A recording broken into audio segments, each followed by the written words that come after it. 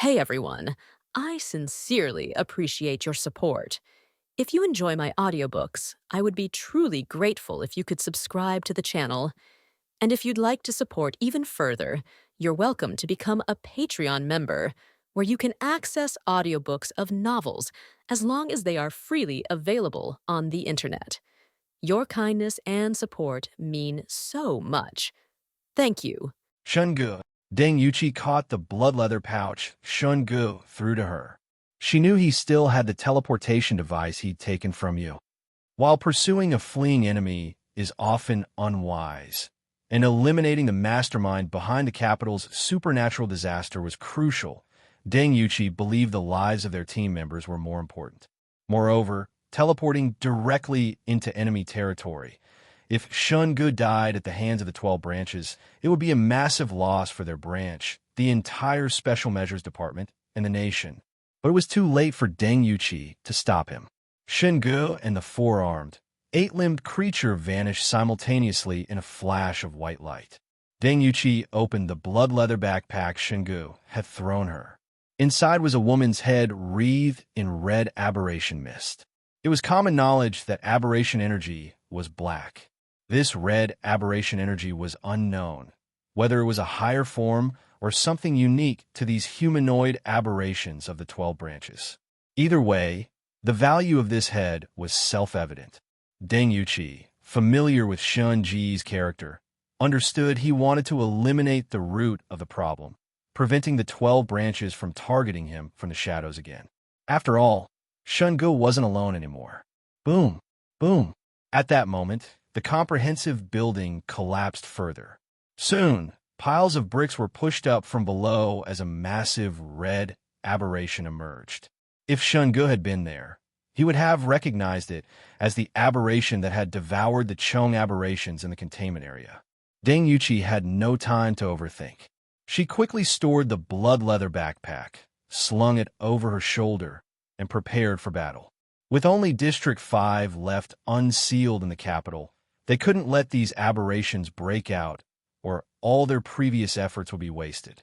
It's a Tier 3 aberration. An aberration investigator scanned it with a device.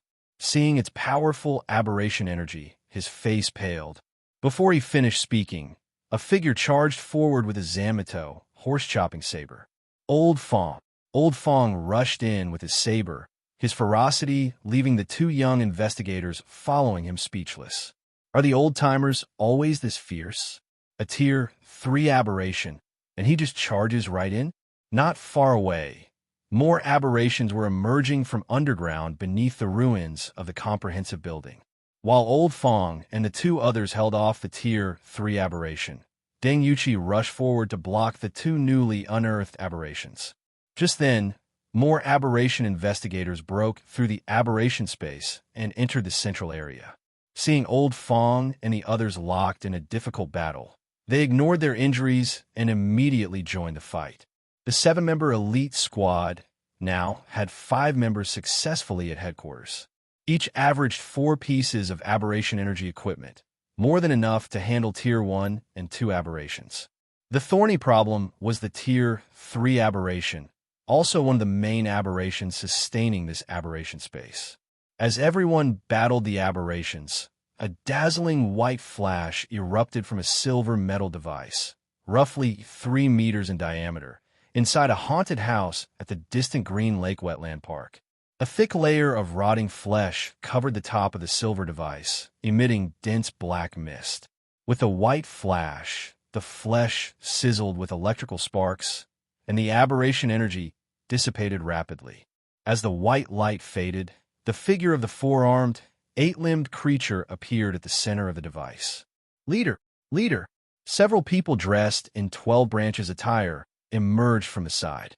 One opened a case containing a black hooded sweatshirt. The leader was now more like a 3-headed, 5.5-armed creature. The face of the young man on the front was cold and grim. Clearly, this operation had cost the 12 branches dearly without achieving its ultimate goal. All thanks to that man. The Special Measures Department had only one investigator with full-body attached armor. Shen Ge, the one who had ruined the 12 branches' plans twice before. Most hatefully, This guy had the blood of several 12 branches cadre members on his hands and had even chopped off one of the leader's heads.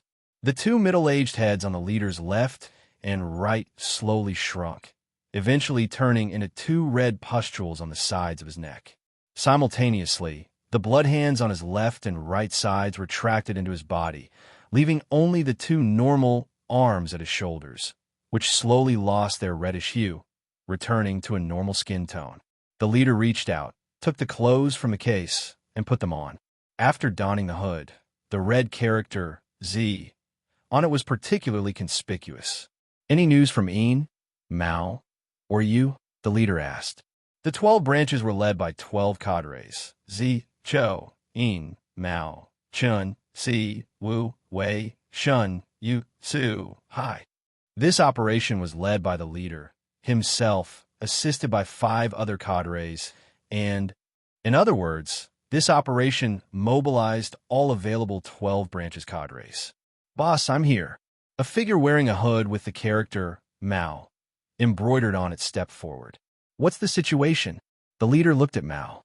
Mao replied, "The weapon blueprint from the base have all been transferred. There were too many aberrations in the experimental area. Een and I were outmatched. Een covered my retreat and was injured. Later, after you took over, boss, we ran into you during our withdrawal. He had found the location of the giant aberration and went to control it to stop the Special Measures Department from entering. Currently, there's been no word from him." A member with the character on his hood said, "Leader, after teleport number 1 was destroyed, our deployment was completely disrupted. Support was delayed, communications were affected by multiple aberration spaces, and in the end, we were almost all fighting individually, unable to coordinate." The leader couldn't help but curse. A bunch of useless fools. The location of teleporter number 1 was even more hidden than here. Why was it destroyed? The man was momentarily speechless, unsure how to answer. The leader snorted coldly. "The items? Were they recovered?" The man shook his head. "The personnel stationed at teleporter number 1 are out of contact. When we got there, the place was already sealed off by the Special Measures Department." "Where is Shun?" the leader asked, suppressing his anger. The man replied, "The Special Measures Department was gathering aberration corpses in an open area in Haicheng District Park for disposal. Team leaders Cho and Shun led teams to seize the corpses, trying to create a diversion to buy time for you, leader. But the Special Measures Department was well prepared this time. Team leader Cho managed to seize 2 aberration corpses, but his squad suffered heavy casualties. Team leader Shun is out of contact. Useless. Useless. Useless." The leader smashed things in a fit of rage. He couldn't understand why such a meticulous plan kept failing.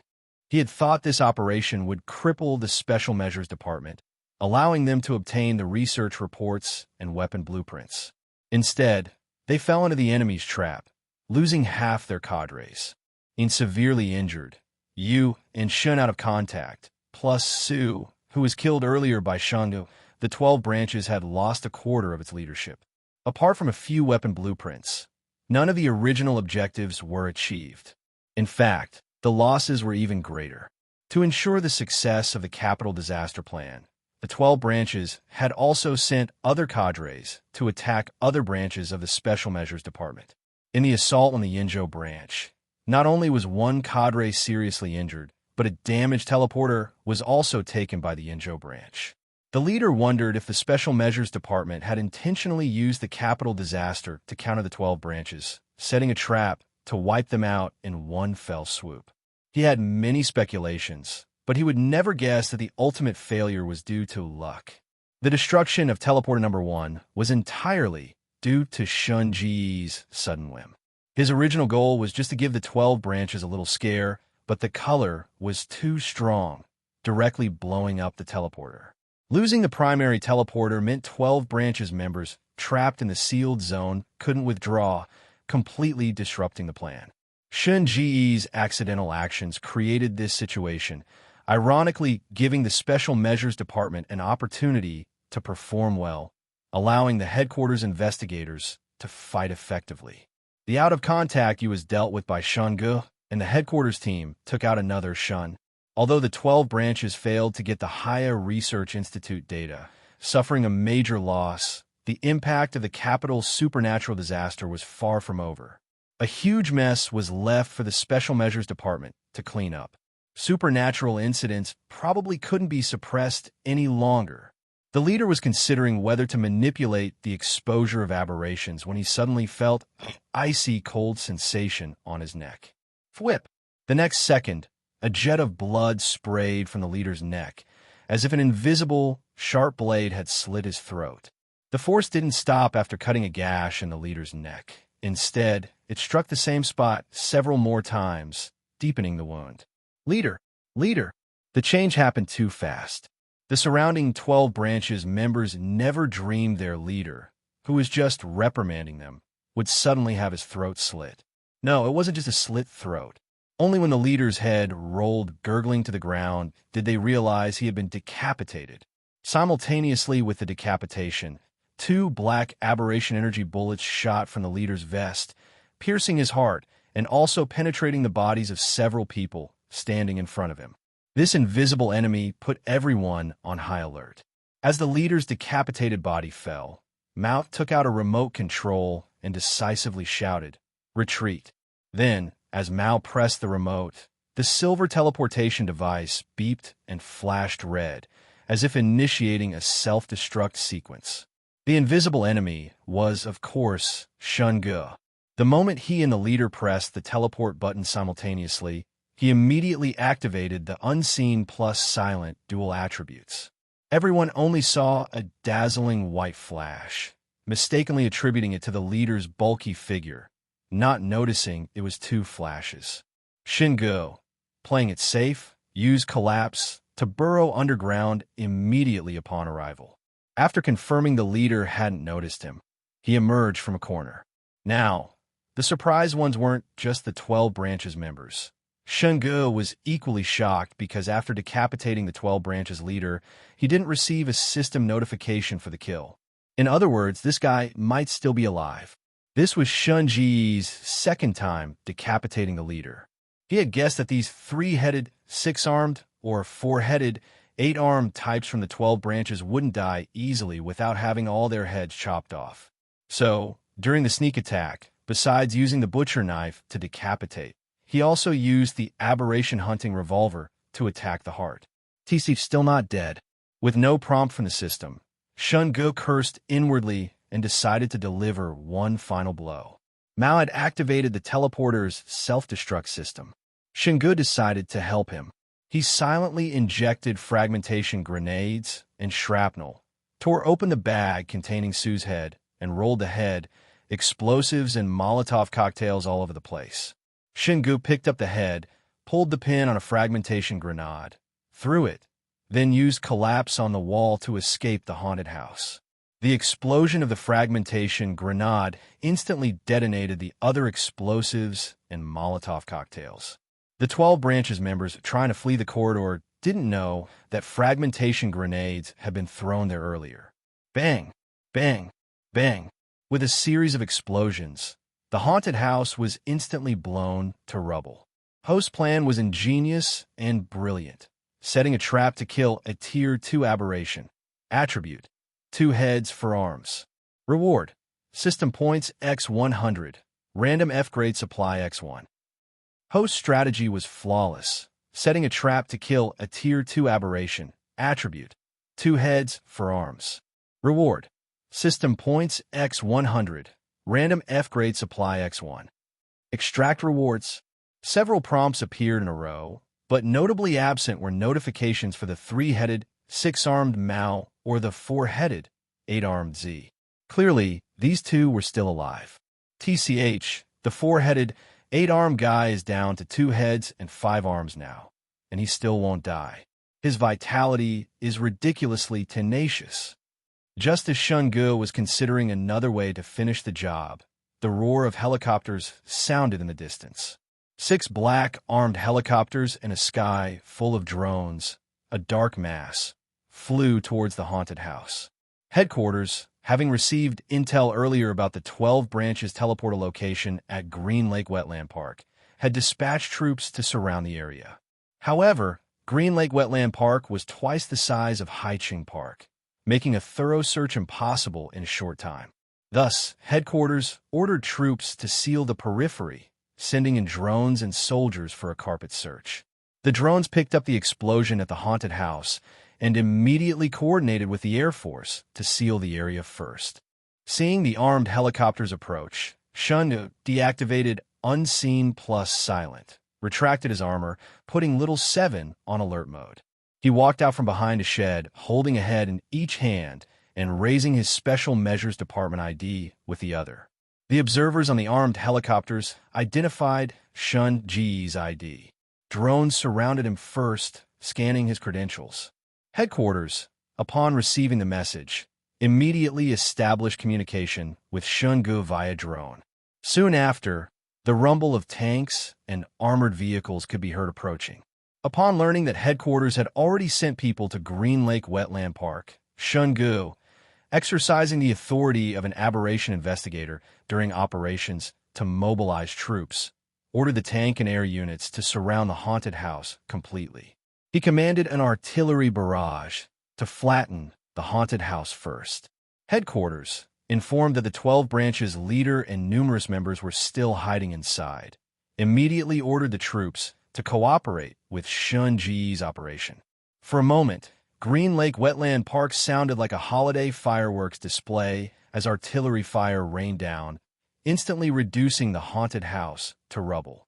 Shen Ge had the troops surround the ruins impenetrably, ground forces below, air forces above. Not even a fly could escape. When the aberration energy detection team from headquarters arrived, Shen Ge led a search of the ruins, attempting to find the remains of the 12 branches leader and cadres. Unfortunately, after hours of searching, aside from digging up over a dozen corpses of ordinary members, they found no trace of the leader or Mao's bodies. Meanwhile, the 5th District reported a victory.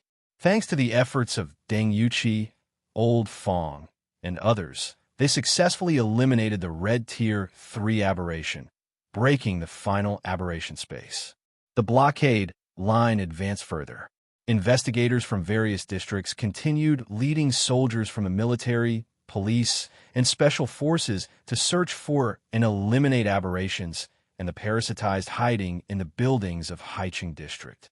Shen Ge and his team searched Green Lake Wetland Park for 2 days. It wasn't until Deng Yuqi and the others, having even cleared the aberrations from the headquarters ruins, arrived to join him that they reluctantly accepted the reality of the 12 branches leader's disappearance. After discussion, Shen Ge and Deng Yuqi decided to hand over the heads of Yu and the leader's young female head to headquarters. The more intact head of the young man, decapitated when the leader canceled his 4-headed, 8-armed state, was taken back to the Rong City branch. The remaining cleanup work wasn't Shen Ge's concern. While the capital disaster seemed controlled, the thorny issue wasn't the residual aberrations or parasitized, but the complete exposure of aberrations to the public. The nation, even the world, fell into chaos. Although the incident originated in China, years of peaceful life conditioned people to instinctively obey, following the arrangements of various departments. Ironically, China became the first country to bring the situation under control. Even so, it took nearly a month. By May 7th, lockdowns were gradually lifted across the country. People's lives slowly returned to normal, gradually accepting the existence of aberrations and the Special Measures Department. Using the authorities' comforting words, aberrations were the new era's violent criminals. Upon encountering them, the first thing to do was call the police and contact the Special Measures Department. Shen Ge's life this past month had been relatively leisurely, mainly because, after the exposure of aberrations, more talent from the military and police were transferred to the Special Measures Department. The Rong City branch now had 11 aberration investigators. Furthermore, based on the Higher Research Institute reports Shen Ge brought back, Li Xiang developed a device capable of detecting faint aberration energy within a week of the capital disaster ending. Simultaneously, as standard aberration energy equipment became more common, the aberration glove, aberration arm guard, and bone cleaver trio became the standard issue for investigators. Therefore, under the leadership of Lin Yin, Potato Skin, and Potato Heart, the new investigators found their purpose. Now, even Tier 1 aberration incidents didn't require Shen Ge's intervention, let alone dealing with aberrations that hadn't yet mutated or were in the process of mutating. Shen Ge hadn't spent this month just being lovey-dovey with Cheng Shengnan as a lazy layabout. Of course, it wasn't that he didn't want to, but Cheng Shengnan was even busier than him now. After being promoted to Deputy Director of Logistics, and with the expansion of the Special Measures Department, Cheng Shengnan managed more and more affairs, living a fulfilling life. With his work taken by newcomers and his girlfriend too busy for him, a certain layabout could only spend his days in the lab, assisting Li Xiang in attempting to upgrade the armor. Only Shen Ge had control over the Li Xiang Type 1 armor. Without him, Li Xiang couldn't even activate it, let alone upgrade it. Now, with no shortage of aberration materials and Shen Ge being the branch's top fighter, it was natural to upgrade the equipment, solve the aberration energy charging issue, and attempt to integrate the blood leather backpack. After all, the system lacked an inventory space. Shen Ge usually relied on the armor's rotting flesh tentacles to stick equipment to himself.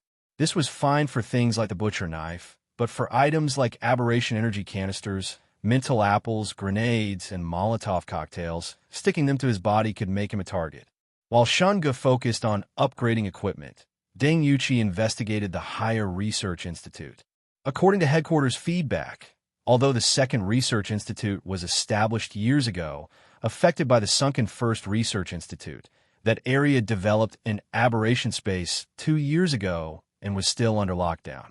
Most importantly, the intelligence on the Higher Research Institute that Shen Ge brought back was from the initial period before the Second Research Institute was even built. Whether anyone conducted research covertly after that, the specific situation of the Second Research Institute, what exactly the humanoid aberration remnant was, remained completely unknown. The past month's logs made Shen Ge realize how terrifying a true Tier 7 aberration domain was. The future Shen Ge, uniting with the Special Measures Department, fought for a month at great cost, sacrificing countless soldiers. Yet, aside from severing a few of the Unseen's tentacles, they failed to inflict any substantial damage.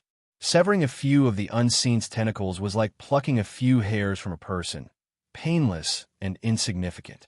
Nearly half of Rome City was still occupied by the Unseen, and it was continuously expanding. Shen Ge couldn't help the future directly. The only silver lining was that the Unseen in his timeline had been absorbed by the system, meaning this world would no longer have the Unseen attribute, avoiding the need to face an invisible boss growing to Tier 7.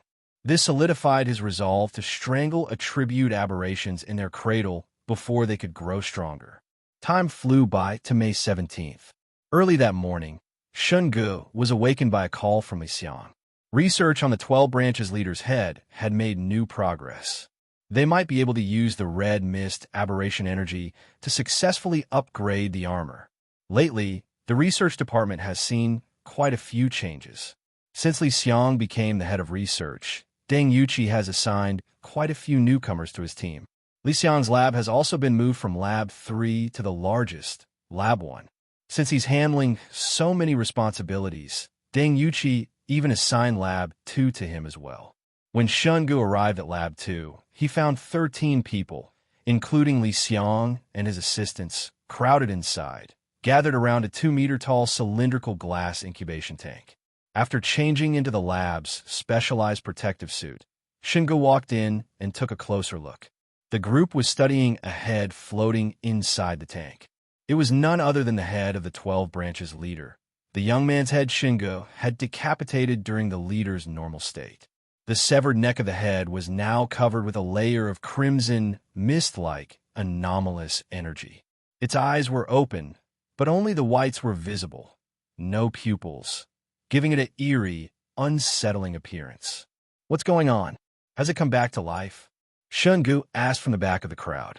Everyone turned around and greeted him politely upon seeing him. Investigator Shen. Investigator Shen. Over the past month, Shen Ge had practically been living in the research department. Officially, it was to give the newcomers more hands-on experience, but in reality, he was just slacking off. Of course, his main purpose was to assist Li Xiang in upgrading the combat armor. Li Xiang glanced at Shen Ge and answered his earlier question. This head's current condition is somewhat complicated.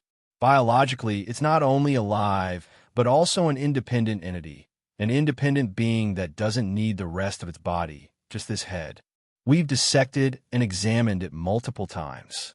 The head lacks the organizational structure of a normal human brain. In other words, there's no brain. Instead, there's something resembling a heart that generates crimson, mist-like anomalous energy. If the dissected head is reassembled, this energy quickly repairs the wound. As he spoke, Li Xiang had a researcher hand Shen Ge a bottle. Inside the bottle were two blood-red leeches, somewhat similar to the worm leeches Li Xiang had previously extracted from the corrupted flesh of anomalous rats. These are the self-healing worms extracted from the rotten flesh of those anomalous rats. You remember them, right? Recently, I extracted the crimson mist energy from this head and fused it with them, enhancing their healing ability. After further pharmaceutical processing, I ended up with this. Li Xiang picked up a small tray from a nearby counter. On it was a white pill about the size of a fingernail. Does it look familiar? Li Xiang raised an eyebrow at Shen Ge. Shen Ge used tweezers to pick up the white pill and examined it closely. Then he rummaged in his pocket, pulled out a small medicine bottle, and shook out an identical pill. Well, I'll be internal injury recovery pill. Li Xiang smiled. I have to thank your friend for this. He's truly an expert in pharmacology. Without the data he provided, I wouldn't have been able to produce this so quickly. Gong Quan, Zhou Jing, head to Lab 1 and continue the research on the XDPA 9684 anomalous energy equipment. Understood. The named researchers acknowledged and left for the neighboring lab with their materials. Li Xiang then assigned tasks to the others, and soon, only he and Shen Ge remained in Lab 2. Now that everyone's gone, care to tell me where you found these pills? According to my tests, the composition of these two pills is almost identical. If you hadn't brought me one, I'd have thought I made it myself. Li Xiang spoke seriously. Shen Ge hesitated. It's a long story. Then give me the short version, Li Xiang replied calmly. I'm a super soldier from the M78 Nebula. I've awakened an anomaly elimination system within me that can accurately detect the presence of anomalies. Shen Ge said with a straight face. Li Xiang adjusted his glasses. You've told me that before. Forgot to mention, I believed you. Otherwise, I wouldn't have had you undergo so many tests. But unfortunately, all the research reports and experimental results confirm that there's nothing anomaly-related in your body. At least, not detectable with current technology. What a shame, Shen Ge sighed. Indeed, Li Xiang nodded in agreement. Sigh. Sigh. The two sighed in unison, almost as if they were disappointed not to have found anything unusual about Shen Ge. So, what's the difference between this crimson mist energy and regular anomalous energy? Shen Ge asked. Since they couldn't confirm the system's existence, Shen Ge decided not to dwell on it. After all, so far, the system hadn't caused any negative effects on his body. Besides, neither Tang Jinze nor Li Xiang could detect its presence. Even if there were side effects, Shen Ge would just have to live with them. Li Xiang operated the control panel, and two mechanical arms extended into the incubation tank. They used a precision cutter to slice open the anomalous head inside, revealing the crimson mist energy within. Then, Li Xiang injected several agents into the tank. The crimson mist energy within the head gradually dissipated, revealing a red, pulsating object at the center, about the size of a fist, resembling a brain, but also somewhat like a heart, throbbing rhythmically. This heart, let's call it that for now, is likely a part of some anomaly. And by anomaly, I don't mean the 12 branches members, but a true anomaly. Based on my research and hypotheses over the past month, combined with reports from the Higher Research Institute, I believe the leader of the 12 branches, who was once a member of the Higher Research Institute, hid part of an anomaly's corpse after the experimental accident. In other words, this heart likely belongs to what the Higher Research Institute reports refer to as the first anomaly discovered, or possibly the second anomaly they located underground through anomalous energy detection. I remember you mentioned that the 12 branches leader was nearly 2.3 meters tall.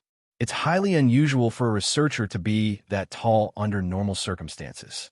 So, he likely underwent some form of experimental modification or mutation, or perhaps his torso is his true body. Shen Ge frowned. What do you mean? Li Xiang explained. According to your previous accounts, you decapitated the leader twice. This head was from his normal state.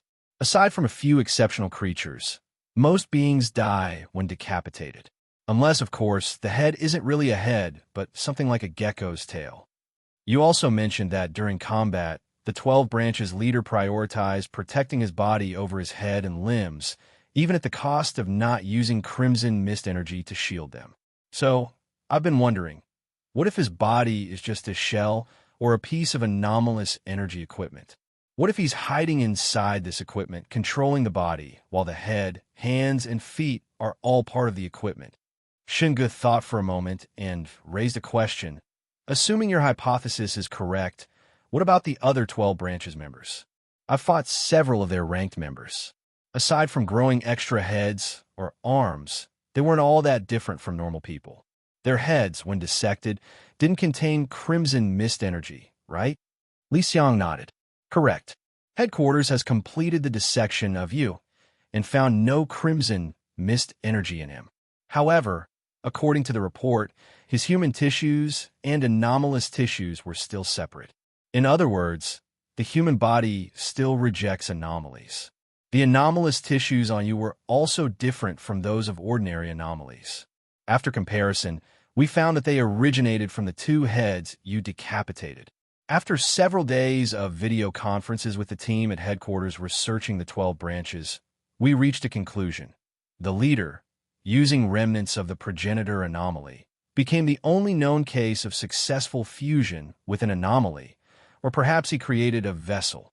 The parts transplanted onto the other ranked members of the 12 branches, the red tumors you saw on their necks, came from the leader. Shen Ge understood. So, the leader fused with the progenitor anomaly, and the other members received transplants of his tissue. The human body may reject anomalies and anomalous energy, but it doesn't reject half-human, half-anomaly tissue. Bingo! Li Xiang snapped his fingers. Shen Ge fell silent for a moment, then looked at Li Xiang with a strange expression. So, the solution you're proposing for the armor's energy supply, it wouldn't happen to be... Li Xiang shook his head. Sorry, you guessed wrong. After the temporary research team I formed with headquarters came to this startling conclusion, upper management immediately contacted the minister. They strictly forbade us from conducting any human experiments based on this. In fact, we tried transplanting the leader's half-human, half-anomaly tissues into lab mice and other animals with genetic structures similar to humans. All attempts failed. So, the 12 branches must have some special method, or perhaps they achieve their current results through significant sacrifices. Then how do we solve the armor's energy supply issue? Shen Ge wasn't interested in human experiments. With the system's issues still unresolved, he had no intention of stuffing strange things into his body, especially not something from the 12 branches leader. Watch! Li Xiang continued operating the controls, placing a piece of anomalous flesh emitting black, anomalous energy into the incubation tank. The heart inside the head began pulsating rhythmically. The black, anomalous energy from the flesh seemed drawn into the heart, which soon exhaled crimson energy. Based on our tests, the heart can absorb anomalous energy and convert it into crimson energy. Crimson energy is completely harmless to human tissues. It's like a higher-tier form of energy. Most importantly, this heart can absorb trace amounts of anomalous energy invisible to the naked eye. The Li Xiang Type 1 combat armor has the memory function of an anomalous brain and the fusion ability of an anomalous turtle. I thought about integrating this heart into the armor. That way, it could absorb ordinary anomalous energy, convert it into crimson mist energy, and achieve self-charging. Li Xiang explained. Shen Ge said, "That's actually a solid idea. If we can successfully integrate this heart, we might also be able to incorporate your anomaly fire arm guards and other equipment into the armor. Of course, this is just my hypothesis. Actual implementation will depend on experimentation. But you've been assisting me for the past month, and I've simulated most of the data. All that's left is the practical test." Li Xiang said. Being able to integrate equipment like the anomaly fire arm guards and the bloodskin pouch into the armor would save Shen Ge a lot of trouble. He immediately said, "Then what are we waiting for? Let's start now." All right. However, the actual experimentation process turned out to be far more challenging than either Shen Ge or Li Xiang had anticipated. They worked overtime in the lab for over half a month, using up all the anomalous corpses stored in the containment area over the past 2 months, but they finally succeeded in upgrading the armor. Li Xiang Type 2 Combat Armor. Its initial form, like the Type 1, was a black wristwatch. The difference was that it had widened from 2 fingers to 3, and its thickness had increased by 0.5 centimeters, making it look more like a black wrist guard. The Li Xiang Type 2 Combat Armor had 3 forms. The first was the split form, which represented the effects of various anomalous energy equipment. Anomaly Shield. The specific form of the Anomaly Shield could be controlled by Shen Ge. It had a total area of about 2 meters in diameter and could change shape as needed. It couldn't be enlarged further, but could be zoomed out. When zoomed out, its thickness changed and its defensive capability increased accordingly. Most importantly, it could attach and solidify on any part of Shen Ge's body, such as his arms, back, or chest, based on his choice. Anomaly Tentacles. Shen Ge could control the corrupted flesh to cover his arms and transform them into tentacles. In non-full body armor mode, covering both arms allowed tentacles up to 10 meters long. Covering a single arm allowed tentacles up to 20 meters long. However, as length increased, the tentacles became thinner and their strength significantly decreased.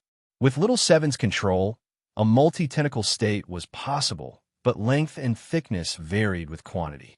Including his own 2 arms, Shen Ge could essentially become an 8-armed entity. Anomaly Stomach.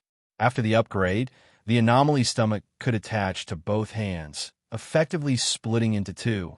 Although the devour size was halved, it could simultaneously devour 2 targets. Using the Anomaly Stomach with Anomaly Tentacles extended the attack range from 5 meters to 25 meters, with no change in devour effect. The 4th and 5th forms were the Anomaly Gloves and Anomaly Boots. Shen Ge's Anomaly Gloves were already different from the standard issue ones at the Special Measures Department, featuring an unreleasable trait. After the upgrade, they didn't change much. The Anomaly Boots, however, could double the original maximum jump height of 8 to 10 meters by consuming Crimson Mist energy. But this consumed a significant amount of energy and required Shen Ge to be in full body armor mode to withstand the physical strain. Anomaly Firearm Guards. After successful integration into the armor, the intensity of the anomalous fire increased significantly, but so did the energy consumption. When using Crimson Mist energy, the black anomalous fire turned red. The power was slightly reduced, but energy consumption decreased considerably. Anomaly Skin Backpack. After integration, Shen Ge could freely control the shape of the Anomaly Skin Backpack and switch between black and red. Its maximum capacity wasn't much different from an ordinary backpack, but like the Anomaly Shield, it could attach to any part of his body. For example, Shen Ge could shape it into a black single-shoulder backpack attached to his back and place his cleaver inside. When he needed it, he just had to tell Little Seven what he wanted, and the next second, the corrupted flesh would deliver the cleaver to his hand. When done, tossing it aside would have the flesh return it to the backpack. Most importantly, items placed in the backpack were shielded by the armor. Even the most advanced scanners could only detect an empty backpack, unable to see its contents. Aside from the split form, the second form of the Li Xiang Type 2 combat armor was the full body armor mode. After integrating the anomalous heart, even with 7 split forms, there was no additional energy consumption. Defensive capabilities were stronger, and energy consumption was significantly reduced. The previous maximum energy capacity was 300%. After integrating the anomalous heart, it expanded to 600%. Defending against ordinary blade wounds consumed almost no energy. Handguns, submachine guns, and rifles would only reduce energy by 1% after several shots. Energy recovery remained at 10% per hour, with no significant change. Visually, it still looked largely the same, full body coverage of melted, corrupted flesh, like a villain edition of Venom, giving off an even more disgusting and terrifying vibe. The third form was the full-release Crimson Mist energy state, converting black mist energy into crimson mist to reduce consumption. This put the armor into a berserk mode, enhancing all split-form abilities. As for its appearance, in Shen Ge's words, it looked more like an anomaly than an actual anomaly. 2 months had passed since the end of the major capital anomaly disaster and the completion of the armor upgrade. Aside from completing weekly tasks, Shen Ge spent most of his time in the lab assisting Li Xiang. The successful armor upgrade significantly boosted his combat capabilities. Daily survival rewards and weekly task rewards also pushed his mental energy past 600%, achieving a Tier 3 rating. Congratulations, host, on advancing to Tier 3. Reward: 1 trait enhancement point. System function upgraded. System function upgrade? Shen Ge was surprised by this notification. After all, there was no prompt when advancing from Tier 0 to Tier 1. He just gained the ability to see faint anomalous energy. Tier 1 to Tier 2 gave 1 enhancement point, and the vehicle option appeared in the lottery system only when he tried it at the Han City base. This direct notification of a system upgrade upon reaching Tier 3 made him curious about what changes would occur. Shen Ge, Tier 3. Basic attributes. Strength 1, 57%. Agility 1, 42%. Constitution 1, 39%. Mental energy 601%. Traits: silent, immobile, formless, unreleasable, non-flammable. Abilities: formless anomaly domain, Type 1. Unreleasable anomaly domain, Type 1. Owned anomalous energy, trait, equipment. Li Xiang Type 2 Combat Armor *, Little 7. Cleaver, trait, unbreakable. Anomaly Eye, trait, invisible. Anomaly Elimination Revolver, anomalous energy magazine, trait, infinite. Black Bone Dagger. System points, 2369. Free allocation points, 0. Trade enhancement points, 1. Unclaimed F-grade recovery items, 13. From the information panel, Shen Ge didn't notice any immediate changes to the system. After opening it, there were still only 3 sections: panel, log, and lottery. So, system, where exactly did you upgrade? Shen Ge asked. After waiting for a while, the system gave no response. Sigh. Seems this upgrade is similar to going from Tier 0 to Tier 1. There's probably some change, but I'll have to figure it out myself. Shen Ge sighed. The system's intelligence was still nowhere near Little 7's. Useless system. Investigator Shen. One day, while Shen Ge was following his usual routine of assisting Li Xiang with armor research in the lab, Anomaly Investigator 2 Dubi hurriedly came looking for him. Since 2 Dubi and Yang Yusin joined, Shen Ge's workload over the past 2 months had somewhat resembled Deng Yuqi's earlier days. Lower-tier anomaly incidents were handled by them, and he only stepped in for Tier 1 or above. But with Lin Yin, the workaholic, also on the team, even the occasional Tier 2 incident rarely made it to Shen Ge. Unless the anomalous materials in the underground containment area were depleted, Shen Ge would be pulled out of the lab to scour the streets for more. This time, 2 Dubi's arrival clearly meant they'd encounter a problem they couldn't handle. What's wrong? Shen Ge asked.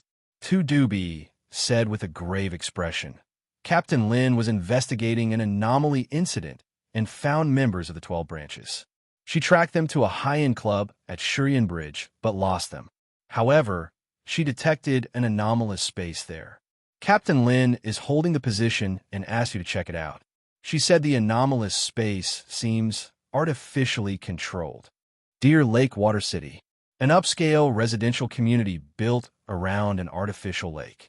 Standalone villas sit at the lake center, with boat transfers for travel and dedicated car service upon reaching shore. If you asked where the most wealthy people in Rome City were, Deer Lake Water City's Villa District would take second place to none. You could swing a stick and hit several richest individuals. Besides the local wealthy, out-of-town magnates also loved buying property here. Whether they lived there or not was irrelevant. Owning a place here was a status symbol. Thus, the prime villa at the heart of the lake had seen its price skyrocket to 10 digits at its peak. Even though prices had recently cooled down, the cheapest one still cost a cool $200 million. The Zhang Group was considered wealthy in Rome City, but not to the extent of casually spending hundreds of millions on a house for fun, let alone without the necessary qualifications. Zhang Yaozu, the second son of the Zhang Group, was once a prominent figure in Rome City. But after recently being swindled out of $5 million and having his humiliating moment live-streamed by a foolish lackey, he became a laughingstock among the city's upper crust. Adopting a self-destructive attitude, Zhang Yaozu embezzled a large sum from the company to splurge, trying to save face in front of his so-called friends. It all came to light a few days ago, and his parents kicked him out.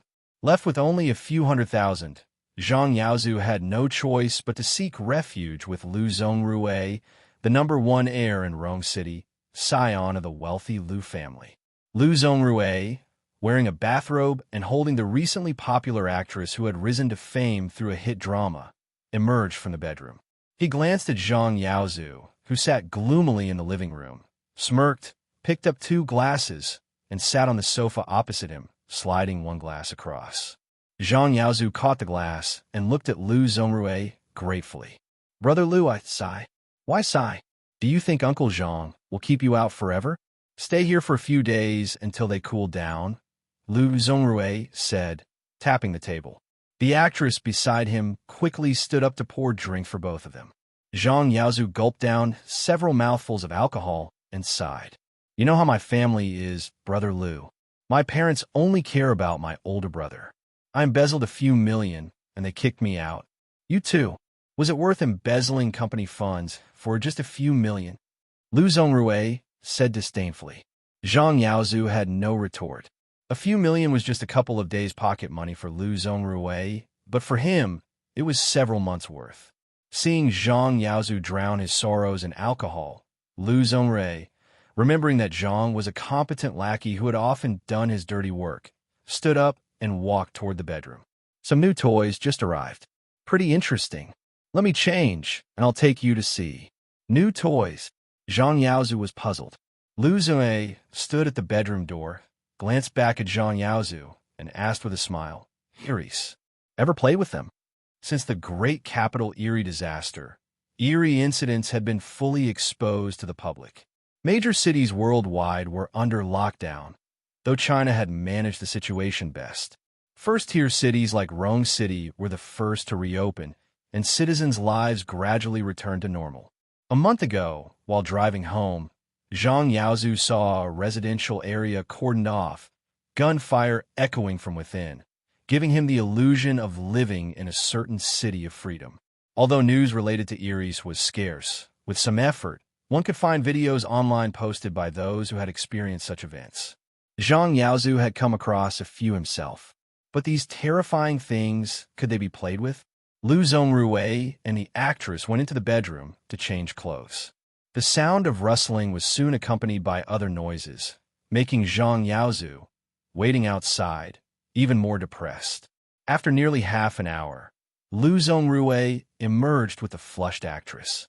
He called Zhang Yaozu to the garage, picked a car, and left the lake island via the North Bridge. In the car, the actress busied herself with makeup while Liu Zongrui and Zhang Yaozu made small talk. As they crossed the bridge, a splash caught Zhang Yaozu's attention. He looked out the window at the lake's surface. Under the bridge lights, a dark shadow seemed to flash and disappear in the blink of an eye. On the shore stood a person in a black hoodie, the hood up, features indistinguishable. Their attire didn't suggest wealth, and Zhang Yaozu wondered how they had gotten in. Before Zhang Yaozu could ask, his vision blurred, and the person by the lake was gone. Maybe I've been overthinking these past few days and haven't rested well. Zhang Yaozu rubbed his forehead, leaned back in his seat, and looked at Lu Zongrui sitting opposite. Brother Lu, do you know about the Special Response Department? Zhang Yaozu asked. Lu Zongrui replied, with so many eerie incidents lately, isn't that the department specially dealing with them? Why do you ask? Instead of answering directly, Zhang Yaozu asked another question. Do you know anyone from the local branch here in Rome City? Yes, I went with my dad last time he had dinner with some of the branch leaders. The person who swindled me out of 5 million was from the Special Response Department. Oh, what's his name? I didn't get a good look. I just remember a blue police ID. He was quite young, looked decent, but abused his power to con me. Zhang Yaozu described the swindler's appearance. Lu Zongrui raised an eyebrow. Want the money back? Of course. It's 5 million. Zhang Yaozu said earnestly. 5 million isn't that much. Zhang Yaozu almost blurted out, then give me 5 million, but afraid of offending Lu Zongrui, he kept quiet. After teasing him a bit, Lu Zongrui said, I'll ask around later. If it's just an ordinary officer, it shouldn't be a problem. Thanks, Brother Lu. We're brothers. No need for formalities. Zhang Yaozu thought to himself that once he found that bastard, not only would he get his money back, but he'd also make him crawl between his legs and humiliate him thoroughly. The car stopped by the Fu River. Zhang Yaozu followed Lu Zongrui out and glanced at the familiar azure blue club in the distance, thinking Lu was heading to their usual spot. This way, unexpectedly, Lu Zongrui, arm around the woman, called him back. Instead of entering through the main door, they went around to a side entrance guarded by several security personnel. Lu Zongrui swiped a black membership card at the access control. The three were led inside by security into an elevator. Zhang Yaozu was startled by the numbers on the elevator panel. Only -1, -2, -3, and -4. Having been around, Zhang Yaozu had visited such places in Haicheng and the great capital. The lower you went, the more illicit the activities. But he never knew Rome City had a place like this. At -4, the elevator doors opened. Guided, they walked down a passageway until they stopped before a 3-meter-high, 5-meter-wide metal door. A security guard swiped a card. With a hiss of pneumatics, the metal door slowly slid open, unleashing a blast of deafening music. Strobing lights, a dancing crowd, packed seating. On the central stage stood a massive iron cage. For women wearing little more than strings danced provocatively around a pole. The arousing atmosphere and visuals reminded Zhang Yaozu of the time he and Lu Zongrui went to a seahorse show. The three proceeded to Lu Zongrui's reserved VIP room. Inside were several young masters Zhang Yaozu had met before, all prominent figures from various places. Having met a few through Lu Zongrui before, they greeted him as he entered. Yo, young Master Lu, finally here. You're almost late for the show. Who's this? Brother Lu's friend? Seen him before? Zhang Yaozu quickly stepped forward to introduce himself. His current situation was awkward, and he relied on Lu Zongrui for support these days, making him come across as a lackey. After they sat down, someone pressed the call button on the table.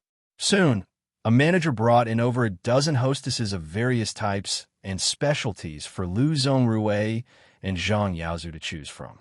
Though he had brought one, Lu Zongrui still picked 2 more, one busty, one long-legged, keeping the original on his lap, embracing left and right. Zhang Yaozu also chose 2. Burying himself in their warmth helped him temporarily forget his recent frustrations. Then, the music gradually softened. A well-dressed host took the stage, made some polite remarks, and had staff lead a thoroughbred horse onto the stage, locking it in the iron cage. The pole dancers also entered the cage. The host was quite the speaker, whipping up the crowd's excitement with a few words. Though Zhang Yaozu found it somewhat perverse, having been to Thailand and seen worse, he found it barely acceptable. When the host felt the atmosphere was sufficiently charged, he spoke into his walkie-talkie. Several staff entered the cage, securing the horse to the cage with chains. Shortly after, two people in protective suits brought a caged monkey into the large central cage and injected some drug into the horse. The music grew softer, the noisy venue gradually quieting down. The customers held their breath, watching the stage. Black smoke gradually rose from the horse and monkey. Their cries intertwined, evoking an inexplicable sense of dread. Within minutes, both the horse and monkey were visibly mutating, their sizes doubling, becoming ferocious and terrifying. The central cage seemed made of some special material, its bars as thick as arms. The monkey savagely shaking the bars during its mutation scared the surrounding customers into screaming and fleeing, but the bars held firm. Gulp! Gulp! After completing their mutation, the two Eries let out deafening swallowing sounds, frightening the customers into backing away, not daring to breathe loudly. This was Zhang Yaozu's first time seeing Eries up close. Clearly not as calm as Lu Zhongrui and the others, he unconsciously tightened his grip, making the hostess and his arms whimper in pain. Zhang Yaozu looked at the nearly 3-meter-tall Erie horse and the gorilla-like monkey, swallowed hard, suppressed his fear, and asked Lu Zhongrui with forced composure, "Brother Lu, these are Eries? I heard they feed on humans. Isn't this dangerous?" Lu Zhongrui laughed. "Relax. That cage is made of special material. I think it's called an Erie energy cage. I've seen bigger Eries before, trapped inside, just like pets. Don't be nervous. Think of it as visiting a zoo." Clearly, this was no zoo. On stage, the host had staff bring up a large wall divided into over a dozen sections, each labeled with different content. Things like Black Beast, Nocturnal Avian Sick Beast, Depth Charge, Rose Sashimi, Russian Roulette, Fighting, etc. After riling up the crowd again, the host started an auction for the game rights. The highest bidder would come on stage to spin the wheel. After choosing the game, the bidder could participate personally or select some hostesses or hosts to complete the challenge. The first game right was won by a customer for 600,000. He spun the wheel, which landed on Black Beast. Naturally, he wouldn't choose to go himself. The host then offered half the bid money to select a hostess. The hostesses, hosts, and dancers here were all trained and knew the rules of each game. Immediately, one of the earlier pole dancers accepted the money. Her legs trembled as she approached the cage, let alone entering it. But earning 300,000 in just over 10 minutes was quick money. As the saying goes, fortune favors the bold. Gritting her teeth before the countdown ended, she squeezed through the bars into the cage. Once inside, the host pressed a remote. The large screen displayed a betting interface. Customers could place bets via buttons on which Erie the dancer would choose and whether she would succeed in this game, with different odds for each option. If the dancer succeeded, besides the 300,000, she would also get a 1% cut from the bets placed. Choose the horse. Choose the horse. Monkey. Choose the monkey. Amid the crowd's urging, the dancer hesitated, but finally chose the more tightly bound Erie horse. The Erie monkey was only in a smaller cage, its limbs unbound. She feared it would tear her apart if she got too close. Amid the cheers, the dancer slowly approached the Erie horse, supporting herself and beginning to dance. But before she could make another move, her eyes rolled white, and blood immediately poured from her mouth, nose, and eyes, all 7 orifices bleeding. The Erie horse transformed into over a dozen black Erie energy tentacles that pierced her body. Then its jaws split open, revealing a bloody maw that swallowed half her body in one bite. Screams instantly spread through the venue, and chaos erupted. The host tried his best to calm everyone, but many first-timers had never seen such a bloody and terrifying scene and immediately wanted to leave. Order was only gradually restored under the control of security. In the VIP room, Zhang Yaozu was so frightened he stood up from the sofa. But seeing Lu Zhongrui and the others unmoved, even watching with relish, he quickly suppressed his fear, pretended to be interested, and walked to the floor-to-ceiling window with an arm around each hostess, as if wanting a closer look. Zhang Yaozu wasn't a stranger to kinky games with women, but even he, a self-proclaimed pervert, found this perverse. It showed just how depraved the games here were. Just 2 months of lockdown had apparently turned these once somewhat normal rich people into complete madmen. Human order was quietly crumbling. After order was restored by security, the host again used his silver tongue to whip up emotions for a new round. An unfortunate start tonight. The first game ended in failure. According to the rules here, these 300,000 will be added to the next round's prize pool. Now begins the auction for the second game. Starting bid 200,000. The dancers' gruesome death only made the crowd more excited. They had endless money but lacked thrills in life. Watching the fervent crowd, Zhang Yaozu returned to his seat and asked Lu Zongrui, "Brother Lu, when did this place open?" "Just this month," Lu Zongrui replied. Zhang Yaozu swallowed nervously and asked, "It's a human life just gone. Aren't they afraid of trouble?" Lu Zongrui sneered. "Do you know how many people have disappeared in our Rome city these past 2 months? The emergence of Eries is like announcing the world's impending doom. Here, besides the rich, there are the powerful. Enjoy yourself before the world ends. Besides, you can't even imagine the profits here in one night. Not just Rome city. This exists nationwide, worldwide. Who's so powerful to open such places worldwide in just 2 months?" Zhang Yaozu asked, amazed. This organization is very mysterious, using a black number 12 as its emblem. "You can't get a membership card without a referral," Lu Zongrui said, taking out the black membership card he'd used earlier. It indeed had a special imprint of the number 12 in the center. "Won't this be exposed? And doesn't the Special Response Department explicitly prohibit keeping Eries?" Zhang Yaozu asked again. Lu Zongrui looked at Zhang Yaozu as if he were an idiot. "How do you know the force behind this isn't the people from 12 themselves?" Zhang Yaozu thought it made sense. Chicken shows were so perverse, but still thrived in Thailand. As long as the profits were big enough and enough powerful people were involved, exposure wasn't an issue. Besides, with the apocalypse, order had already begun to collapse. Who would care about exposure? As they talked, the second game was auctioned off. A group of men and women entered the cage with the Eries to play depth charge. The bidder was frightened by the monkey's terrifying swallowing sounds, letting a hostess easily take the over 500,000. 2 games, 1 loss, 1 win. The crowd's enthusiasm was completely ignited, and the games became increasingly perverse. Lu Zongrui found it very stimulating, his emotions stirred. He grabbed the woman, feeding him fruit by the hair, and pushed her down. "I'm fired up. Help me cool down." "Young Master Lu, add some sugar?" the woman asked seductively. "Of course," Lu Zongrui said with a raised eyebrow. 2 Dubi drove Shen Ge to Shurian Bridge. Lin Yin led a team, cordoned off a bar by the river, waiting for Shen Ge outside. Investigator Shun. As Shen Ge got out of the car, Lin Yin approached with her apprentice, Yang Yusin. Shen Ge glanced at the busy combat and detection teams around and asked, "An eerie space was detected near here?" Eerie spaces were special abilities of Tier 2 Eries, usually covering a large area. It was unlikely only one bar would be cordoned off. Most importantly, Shen Ge knew Lin Yin's strength. With her combat power and eerie energy equipment, handling a Tier 2 Erie shouldn't be a problem.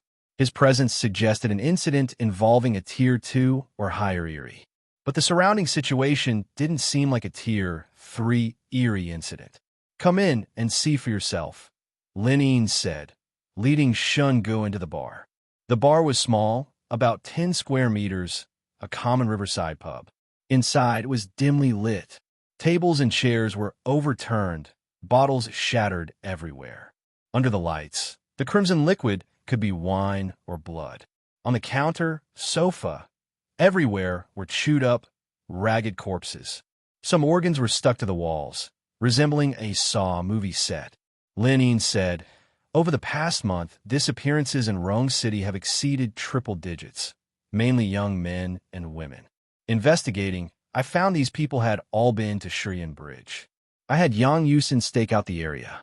Today, during shift change, I saw people dressed similarly to the 12 branches on the bridge. I chased them here. Right after entering the bar door, it felt like entering an eerie space. It's only a 10 square meter bar, but I was trapped for nearly 3 hours. Exiting the door brought me back to the entrance. Exiting the window brought me back to the window, exactly like an eerie space. Normal methods couldn't get me out. I tried dismantling the place. Even after smashing everything, re-entering through the door or window restored it to its original state. Until 3 hours ago, Yang Yusin used an eerie space disruption device to locate me. But strangely, there was no eerie sustaining the space. Once she entered, it turned into this. I feel like this eerie space can be controlled. I enter, it traps me. It turns off the eerie space, and I can leave. After hearing Lin Yin's account, Shen Ge frowned. This ability didn't sound like an eerie space, but an eerie domain. A controllable eerie domain with special abilities. Could it be the leader of the 12 branches? Investigator Shun, Investigator Lin, Zhao, who from the first combat team, ran into the bar. I found a suspicious person by the river. He seemed to be watching us. I tried to apprehend him, but he ran into the Azure Blue Club over there. His attire looked like their security staff. Lin Yin, Xiao Yang, stay here with the team. Wait for the detection team to collect samples before deciding next steps. Xiao Tu, Zhang Hu, come up and check it out, Shen Ge said. Lin Yin's stature wasn't suited for club investigations, so Shen Ge had her continue the investigation here, while he and Tu Dubi went to look. As they approached the Azure Blue Club, Shen Ge received a system prompt. Eerie's detected ahead. Level 1 to 2. Host current strength is sufficient to handle. Stay alert when facing Eerie's. Don't capsize in a ditch. Since advancing to Tier 3, the system no longer constantly told him to run away, with warnings like 9 deaths, 10 certain deaths. At least in the past 2 months, for Tier 2 Eerie incidents, the system had adopted a go-on, fight attitude, merely reminding him not to capsize in a ditch. It showed that advancing to Tier 3 was a significant leap compared to Tier 2. Then again, the power gap between Tier 2 and Tier 3 Eerie's was vast. Tier 2 could cause street-level destruction at most, but Tier 3 could destroy an entire city. Like when Shen Ge caused trouble at the Han City base and released a Tier 3 Eerie. If the Asian Eerie Research Association hadn't been convening in Han City with quick support, that Tier 3 Han River specialty fish could have flattened the base. Shen Ge had Tu Dubi wait while he walked around the streets, using the system's judgment to pinpoint the Eerie's location. The host enters and exits areas where Tier 2 Eerie's gather, as if they were nothing, much like a high-level boss showing off in a beginner village. Reward, 10 system points. This praise didn't sound quite right. Shen Ge swallowed his retort. According to the system's prompt, the Eerie gathering point wasn't the Azure Blue Club, but a dark alley nearby. Zhang Hu, Xiao Tu, check inside the Azure Blue Club. See if you can find that suspicious security guard. I'll check the back, Shen Ge said. Though Shen Ge's official title was still Elite Eerie Investigator, his status and authority within the department were second only to Deng Yuqi. For Eerie combat operations in Rome City, he had absolute command. Thus, after assigning tasks to Zhang Hu and Tu Dubi, they raised no objections and simply carried out their orders. Following the system's prompt, Shen Ge entered the dark alley. Turning a corner, he found a dead end. Before the back door of the Azure Blue Club stood 6 security personnel in neat suits, wearing earpieces and holding walkie-talkies. Ridiculous. Putting on such a show late at night. Were they afraid no one would know something was wrong here? Shen Ge complained inwardly and walked straight toward the back door, unsurprisingly stopped by the man. Sorry, sir. This is a members-only club. You need a membership card to enter. Shen Ge said, All right, then I'll get one. Where's the registration window? Sorry, sir. You need a referral to get a card here, the security guard said expressionlessly. Shen Ge couldn't help but quip. How much is the membership fee? 200? Setting a threshold fee makes it a membership. Not sure if you're stupid or the people getting cards are. Sir, please don't cause trouble or I'll call the police, the security captain said coldly. Shen Ge smiled, took out a police ID from his pocket, and said, "Call the police?" "Perfect, I am one. I suspect a suspect has entered the club. Please cooperate with the investigation and take me inside." Besides this police ID, Shen Ge had several other credentials in his pocket. As an investigator for the Special Response Department, he might lack other things, but IDs were always plentiful. Many places that judged by appearance allowed eerie investigators to present different levels of credentials as needed.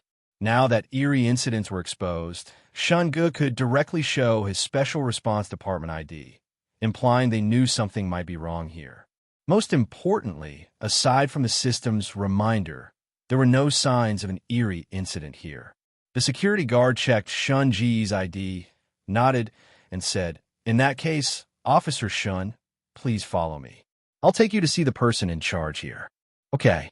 Shen Ge followed the security guard through the back door, walking over 10 meters to the elevator lobby. Entering the elevator, Shen Ge glanced at the buttons from -2 to 6. -1 and -2 were labeled parking. 6 was the office area. The security guard pressed the button for the 6th floor. They went to meet the person in charge, but when the elevator doors opened, two acquaintances stood there. Tu Dubi and Zhang Hu. The two had quickly attracted attention upon entering Azure Blue. After some conversation, they showed their IDs, stated their purpose, and were also brought to the 6th floor. Shen Ge felt something was off. After a few words with Tu Dubi and Zhang Hu, telling them to continue their work, he prepared to return the way he came.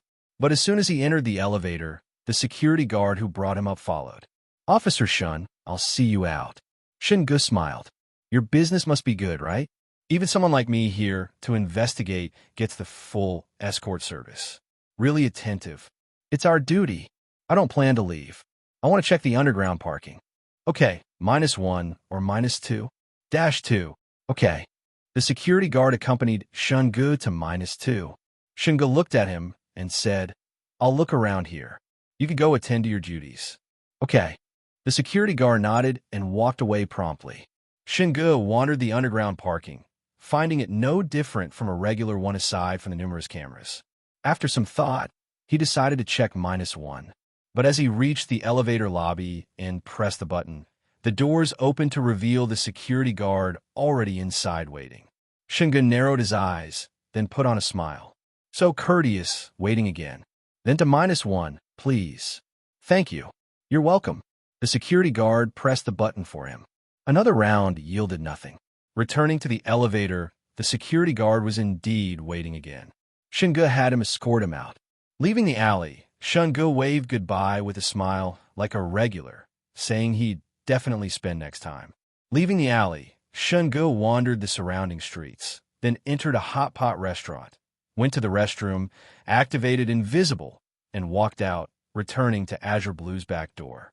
The security guard constantly watching the elevator proved it was suspicious.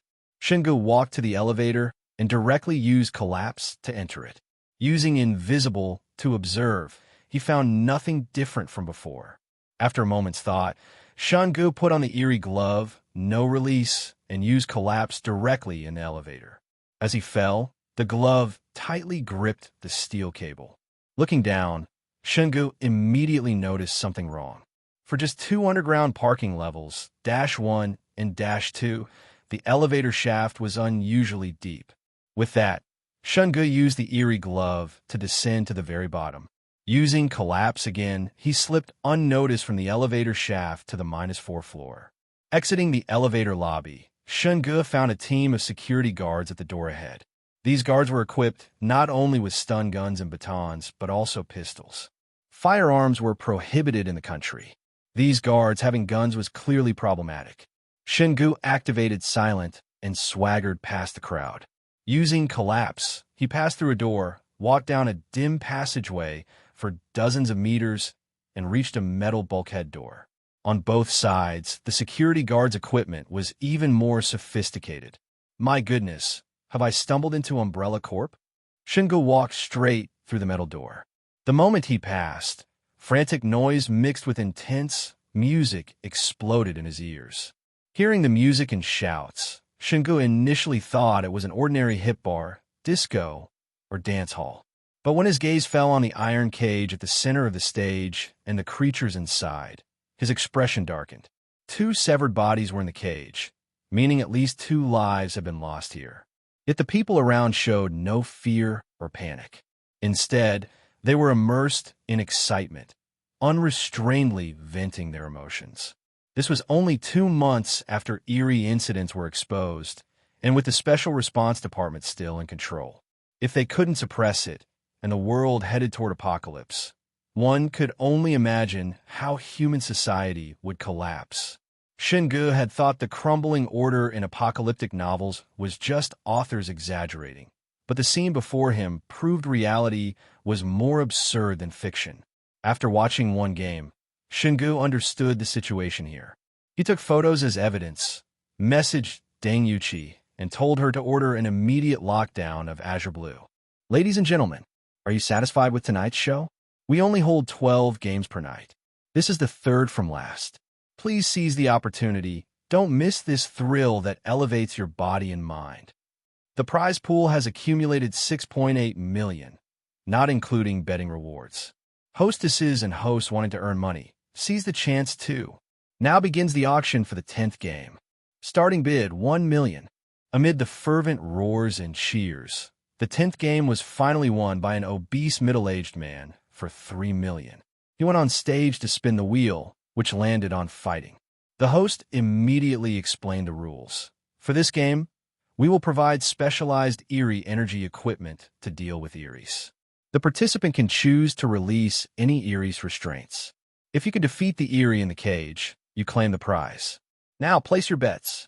The host pressed a button. The large screen displayed new odds. People in seating and VIP rooms began betting. The ratio for success to failure instantly became 99 to 1. Clearly, everyone thought no one here could kill an Eerie, even with Eerie energy equipment. Betting closed. Sir, will you participate personally or give this money-making chance to someone else? The host asked. Ha ha. Of course, give it to someone else. A few million? I don't care, the fat man laughed. Rather than entering himself, he preferred watching someone risk their life for money. It was like ancient arenas where nobles watched slaves fight beasts. Far more thrilling than TV. Sir gives up this rare, money-making chance. Is anyone willing to step up?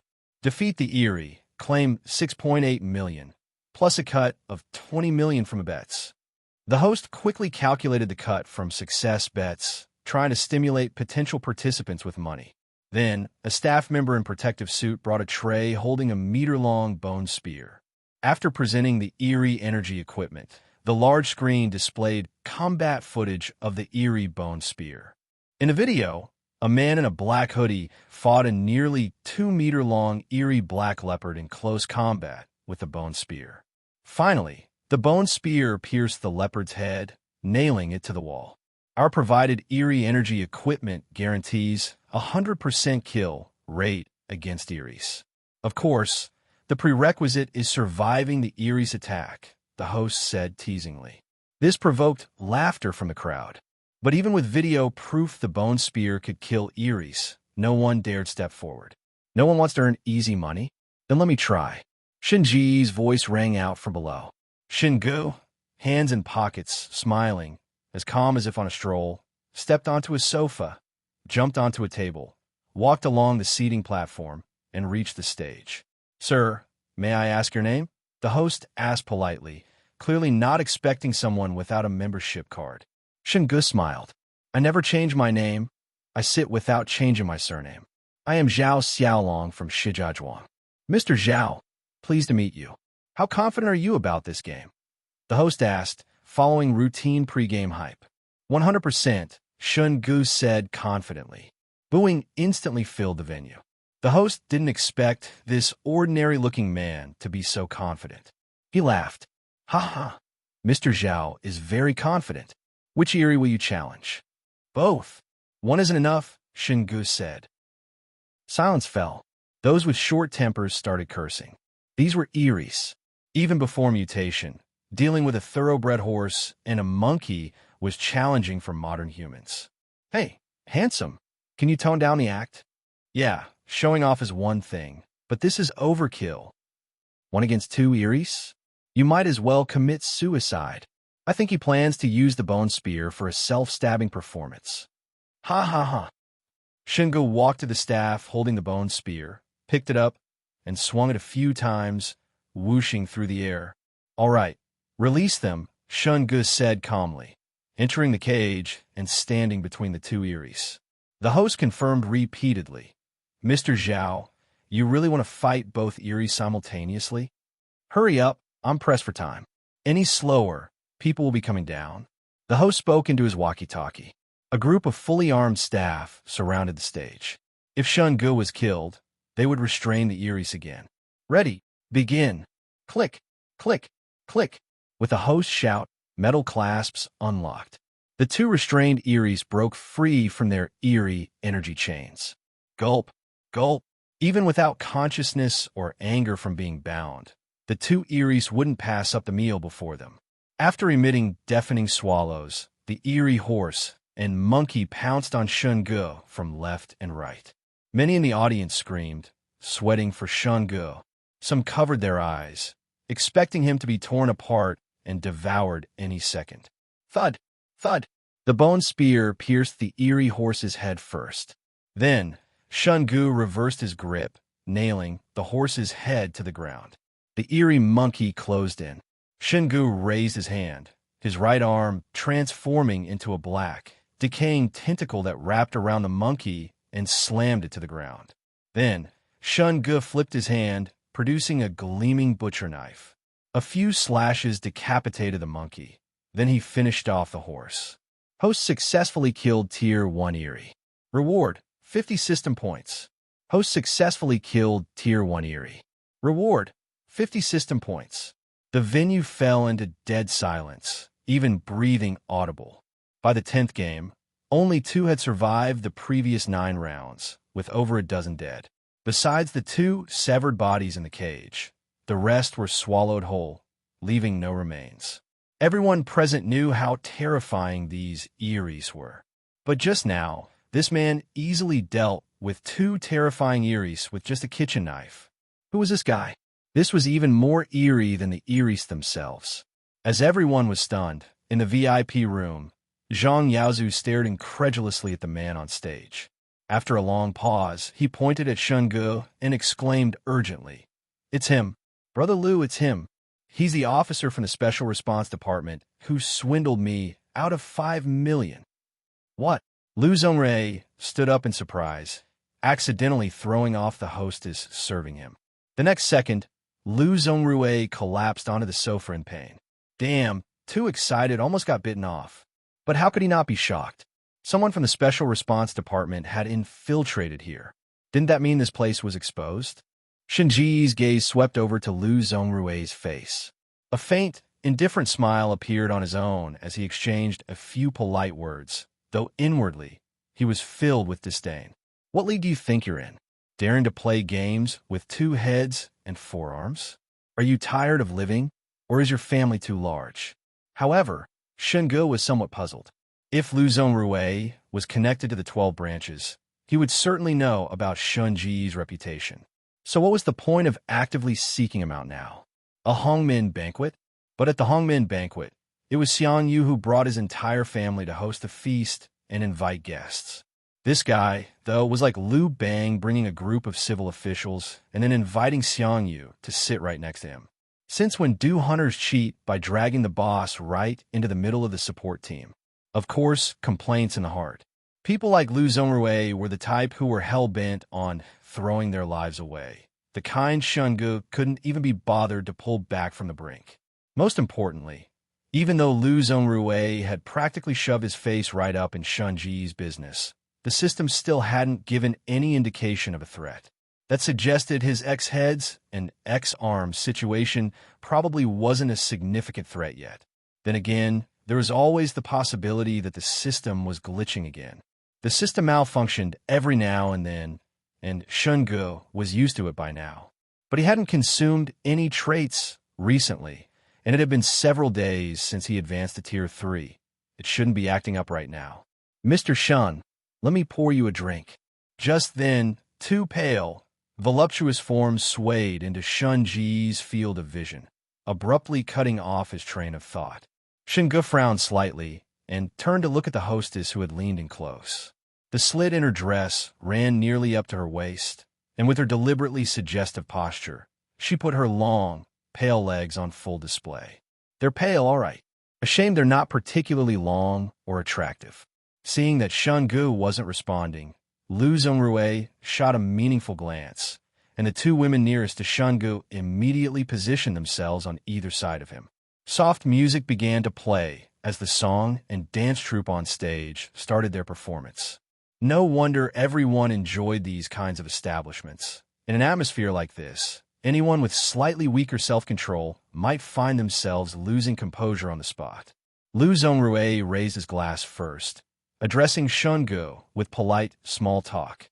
Following his lead, the others in the room toasted Shen Ge while introducing themselves. There were political heavyweights and business elites among them, but Shen Ge wasn't interested in any of them. When they offered toasts, he didn't even bother to pick up his glass. His eyes settled on a balding, bespectacled middle-aged man. Luo Baohua, Deputy Section Chief of the Intelligence Command Department at the Rong City Special Measures Division. Initially, Shen Ge had been curious to see what kind of show these influential figures from Rong City had put together. But the moment he saw Luo Baohua, he lost all interest in playing along. A deputy section chief in the intelligence department meant that aside from the level 1 confidential information that only Deng Yuqi had access to regarding Shen Ge, most other information about the division had likely already been leaked. All of you here are major figures from various sectors. A lowly investigator like me seems a bit out of place. Why don't we cut to the chase, and you tell me exactly why you've invited me here today? Shen Ge picked up an exquisitely crafted wine glass, twirling in his hand before bringing it to his nose to smell. Premium Moutai. TSK. They're really sparing no expense. A man in his 30s, wearing metal-framed glasses and looking every bit the refined intellectual, spoke up. Section Chief Luo has mentioned multiple times that you, Mr. Shen, are the most capable elite investigator at the Special Measures Division. We have no other intentions. We simply wish to make your acquaintance.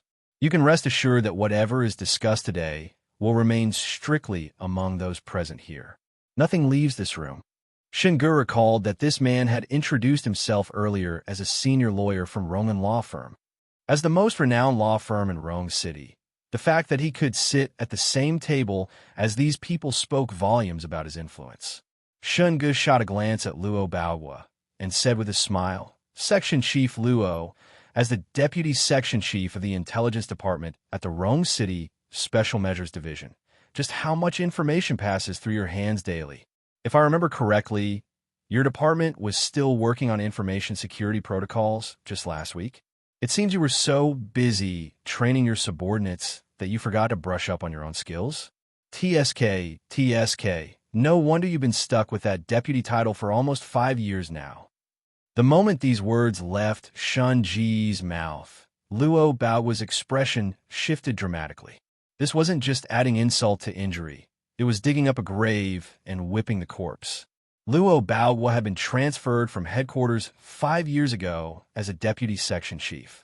He had assumed that after putting in 5 years of service and waiting for the section chief to step down, he would naturally be promoted. Instead, he was passed over for an externally appointed section chief. Moreover, until 6 months ago, the Special Measures Division had largely been in a standby state. Within the various government departments of the nation, the Special Measures Division was considered bottom tier. Luo Baohua had spent considerable money and effort trying to transfer out, all to no avail. Then, unexpectedly, the frequency of paranormal incidents began to rise steadily over the past 6 months. 2 months ago, the existence of the paranormal was fully exposed to the public. The Special Measures Division's status skyrocketed, becoming the #1 department almost overnight. His position as Deputy Section Chief suddenly gained significant prestige. Influential figures who had previously been impossible to meet were now inviting him to dinners. After a few drinks at these banquets, he tended to become loose-lipped. That was how he ended up selling information about Shen Ge, the division's most capable member. With his sudden rise in status, Luo Baowu clearly couldn't resist the temptation. His ambitions grew, and he began leveraging his position within the Special Measures Division to act as a middleman. Ah, Mr. Shen, there's no need to be so distant. In this life, having one more friend means having one more ally. There's no challenge in this world that can't be overcome with a little mutual help, right? Someone said with a laugh.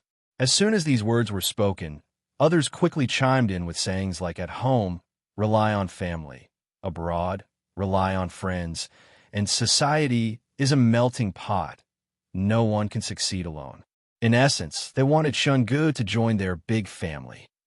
Although others echoed the sentiment, Luo Baowu, well aware of Shen Ge's standing within the Special Measures Division, didn't dare to provoke him outright. He hurriedly explained, Investigator Shen, please rest assured. As a member of the Intelligence Department, I know exactly what should and shouldn't be said. As for your matters, it was young Master Lu who expressed a desire to meet the most talented individual in our division. Seeing his sincerity, I agreed to arrange this dinner as an introduction. You've seen his sincerity, but where's my share of sincerity? Shen Ge raised an eyebrow and asked. Upon hearing this, Lu Zhongrui's eyebrows also lifted slightly. The hostess, who had been attentively watching him, immediately understood. With a coquettish murmur, she swayed and leaned into Shen Ge's arms, casting a seductive, misty-eyed gaze his way. Mr. Shen Ge expressionlessly glanced at the hostess and asked coolly, Miss, do you have osteoporosis? Is that why you're still working in your condition? The hostess hesitated between mentally labeling him weird or a straight-up blockhead before ultimately settling on the former. Only someone not quite right in the head would say something like that, right? What a waste of a handsome face. She sighed inwardly. Still, she was a professional. She'd taken the money, so she had to deliver. She decided to press closer, lean in, and make more physical contact. Shen Ge didn't even look at the woman beside him. His gaze swept over everyone at the table before finally settling on Luo Baowu. With a faint, ambiguous smile, he said, Is this how you test officials? At most, this is a 3,000 a night quality. What kind of official would fail a test like this? Besides, Section Chief Luo is here. Surely you know my preferences? Luo Baowu was taken aback for a moment before a look of understanding dawned on his face. I understand. Jade legs, slender and fair, reflecting the moon's brilliance. Their charm surpasses even the most beautiful sunset. Of course, I know Investigator Shen's preferences. Was this guy transferred from some self-media outlet? So eloquent? While Luo Baowu was speaking, Shen Ge observed the expressions of Lu Zhongrui and the others. It was only after Luo Baowu explicitly mentioned jade legs that they seemed to realize what Shen Ge liked. This suggested that Luo Baowu might have been telling the truth. He hadn't revealed too much personal information. After all, Shen Ge hadn't exactly hidden his relationship with Cheng Shangnan within the Special Measures Division. Figuring out his preferences wasn't exactly difficult. If Luo Baowu had truly sold Shen Ge out completely, the hostess's standing by shouldn't have just been busty, they should have been long-legged. Otherwise, it would have shown a serious lack of sincerity. After a moment's thought, Shen Ge had already made a decision. Before Luo Baowu could elaborate on Shen Ge's preferences, the hostess leaning against Shen Ge let out a startled cry and stiffened. Shen Ge's right hand was resting on the table, his left hand idly toying with a small wine glass. Both hands were visibly accounted for. Yet the hostess distinctly felt a hand sliding up from her ankle, stopping only when it reached between her thighs. It couldn't be the man in front of her. Could there be something dirty under the table? Even if the man had such intentions, he couldn't possibly reach from her ankle all the way up. Just how long would his arm need to be? The hostess, terrified by this thought, jumped up in alarm. Her frightened state made her ample chest tremble, captivating a man seated nearby. TSK, did you really think just being busty like you is enough? How shallow, Shen Ge said disdainfully. Upon hearing this, Lu Zhongrui's well-maintained, cultured smile almost cracked. He barely stopped himself from blurting out, "And you, with your foot fetish, have the nerve to say that?" Seeing the hostess still glancing nervously under the table, Lu Zhongrui frowned and asked displeased, "What's with all the hysterics? Do you think you can afford to disturb Mr. Shen?" "I am sorry, the hostess," knowing full well what kind of person Lu Zhongrui was, panicked at the thought of the punishment that might await her. "It's fine. Let's get down to business. Now that we're all acquainted, tell me, what do you want me to do? As long as the price is right, anything can be discussed." Shen Ge pretended not to care, raising his glass and downing it in one go. In reality, the alcohol was transferred through the rotten flesh on his thumb to the floor beneath his feet before it even reached his mouth. Shen Ge was leaning back in his chair with his legs stretched out, so the wine ended up near his neighbor's seat. After all, who want a puddle of alcohol under their own chair during a meal? Seeing Shen Ge playing along, everyone's spirits lifted instantly. They encouraged more drinking, more eating, and for some, more touching. After several rounds of drinks, Shen Ge and Lu Zhongrui were chatting amiably like old friends. Feigning drunkenness, they discussed the Zhanlan case from a couple of days prior. Shen Ge slung an arm around Lu Zhongrui's shoulder, reeking of alcohol, which he had spilled on his clothes, and said, "Young Master Lu, you're too careless. How could you forget to move your car after having fun at 12? Now they've traced it back to you. But don't worry, just fork over 30 or 50 million, and I'll handle this for you, brother." Damn, with such a righteous opening, I thought you were going to handle it for free. Turns out you want 30 to 50 million? Though displeased internally, Lu Zhongrui maintained a smile on his face. "No problem. I'll have someone transfer 50 million to you later. Consider it my way of making friends. Bold and decisive. Come, let's have a drink." Lu Xinjia, the top authority in Rong City, seeing that Shen Ge had drunk enough, also tried to strike up a conversation. He started by discussing Rong City's development and cooperation with the Special Measures Division before deftly steering the topic toward the main issue. In a roundabout, high-sounding manner, his words conveyed three main points. First, everyone present knew what case the Special Measures Division was investigating. However, the recent disappearances involved parasites of the city, people who were better off dead than alive, wasting resources. There was no need to jeopardize everyone's interests for their sake. Second, since the exposure of paranormal incidents, the world had descended into chaos. Only their nation had temporarily managed to curb the worsening situation. But everyone knew whether this suppression was temporary or permanent. The using the paranormal to counter the paranormal system exposed that human technology was helpless against the paranormal. With the frequency of paranormal events increasing, the world's descent into apocalypse was only a matter of time. The government was already considering systems to separate humans from other organisms, building shelters or centralizing the rearing of animals. Centralized rearing was similar to the previous laws criminalizing animal abuse and strengthening pet ownership regulations. Both were stopgap measures that didn't address the root cause. With the exposure of the paranormal, the authorities were now implementing a blanket ban on keeping pets, with penalties nearly as severe as those for violation of the old one-child policy. In short, without resolving the root cause of the paranormal, all the government's current efforts were merely delaying the collapse of order. The third point Lu Xinjia raised, and the one of greatest concern to everyone at the banquet, was the establishment of shelters. According to Lu Xinjia, the government planned to create cities within cities, urban centers within major cities, eliminating all organisms capable of mutation to build cities inhabited solely by humans. The shelter pilot program would be launched in several first-tier cities. Rome City naturally qualified. Reading between the lines, Lu Xinjia wanted to be the absolute ruler of this city within a city, wielding unchecked power. And the qualifications to enter the city within a city would also be controlled by him. At this point, Lu Xinjia raised his glass in a toast to Shen Ge. There's an old saying in our nation, Those who understand the times are true heroes. Only by recognizing the trends of the era and conforming to the situation can one live freely. Investigator Shun, you've worked hard for the country and its people. Surely you also want a better life for yourself, right? I can guarantee that within a city, you can have anything you desire.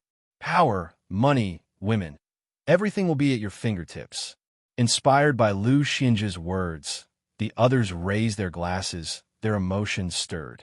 It was as if the city within a city had already been established, and they were the ones standing atop the pyramid, looking down upon the world. Shen Ge sighed inwardly. These people really thought he was unaware of the city within a city plan. In fact, Deng Yuqi had informed him about the government's intention to create such a plan half a month ago, after returning from a meeting at headquarters.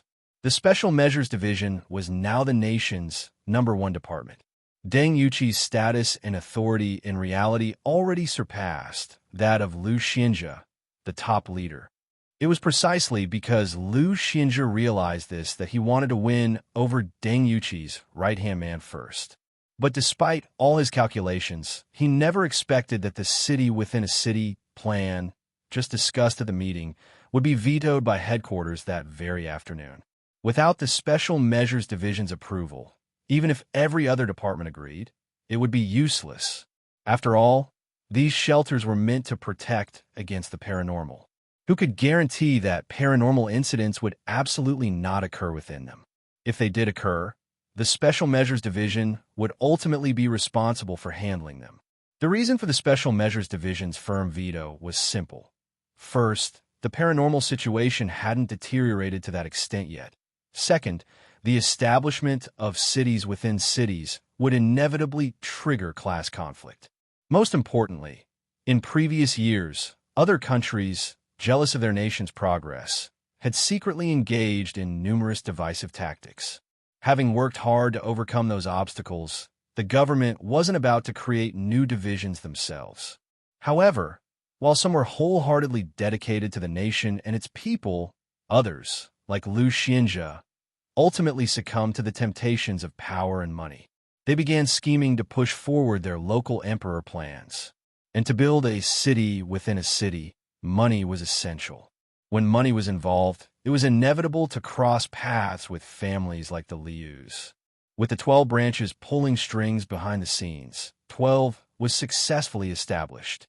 Of course, this was all Shen Ge's speculation. Lu Xinjie's words had been twisted into 18 curves. He naturally wouldn't state these matters explicitly. As for why they were trying to win over Shen Ge specifically, it was simple.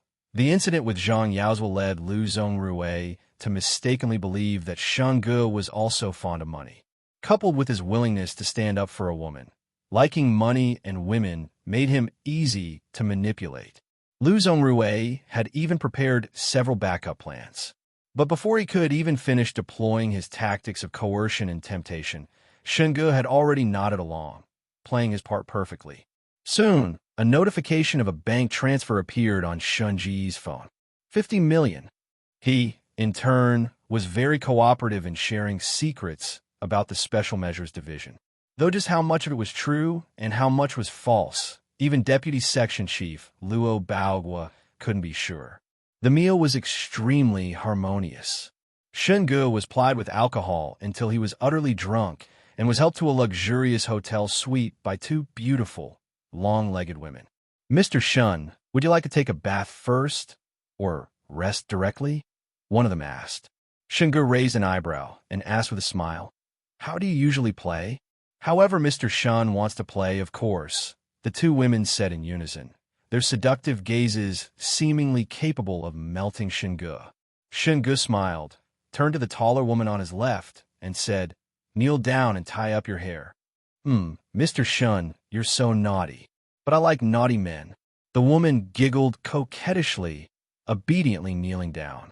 With one hand gathering her hair, the other rested on Shen Ge's waist, slowly sliding downward. Before the two women could proceed further, over a dozen tentacles visibly emerged from Shen Ge's body. "You said I could play however I wanted. How about some tentacle play?" The woman who had just knelt down took one look at the black, slimy, flesh and mud aggregate tentacle that had suddenly grown from Shen Ge's leg. Her eyes rolled back, and she fainted on the spot. Ah! Ah! The other woman screamed and ran for the door, but before she could take 2 steps, a tentacle wrapped around her neck and threw her back onto the bed, where she also fainted from fright. Tisk, so easily scared. Shen Ge reached down and felt around the waist of the woman who had fainted on the floor, pulling out 2 packets of powder and a thumb-sized syringe. Then, Shen Ge walked over to the bed and found listening devices hidden in the other woman's hair and clothes. Tisk, seems I picked the wrong one to tell to kneel. Shen Ge walked around the room, having Little Seven conduct a scan. Surprisingly, there wasn't a single pinhole camera, which genuinely surprised him. Call them insincere, the money and women were provided. Call them sincere, drugs, needles, poison, all prepared. What exactly were they trying to do? Shen Ge examined the small bottle and syringe. He had a feeling these weren't ordinary knockout drugs or aphrodisiacs, so he pocketed them to take back to the division for testing. Shen Ge had sent a message to Deng Yuqi when he arrived at the hotel that afternoon. Although the signal in the private room was jammed, it didn't affect Little Seven's recording capabilities. After leaving the private room, Shen Ge had Little Seven transmit the latest information to Deng Yuqi. Upon receiving it, she immediately began investigating each individual involved, preparing to uproot this entire corrupt network in one sweep. Earlier this month, when the police reported the series of disappearances to the Special Measures Division, the division initially suspected paranormal activity, that some hard-to-detect entity was silently consuming the missing people in Rong City. Shen Ge had even spent several days patrolling the city as a result. Then, 2 days ago, while pursuing the 12 branches, Lin Yin accidentally uncovered issues with Zhanlan. Shen Ge, through a twist of fate, exposed 12 and found the source of the problem. Following this lead deeper, what they discovered nearly made Deng Yuqi flip the table in anger. The paranormal had been exposed, the situation was deteriorating, and no one knew when the apocalypse would truly arrive. The world was in a panic, and the Special Measures Division was working around the clock. Yet, some people were secretly breeding paranormal entities, using them for profit and amusement. They thought the scenes in zombie movies where those in power, under collapsed order, amused themselves by locking people and zombies in cages were just cinematic effects. Who knew reality could be more absurd? The apocalypse hadn't even arrived, and people were already playing such games. Deng Yuqi was determined to eradicate these parasites root and branch. Upon receiving Shen Ge's message, she immediately began deploying and investigating. Lu Zhongrui was tailed by Special Measures Division agents the moment he left the hotel, followed all the way to his villa at Lahushui, Chung. Returning home, Lu Zhongrui brought along a hostess with exceptional looks and figure from a banquet. No sooner had they entered the bedroom than the professionally skilled hostess began undressing Lu Zhongrui. They stumbled their way into the bathroom for a shower. While washing Lu Zhongrui's body, the hostess noticed a red lump on his neck. Curious, she pressed it and asked, "Young Master Lu, what's this here?" Lu Zhongrui turned his head, picked up the shower head, and sprayed the mirror beside them. He looked at the reflection of his neck. The red lump had swollen to the size of a fist. Lu Zhongrui's expression darkened. He pressed the woman's head onto his shoulder, whispering into her ear, "Help me clean the wound." "Okay," the woman agreed obediently. Lu Zhongrui's voice lowered. "With your mouth." However, no matter how diligently the woman licked, Lu Zhongrui felt no sensation from the red lump on his shoulder. Instead, he felt a gnawing, bone-deep pain. Lu Zhongrui frowned. He raised his hand and pressed hard on the woman's head, his fingers exerting so much force that his joints emitted faint crack, crack, crack sounds. MMPH, young Master Lu. The woman was nearly suffocating. She had long heard of Lu Zhongrui's perverse reputation, but earning hundreds of thousands for one night was far more attractive than a measly few thousand for a quick session. She wanted the money, but she didn't want to die here. Struggling with all her might, her strength was no match for Lu Zhongrui's. In desperation, She opened her mouth and bit down on the disgusting lump. Her teeth broke the skin, and a pungent, foul-smelling pus oozed out. The nauseating, acrid smell made the woman's stomach churn. But before she could vomit, the tumor-like pustule elongated completely, transforming into a gaping maw large enough to swallow a head. The circular mouth formed from the pustule was lined with rings of sharp, white teeth, resembling a lamprey's mouth. It directly swallowed the woman's head. Crunch! Half of the woman's head was bitten off and swallowed. Blood gushed down her neck, washed into the bathtub by the water, instantly dyeing it red. Ark! Lu Zhongrui groaned in pain, bracing himself against the wall with one hand while holding the woman's corpse with the other. The gaping maw on his shoulder continued devouring the corpse. After completely consuming the woman's head, the lump on Lu Zhongrui's shoulder gradually morphed into a head, the face identical to the woman he had just swallowed. The woman's face was expressionless. It glanced at the corpse held by Lu Zhongrui, opened its mouth, still filled with lamprey-like rings of teeth, and began frantically devouring the corpse of itself. Deng Yuqi arrived at the luxurious hotel suite and knocked on the door. Shen Ge opened it, somewhat surprised to see her standing outside. "What brings you here?" "Lit ahem. Your AI transmitted data with the location here. I know someone at this hotel, so I brought the team over to investigate, hoping to pry some information from that person. Thought I'd swing by to check. Did I come at a bad time?" Deng Yuqi spoke while walking into the room. But upon seeing the two human Zhongzi tied up with expert-level rope artistry kneeling on the bed, her expression turned peculiar. The two hostesses had regained consciousness. They were trussed up kneeling on the bed, their own stockings stuffed in their mouths. Seeing Deng Yuqi, they thought their savior had arrived and began struggling frantically, making muffled MMPH sounds. Shen Ge said expressionlessly, "Don't misunderstand. I just thought that since they went through the trouble of preparing drugs and listening devices, it was unlikely there weren't any pinhole cameras in the room. So I used some minor methods to interrogate them." "Your interrogation methods are quite artistic," Deng Yuqi said, deadpan. Shen Ge smiled. "You flatter me. I just looked up the techniques on Baidu. Not bad, right? I wasn't complimenting you." "Oh, so, did you find out anything?" Shen Ge placed the items found on the two women on the table. Sitting on the sofa, he admired his handiwork with the ropes. "I initially thought the drug must be suspicious, but it turns out it's just ordinary knockout drops. These things weren't arranged by Lu Zhongrui and the others. These two women acted on their own.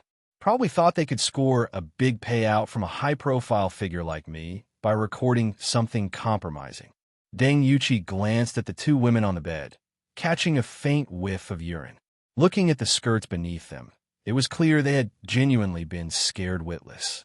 "How did you interrogate them?" Deng Yuqi asked curiously.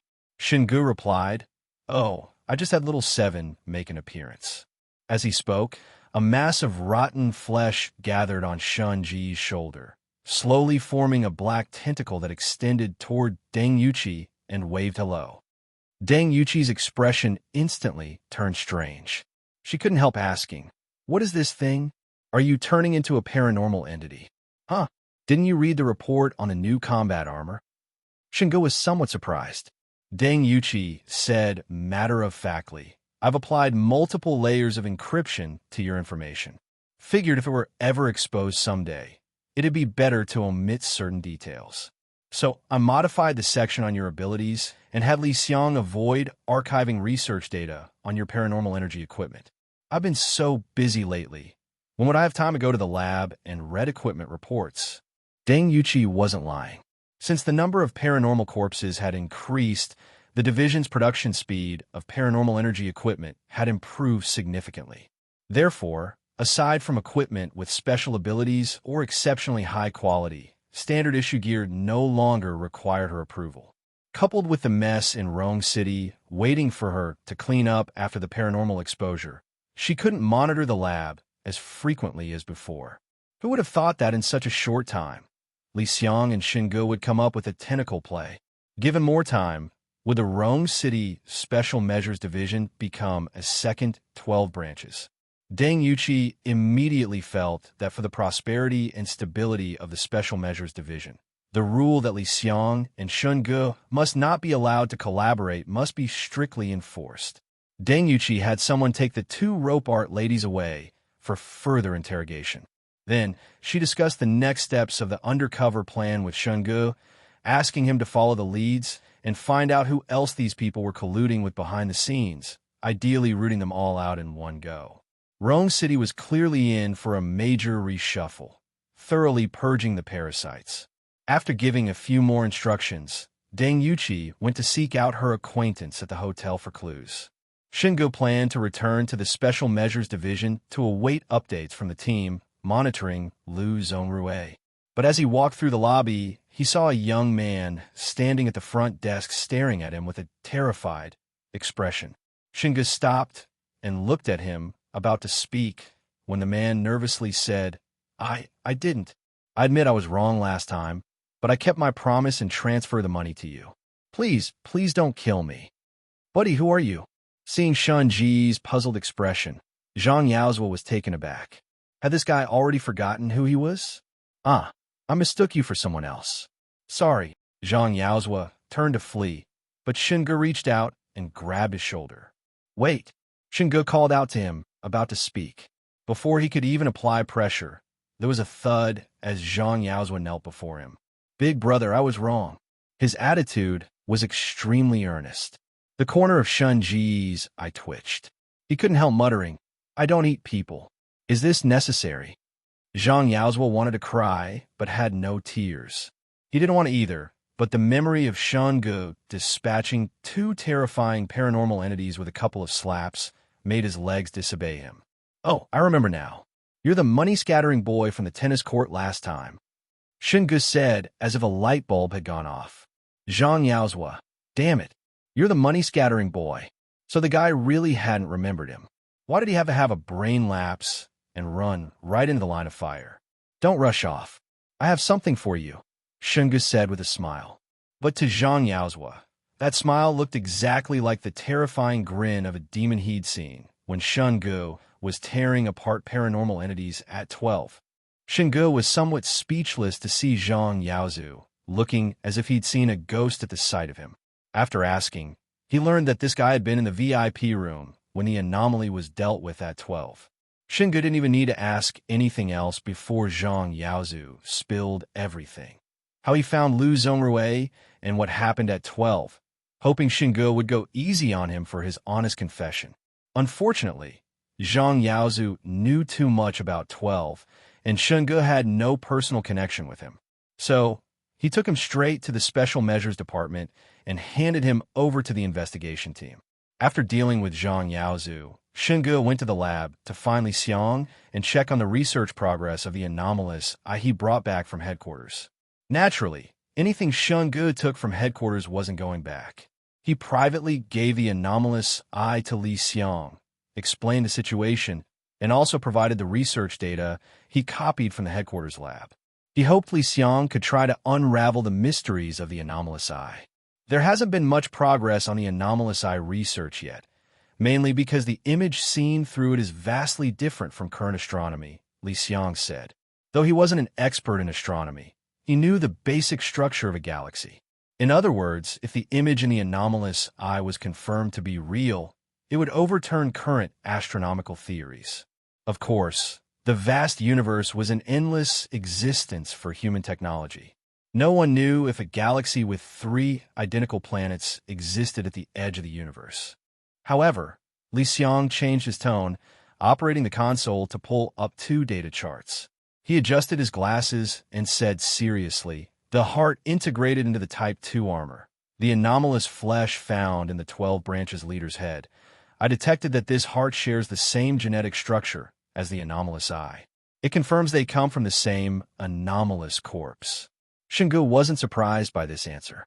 He had already inferred that the 12 branches leaders, using their positions at the higher research institute, took advantage of the chaos to steal the progenitor anomaly corpse. The anomalous eye and the heart now confirmed this guess. After returning from dying, Deng Yuqi secretly formed a research team, mainly consisting of trusted members like Shen Ge and Li Xiang, to analyze the research material Shen Ge brought back. What was certain now was that the first batch of anomaly researchers discovered a method to detect anomaly energy through the progenitor anomaly number 1 obtained from humans. Then, using anomaly energy detection, they found progenitor anomaly number 2 underground, which opened the floodgates to anomaly energy, leading to a series of anomalous incidents. Then, the Higher Research Institute was exposed and destroyed in an experimental accident. The 12 branches leaders stole part of the progenitor anomaly corpse. It was still unknown whether it was from number 1 or number 2.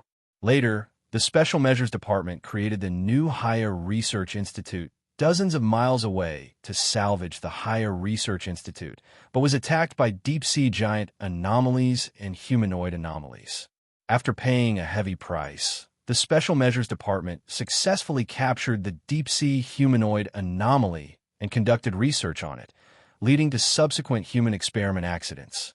Deng Yuqi initially thought that finding the deep-sea humanoid anomaly research report at headquarters would reveal where headquarters hid the humanoid anomaly's body. However, according to the report Shen Ge brought back, the salvage operation at the Higher Research Institute didn't go smoothly. It was repeatedly attacked by sea anomalies and forced to halt.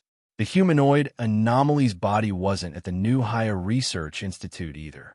According to the report, it was destroyed after the human experiments failed.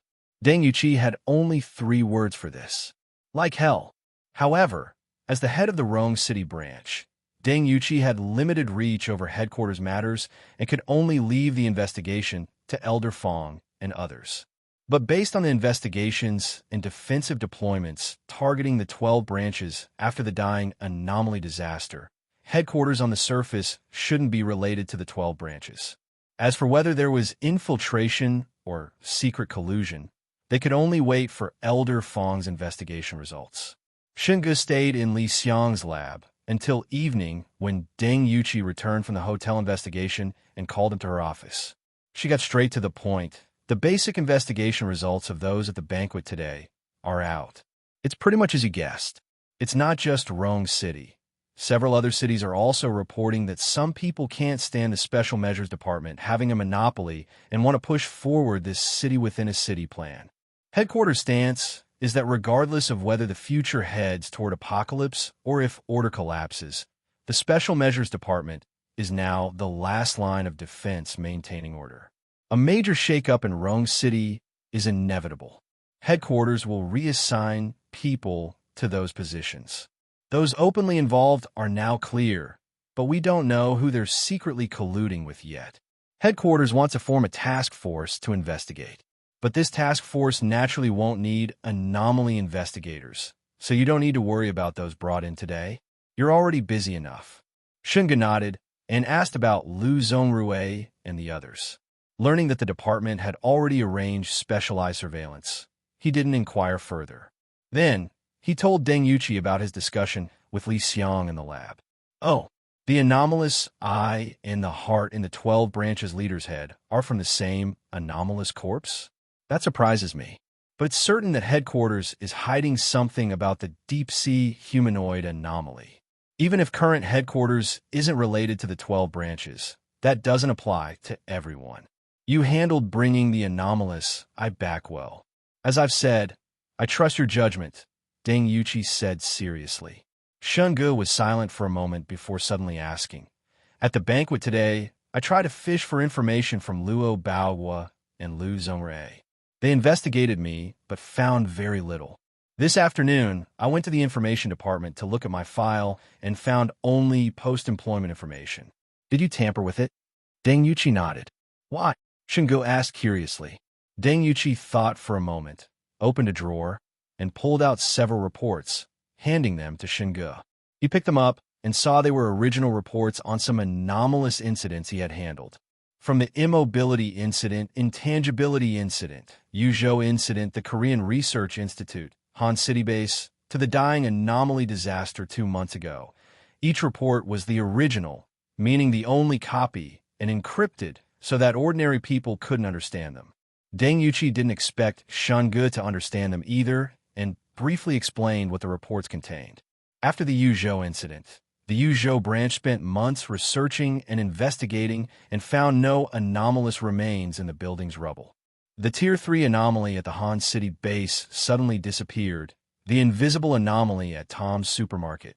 Higher-level anomalies you handle generally leave no bodies behind. The Korean Research Institute was a fully enclosed underground facility. According to Lin Yin's report, it was impossible for a K-2 Black Panther main battle tank to appear there. During the dying anomaly disaster, the military vehicle storage factory confirmed the loss of one Type 99A main battle tank during inventory. Yes, the one you drove at Haicheng Park.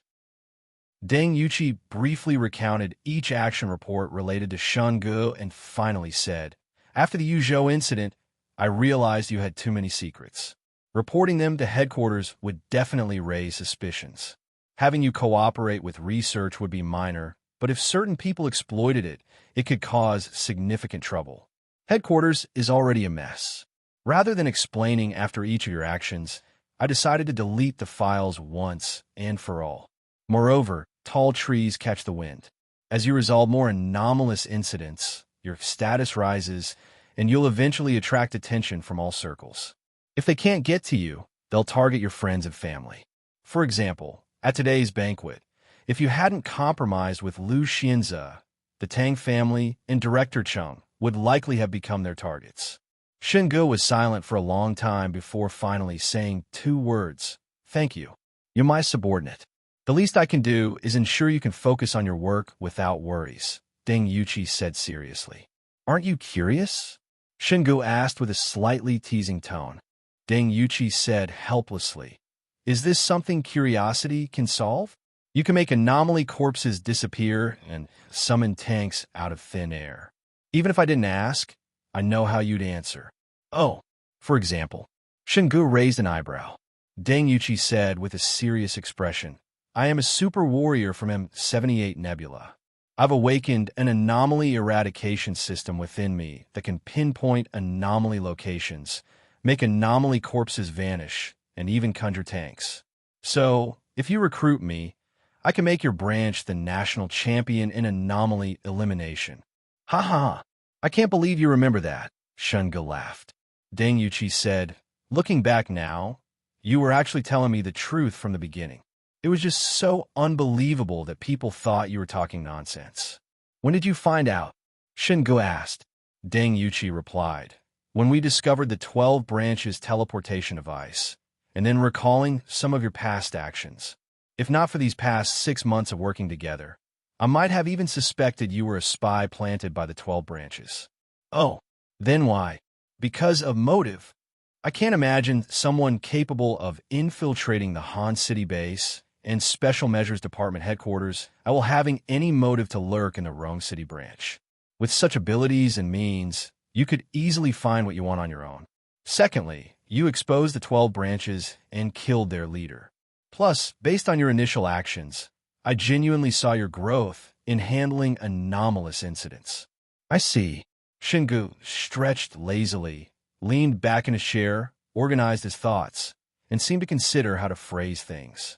"I might really have an anomaly eradication system in my body, but unfortunately, whether at my friend's hospital or after comprehensive examinations by Li Xiang here, nothing was found. But proving its existence is simple. Come, let me show you a magic trick." Shen Ge leaned forward against the desk, extending his hands and rubbing his fingers together as if performing a magic trick. "Draw." Shen Ge chose a single draw. The wheel in his vision spun once and finally landed on attribute points. "Ding! Congratulations, host, you have drawn free attribute points, 2%.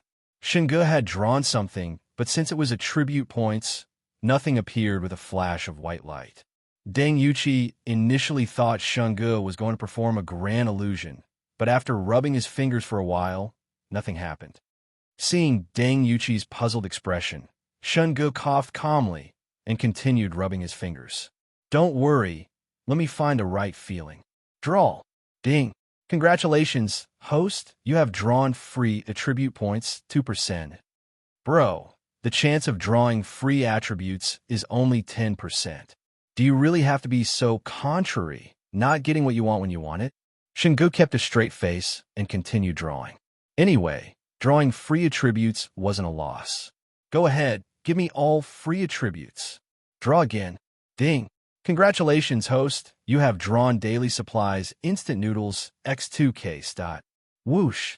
With a flash of white light, Deng Yuqi's vision blurred, and 2 cases of handsome master instant noodles appeared on the desk. This! Deng Yuqi's eyes widened in shock, and she stood up from her chair. Draw again. Ding!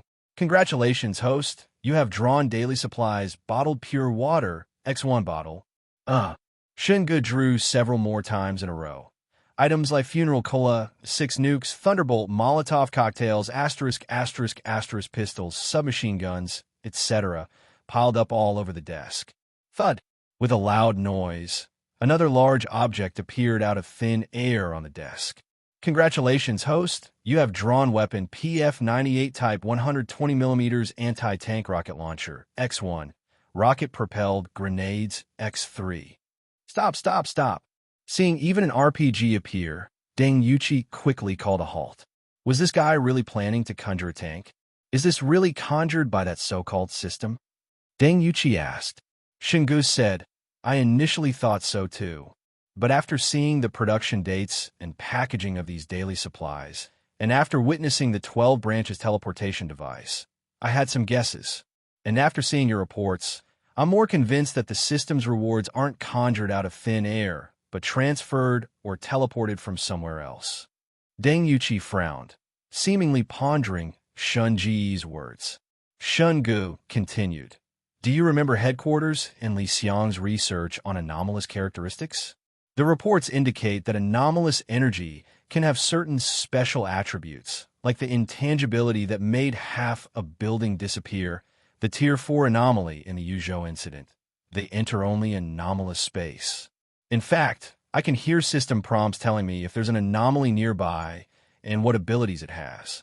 Shen Ge briefly explained the system's abilities, such as selling anomaly corpses for system points, which could then be used to draw rewards. As for devour and characteristics, he wasn't ready to reveal all his cards yet. He only mentioned that after selling characteristic anomalies to the system, similar anomalies wouldn't appear again. The main reason Shen Ge chose to come clean was Deng Yuqi's reports, which proved her investigative capabilities. Shen Ge still had many questions needing investigation, such as his father being parasitized by an anomaly, the connection between the 12 branches and the Haya Research Institute, headquarters human research project, etc. Most importantly, Shen Ge wanted to use Deng Yuqi's abilities to investigate the system or anomaly within him. If his father was indeed one of the first researchers at the Haya Research Institute, then the system anomaly within him might be the progenitor anomaly. If so, was it related to his father's mutation? Of course, these were all Shen Ge's guesses. To investigate further, he needed Deng Yuqi's help. Rather than coming up with various excuses, it was better to be honest. Moreover, if Deng Yuqi really wanted to investigate him, she wouldn't have encrypted those reports. So that's it. Deng Yuqi looked astonished. Shen Ge's words finally answered the doubts she had all along. When she invited Shen Ge to join the Special Measures Department 6 months ago, she had questions. Although Shen Ge had answered her seriously and told her the truth back then.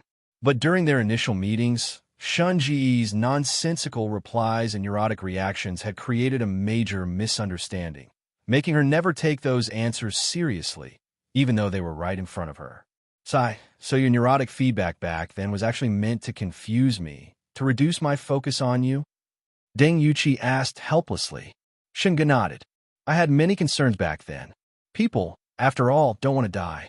I wasn't sure how the department would handle me if my secrets were exposed. I don't like being monitored or constrained by rules. In life, following your heart is most important. Then why are you telling me now? Deng Yuqi asked. Shen Ge spread his hands. You've done so much for me. It'd be ungrateful not to give you some clarity. Besides, even if you tell others, they'd have to believe you. All right then. Deng Yuqi glanced at Shen Ge, looking like she couldn't be bothered with him. Chief. Shen Ge hesitated. Deng Yuqi raised an eyebrow. Actually, there's one more thing I haven't told you. The rooftop anomaly incident wasn't actually my first encounter with an anomaly. Over a decade ago, I went to the beach with my parents. Shen Ge recounted how his father mutated, swallowed his mother, and fell into the sea, along with his suspicions about the Higher Research Institute. Bang! You're only telling me this now? Deng Yuqi's expression went from, go on, nothing surprises me anymore, to 0.0. She finally slammed her hand on the desk, leaned forward, and glared wide-eyed. Sorry, my mistake. Shen Ge apologized with utmost sincerity. Deng Yuqi fell back in her chair, rubbing her forehead, and said helplessly, sigh, all right then. I can see her credibility is really lacking. But you're way too cautious. This wouldn't have anything to do with your advanced studies at the mental hospital, would it? Aha. Shen Ge laughed awkwardly. Deng Yuqi, I suddenly don't want to continue this conversation. Shen Ge smiled and changed the subject. The reason I'm coming clean to you, Chief, is partly because I want you to investigate the system issue and look into the specifics of the new Higher Research Institute. Ideally, arrange for me to go there personally. Secondly, the 12 branches aren't as simple as we thought. I have a feeling they're plotting something again in the shadows. And then there's my dad. I suspect he was a researcher at the Higher Research Institute. Deng Yuqi said solemnly, you suspect your father's mutation is related to the progenitor anomaly at the Higher Research Institute? Shen Ge nodded. If he was one of the first researchers like the 12 branches leaders and took part of the progenitor anomaly during the Higher Research Institute accident, leading to him being parasitized by anomalous flesh and mutating later, it would make sense. That's true. Deng Yuqi was silent for a moment before adding. From the drowning incident back then to the deep-sea humanoid anomaly attacking the new Haya base later. Based on the timeline, I now have reason to suspect that the deep-sea humanoid anomaly might be your father, parasitized by an anomaly. I think so too.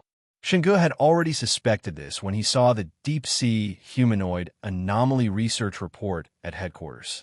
I understand everything you've said. I'll personally investigate later. Before Deng Yuqi could finish, an alarm sounded throughout the Special Measures Department. Both stood up alertly. Deng Yuqi immediately pressed the communicator. What's happening? Chief, the research department is under attack, came the urgent voice of a guard from the communicator. Shen Ge grabbed the RPG from the desk and rushed out of the office first. Deng Yuqi took 2 guns and followed. The weapons and equipment Shen Ge had randomly drawn earlier saved them a trip to the armory. Since the underground containment room was attacked by the 12 branches last time, the Rong City branch had increased patrols and included anomaly investigators in the rotation. Now that the Rong City branch had more anomaly investigators, the burden wasn't solely on Shen Ge and Deng Yuqi, and arranging patrols wasn't too troublesome. Tonight, it was 2 doopies' turn to patrol. Just as he and the patrol team returned to the monitoring room after their rounds, the monitors spotted a shadow outside the research building. 2 doopie immediately became alert and rushed toward the research building with the patrol team. As soon as they arrived outside, they were attacked by 3 12 branches members in black hoodies. While 2 doopie and his team apprehended them, he immediately sounded the alarm. By the time Shen Ge and Deng Yuqi rushed out of the main building, the operations team had already fully surrounded the 3 coup. Having only 3 ordinary members attack the Rong City branch was clearly suspicious. Feng Qingxiu immediately dispersed the team and sent people to guard the perimeter. Then, a sniper shot shattered the streetlight on the right side of the research building, plunging the area into darkness. From the shadows, more 12 branches ordinary members emerged. Watch out! Someone noticed these were carrying submachine guns and opened fire as soon as they appeared, catching many off guard. Petty tricks daring to show off before the expert. Divine might, heavenly dragon. Shen Ge shouldered the rocket launcher, leaped into the air with his anomaly leather boots, and fired a shot directly into the crowd of Ku.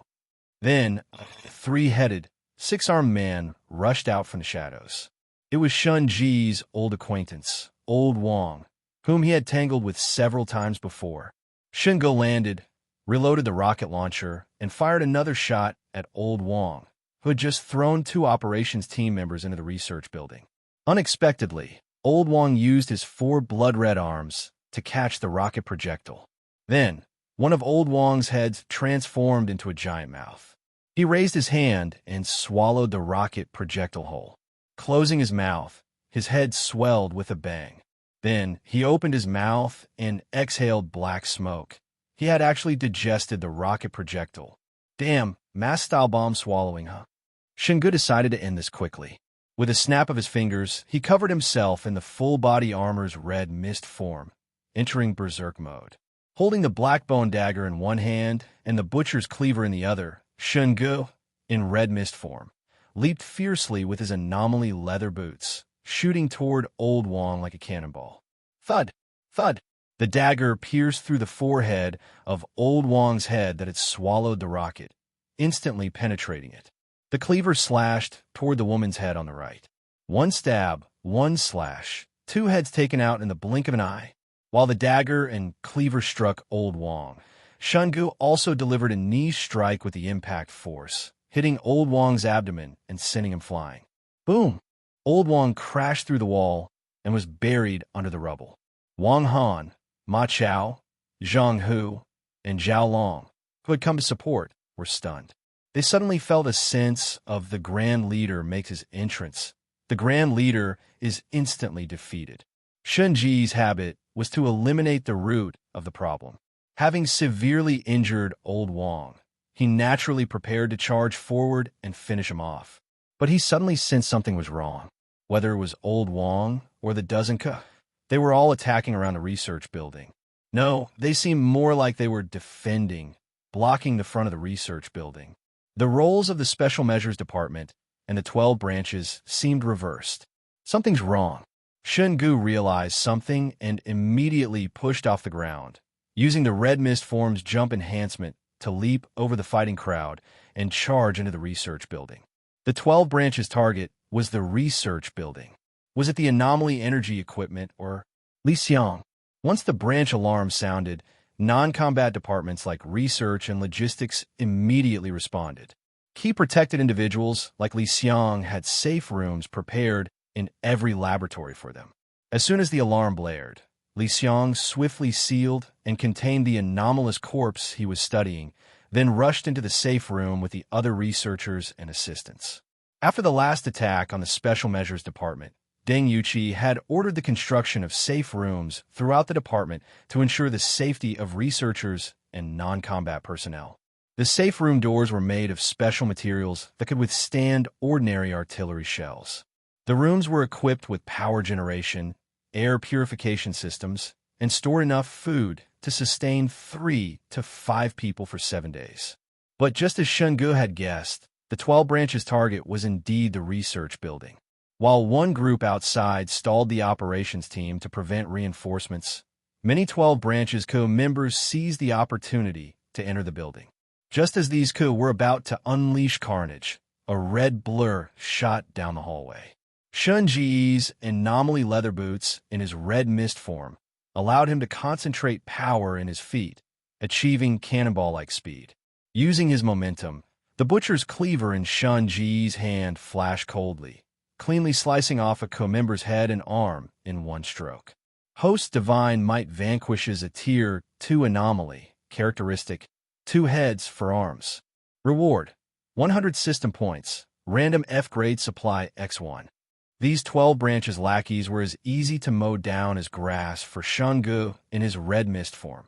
They were essentially delivering system points and supplies.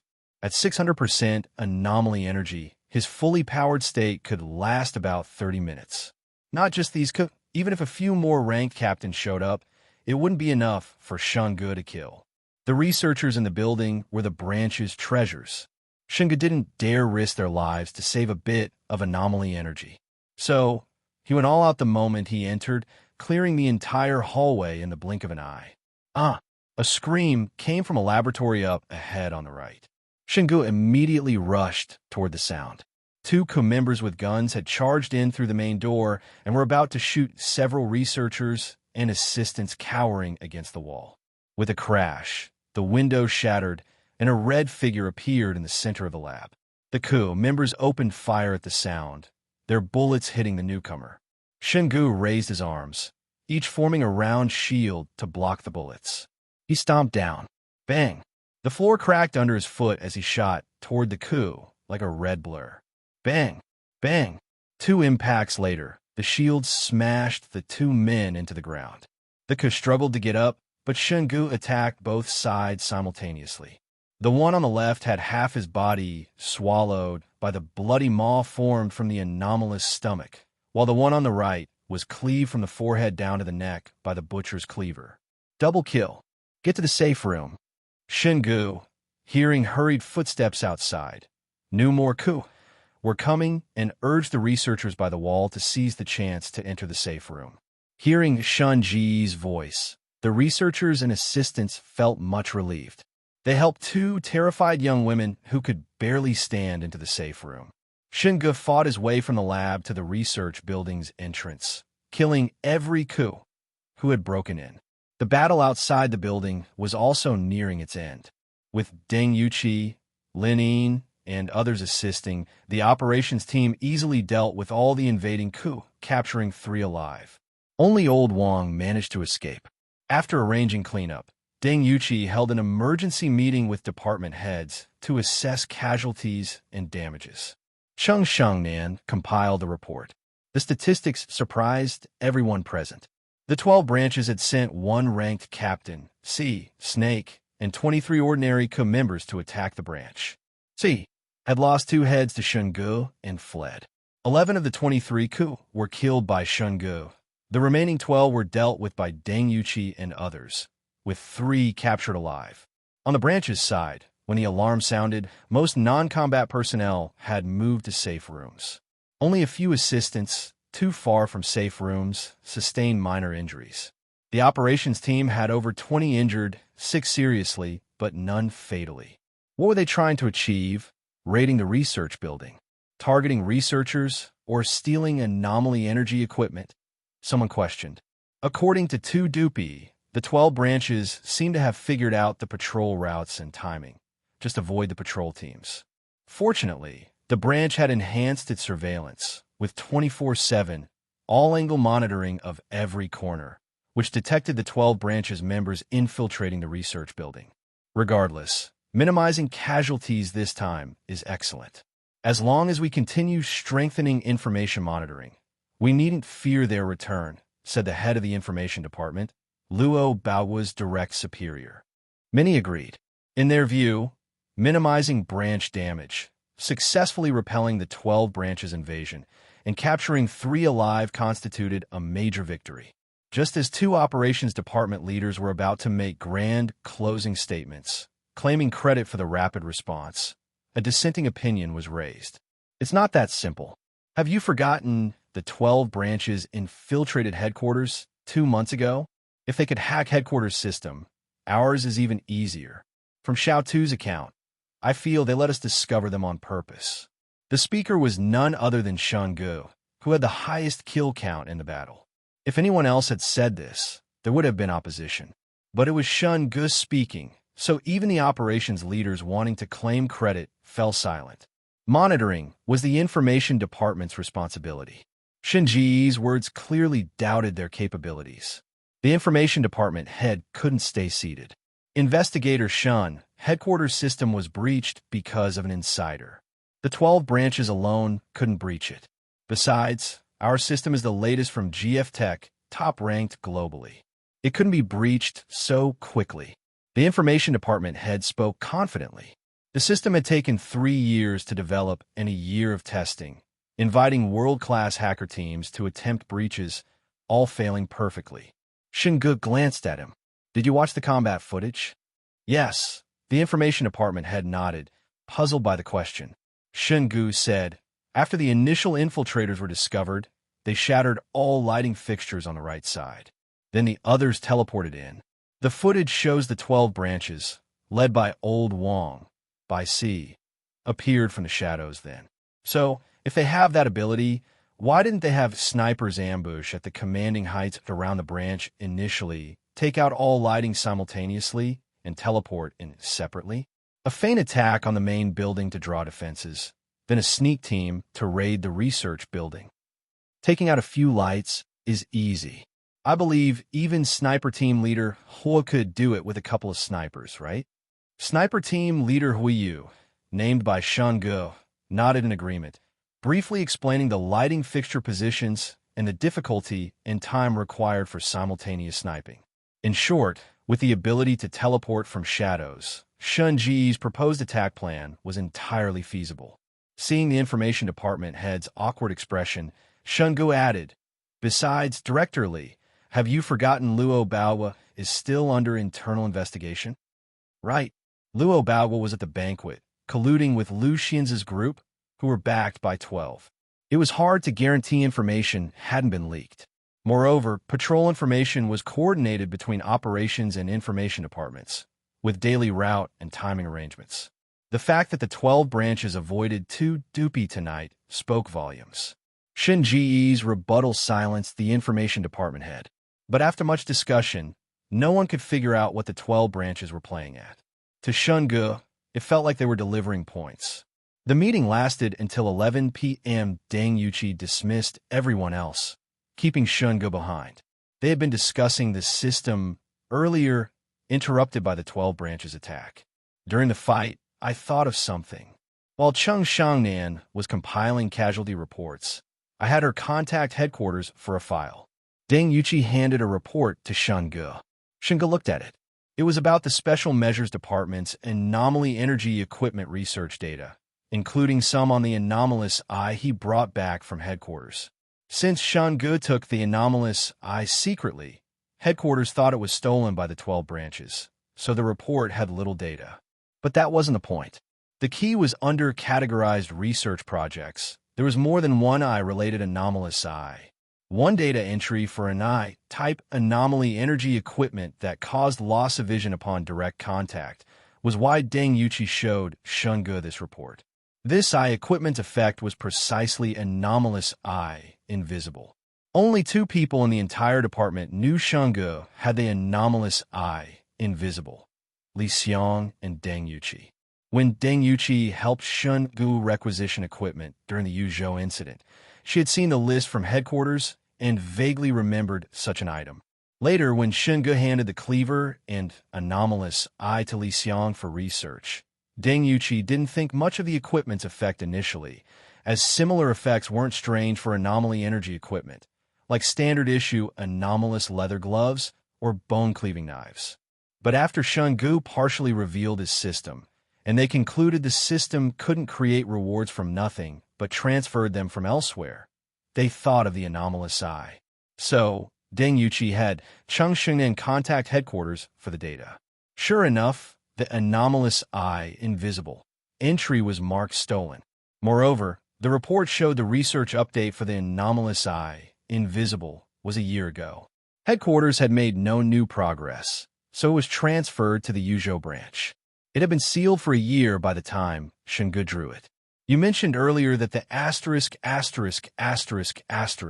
military vehicle storage factory confirmed a missing tank during inventory. Are tanks inventoried daily? Shen Ge asked. Deng Yuqi shook her head. From the report, the **** factory likely stores substandard items, meaning those on the verge of repair or scrapping. Due to recent Special Measures Department issues, reorganization has reduced training over the past 2 years. The number of phased-out tanks is considerable. The one you transferred had probably been scrapped for a long time. Shen Ge was silent for a moment. No wonder both the previous K2 and this 99A felt odd, with limited ammunition. Including earlier drawn equipment, most had a dated feel. It seems I only draw weapons and equipment that have been scrapped for a certain time. Deng Yuqi said solemnly. What you drew in Korea was Korean. In dying, it was the 99A. In Yuzhou, the anomalous eye. In dying, the anomaly energy magazine.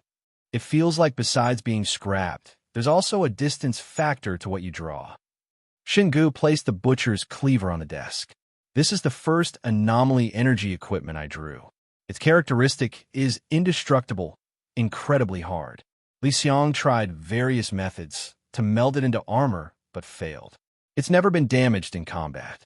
I'm certain the Rome City branch has never seen this equipment since its establishment. But the anomaly energy equipment you draw might not all be from the Special Measures Department. Remember, the 12 branches also research anomaly energy equipment. Moreover, if your father was one of the first anomaly researchers, it's plausible he buried a piece of anomaly energy equipment where you lived for decades. Deng Yuqi said. Shen Ge said, that's possible. But my point isn't whether the cleaver is from Rome City. Combining the tags of being long neglected, scrapped, and having a certain distance if I save up system points and do a draw near the Higher Research Institute. What do you think? Not a bad idea. Deng Yuqi marveled at Shen Ge's brainstorms always hitting the mark. So, how many system points do you have now? Deng Yuqi asked. Shen Ge said, 2753. 1100 were from the 12 branches code just now. Killing them gives rewards too? Deng Yuqi asked, surprised. Shen Ge nodded. 100 system points per kill, 500 for selling a corpse, plus a special recovery item. He took out the internal injury healing pill. Wait, this isn't. Deng Yuqi found the pill familiar. After a moment's thought, she remembered where she'd seen it. You're right. This is what I first gave Li Xiang to research. He later successfully developed it combining self-healing anomaly rat insects. Shen Ge briefly explained his and Li Xiang's research and his theory about the system overdrawing the future to Deng Yuqi. Deng Yuqi felt her CPU was overheating. The information she received tonight was too much. Just the system alone would take ages to investigate. Deng Yuqi thought overdrawing future rewards sounded metaphysical, but with the system itself being real, it wasn't that far-fetched. Rubbing her forehead, feeling her brain was fried, she waved her hand. Let's not talk about that now. You said killing 12 branches members counts as rewards, right? In the system's judgment, although 12 branches members are artificial anomalies, they still count as anomalies. Cool are Tier 2. Tier 2 rewards are 100 for killing, 500 for selling. The rank captains are judged as Tier 5. Oh, and this judgment involves a time difference. Shen Ge, worried Deng Yuqi wouldn't understand why rank captains were Tier 5, yet weaker than Tier 3 or 4 anomalies. Explain the time difference. Now, Deng Yuqi's brain was truly overloaded. I feel like you've added a decade of work for me tonight. How long will it take to investigate all this? Deng Yuqi said helplessly. It's fine. You're either working overtime or on your way to work overtime anyway. Whether I add to your workload or not, you're still work overtime. No difference, Shen Ge said calmly. Get out. Don't make me drag you into overtime with me. Deng Yuqi snapped. Shen Ge quickly made his escape. Peeking back into the office, he said, by the way, investigate the 12 branches and 12. I have a feeling tonight's events aren't simple. Thud. The response was a thrown file folder and Deng Yuqi's roar. Who's the chief here, you or me? Since when do you assign me work? Get back here and work overtime. You're in charge of the 12 branches investigation now. Sure thing. Shen Ge agreed readily. After all, solving the 12 branches was his top priority. But what puzzled Shen Ge most was the motive behind the 12 branches raid tonight. It felt like except for delivering points, it was meaningless. They had the ability to infiltrate stealthily, but made a loud battle. Even if it was reconnaissance, losing so many personnel was unnecessary. Shen Ge thought it over, but couldn't figure it out, so he stopped trying. Returning to his dorm, he took a shower. Cheng Xingnan didn't get back until almost midnight. Her overtime frequency at the Special Measures Department was even higher than Shen Ge's. Tired after a long day? Shen Ge asked, holding the freshly showered Cheng Xingnan, who was drying her hair, as they sat on the bed, his lips near her ear. Actually, it's okay. I don't have to do many things personally now. Reviewing files, fetching data for arrangements. It's easier than before, Cheng Xingnan replied. Until the 12 branches are fully resolved, situations like today will happen often. You must get to a safe room immediately, understand? Shen Ge advised. Shangnan nodded, threw the towel on a chair, and said calmly, I'd be more touched if you didn't grope me while saying that. Hey, no way. Hey, man. By the way, any plans for your day off tomorrow? Shen Ge asked. Shangnan replied. The research department has a new batch of standard anomaly energy equipment ready. Logistics has a distribute meeting. Probably another meeting. Shen Ge said with a straight face. Quit already. Your boss is too inhuman. Shangnan laughed. A certain leader was just complaining to me that she could have gone back to sleep at 1 a.m., but thanks to a certain investigator, she has to work all night. Apparently, you added a year's worth of work for her. Not that exaggerated. 3 to 5 months at most. Anyway, forget that unreasonable boss. Let's talk business. Shen Ge rolled onto the bed with Shangnan. Hey, my hair's still wet. It's fine. We're going to the bathroom later anyway. Jerk. They worked overtime until 3 a.m. before sleeping. Shangnan was exhausted and sore, not wanting to move a finger, and fell asleep deeply in Shen Ge's arms. After 2 hours of exercise, Shen Ge wasn't sleepy but instead very alert, still thinking about 12 and the 12 branches attack on the Rong City branch last night. After the dying anomaly disaster, the 12 branches lurked in Rong City, creating 12. In just 2 months, they colluded with Lu Xian's group. Shen Ge felt there must be some connection. The bounty poster found in the 12 database even made him feel the 12 branches were looking for revenge. Not to boast, but if the 12 branches eliminated him, the hidden danger, dealing with the Rong City branch, would be half as difficult. What are they trying to do? Shen Ge lay with his eyes closed, tapping his forehead, trying to connect the clues. Lu Xian's trying to recruit him might be a feint to lower his guard. Or, if he really cooperated, it would achieve the 12 branches' goals. But currently, Shen Ge had no reason to seek far and wide for what is close at hand, abandoning the Special Measures Department where he had absolute say, to cooperate with Lu Xian's. The Special Measures Department had more power and strength than Lu Xian's group. As for having a chief above him, that wasn't a worry either, as Deng Yuqi often sided with him. Deng Yuqi knew Shen Ge had many secrets and hid things from the Special Measures Department. But her principle was judged by actions, not intentions. Regardless of Shen Ge's thoughts, as long as his actions served the country and people, he deserved her unconditional support. It was also because of their 6 months of interaction and Deng Yuqi's sincerity that Shen Ge chose to reveal some of his cards, seeking deeper cooperation. So, given Shen Ge's relationship with Deng Yuqi and his prestige within the Special Measures Department, being recruited by Lu Xian's now would be idiotic. Then, knowing Shen Ge wouldn't cooperate and might round up Lu Xian's group, weren't the people at the banquet self-destructing? What good did that do the 12 branches? The branches started thoroughly investigating the people at the banquet. The chief reported to headquarters, and a task force was formed. Higher-ups are also arranging personnel transfers. If the 12 branches were sincerely cooperating with Lu Xian's group, there was no need to expose them. In Shen Ge's view, at least Lu Xian's and Luo Bao were valuable and shouldn't have appeared at the banquet. Why do they believe a few million could buy me? Wait, if Lu Xian's is ousted and the replacement sent from above is a 12 branches plant, couldn't they use that as a breakthrough to seek cooperation and investigation with the Rong City branch? No, the most important position is Luo Bao's. The Rong City branch was built by the chief. Those with any power have at least 4 or 5 years of seniority. If not for the anomaly exposure raising the Special Measures Department status, Luo Bao wouldn't have wavered.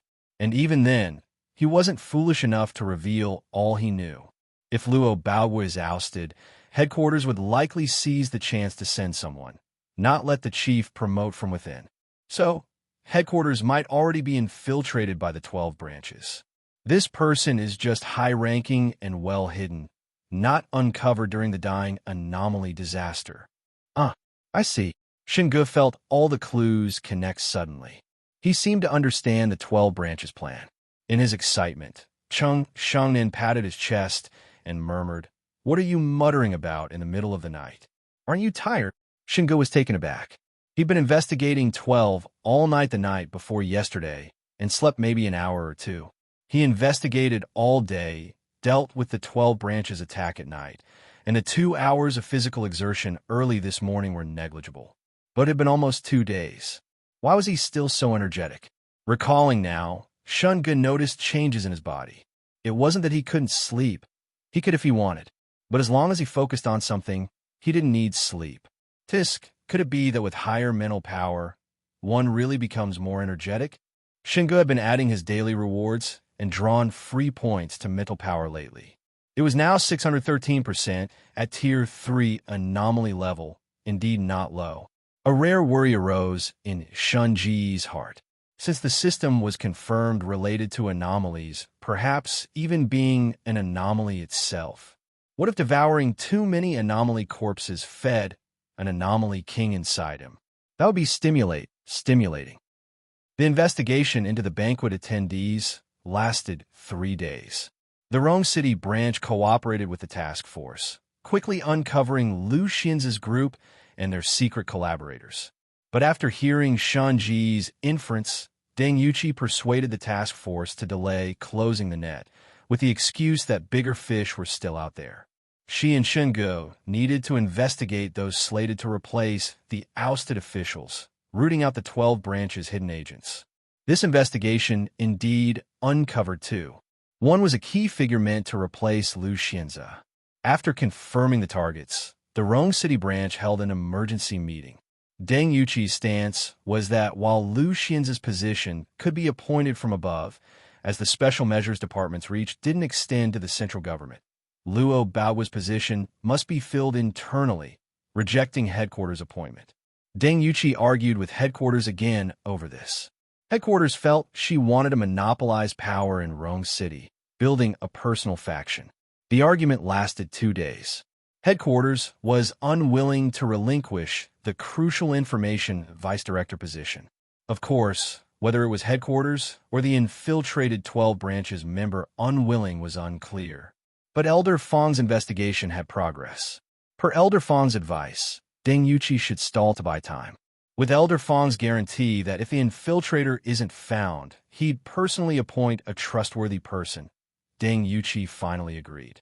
In the following days, Deng Yuqi focused on investigating the issues Shen Ge raised, while Shen Ge continued investigating the 12 branches. At 1 a.m., Deng Yuqi, buried in reports, was interrupted by a knock. Enter. Deng Yuqi set down her pen. The office door opened. Cheng Shengnan, in professional attire, entered with a stack of files. Deng Yuqi glanced at her phone, surprised. "Oh, it's so late. You're still not off work." Cheng Shengnan replied. "Just finished a meeting with headquarters at 11. Then had another with Elder Fong's investigation team. They hit some snags. To avoid alerting the enemy, Elder Fong decided to proceed with the plan discussed with you, sending a trustworthy person to fill the information vice director role. Here's their file." Elder Fong said they're an acquaintance of yours. Deng Yuqi took the file and frowned. The person was her less-than-friendly relative, Lu Jiai, an anomaly investigator injured in the dying disaster, temporarily transferred to desk duty. Although they didn't get along privately, Deng Yuqi had to admit Lu Jiai was indeed suitable for the role at this juncture. "Okay, I'll contact her tomorrow." Deng Yuqi filed the document away. Cheng Shengnan nodded and stood to leave. "Chief, anything else you need?" "No, you can clock out now." "All right, you should rest early too." "Okay." Cheng Shengnan left Deng Yuqi's office. Besides the patrol team, the main building was mostly empty. But Cheng Shengnan was used to overtime. She skillfully headed to the elevator, took it down, and exited the building. The night air was chilly. Cheng Shengnan stretched instinctively. She thought she'd be working until 2 or 3 a.m., so when Shen Ge offered to wait, she told him to go prepare a late-night snack at the dorm. Thinking of the snack, Cheng Shengnan felt hungry.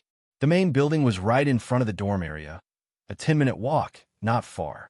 As Cheng Shengnan stepped off the stairs outside the main building, she sensed something wrong. It was too quiet around the Anomaly Energy building. Even with no traffic or pedestrians on nearby streets, The absence of even the patrol team was alarming. Cheng Shengnan immediately grew alert. She hesitated for a second, then sprinted back into the main building. Running back to the dorms would take 10 minutes, but reaching Deng Yuqi's office took only 2 or 3. Shen Ge had told her if something seemed wrong and he wasn't around, she must find the chief, Lin Yin, or others immediately.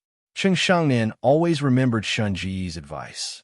Choosing the safer option upon re-entering the building, she without hesitation slapped the alarm panel by the door. Woo, woo, woo. Instantly, the Rong City branch's piercing alarm blared. Cheng Shengnan kicked off her high heels, running barefoot toward the elevator bank. Just then, the hallway lights began flickering off one by one with a series of pops. In the darkness, Cheng Shengnan saw a faint figure flash in the corridor. Without a second thought, she turned and dashed for the stairs. Chief! Chief! Cheng Shengnan yelled for Deng Yuqi as she ran upstairs. Bang! Bang! Bang! Bang! Bang! Bang! Gunfire erupted from above and below, especially loud outside the main building. Clearly, the 12 branches had struck again. Cheng Shingnan's heart tightened. Shen Ge had been saying for days that the raid felt strange, like they were rushing to die. It was so unlike the 12 branches style that he had the inspection team help him turn the battle zone upside down, searching for hidden traps. Finding nothing, Shen Ge remained uneasy, staying mostly at the branch lately. And now, the 12 branches had indeed struck again. As Cheng Shengnan burst from the stairwell into the hallway, before she could shout "Chief!" a ranked 12 branches member emerged from the shadows. Tiger. Damn! Cheng Shengnan knew she was in trouble. She was no match for a rank captain, but she wouldn't go down without a fight, sprinting desperately toward Deng Yuqi's office. Was faster. Just as he was about to catch her, a gunshot rang out. Bang! Deng Yuqi stood at her office door, gun raised, hitting the character on Yin's hood. Seeing Deng Yuqi, Cheng Shengnan sighed in relief. Her legs were jelly, but she couldn't give up. She had to reach Deng Yuqi. Once in the office, she could hide in the safe room. Bang! Bang! Bang! Deng Yuqi ran toward Cheng Shengnan, firing expertly. Each shot hit Yin's head precisely. Yin's head jerked back with each hit, but it didn't stop his charge. Deng Yuqi emptied the magazine, tossed the gun, and tapped her left shoulder. Click, click. Mechanical sounds echoed as her left arm was encased in a mechanical gauntlet. She pulled Cheng Shengnan close, ducking her head under Yin's grasping hand, and threw a punch with her mechanized left arm. Bang! Powered by the mechanical arm, Deng Yuqi's full-force punch would feel like being hit by a car to a normal person. But against Yin's abdomen, it felt like striking sponge, the force dissipating instantly. Looking closer, the flesh on Yin's stomach seemed to writhe, bulging out and enveloping Deng Yuqi's arm. Deng Yuqi's expression changed. She tried to pull free, but another arm grew from Yin's body and slammed into her shoulder. Deng Yuqi felt a massive impact, sent flying back into Cheng Shengnan, who was running toward the office. Thud! They collided and tumbled to the ground. Cheng Shengnan, as the cushion, felt her bones rattling.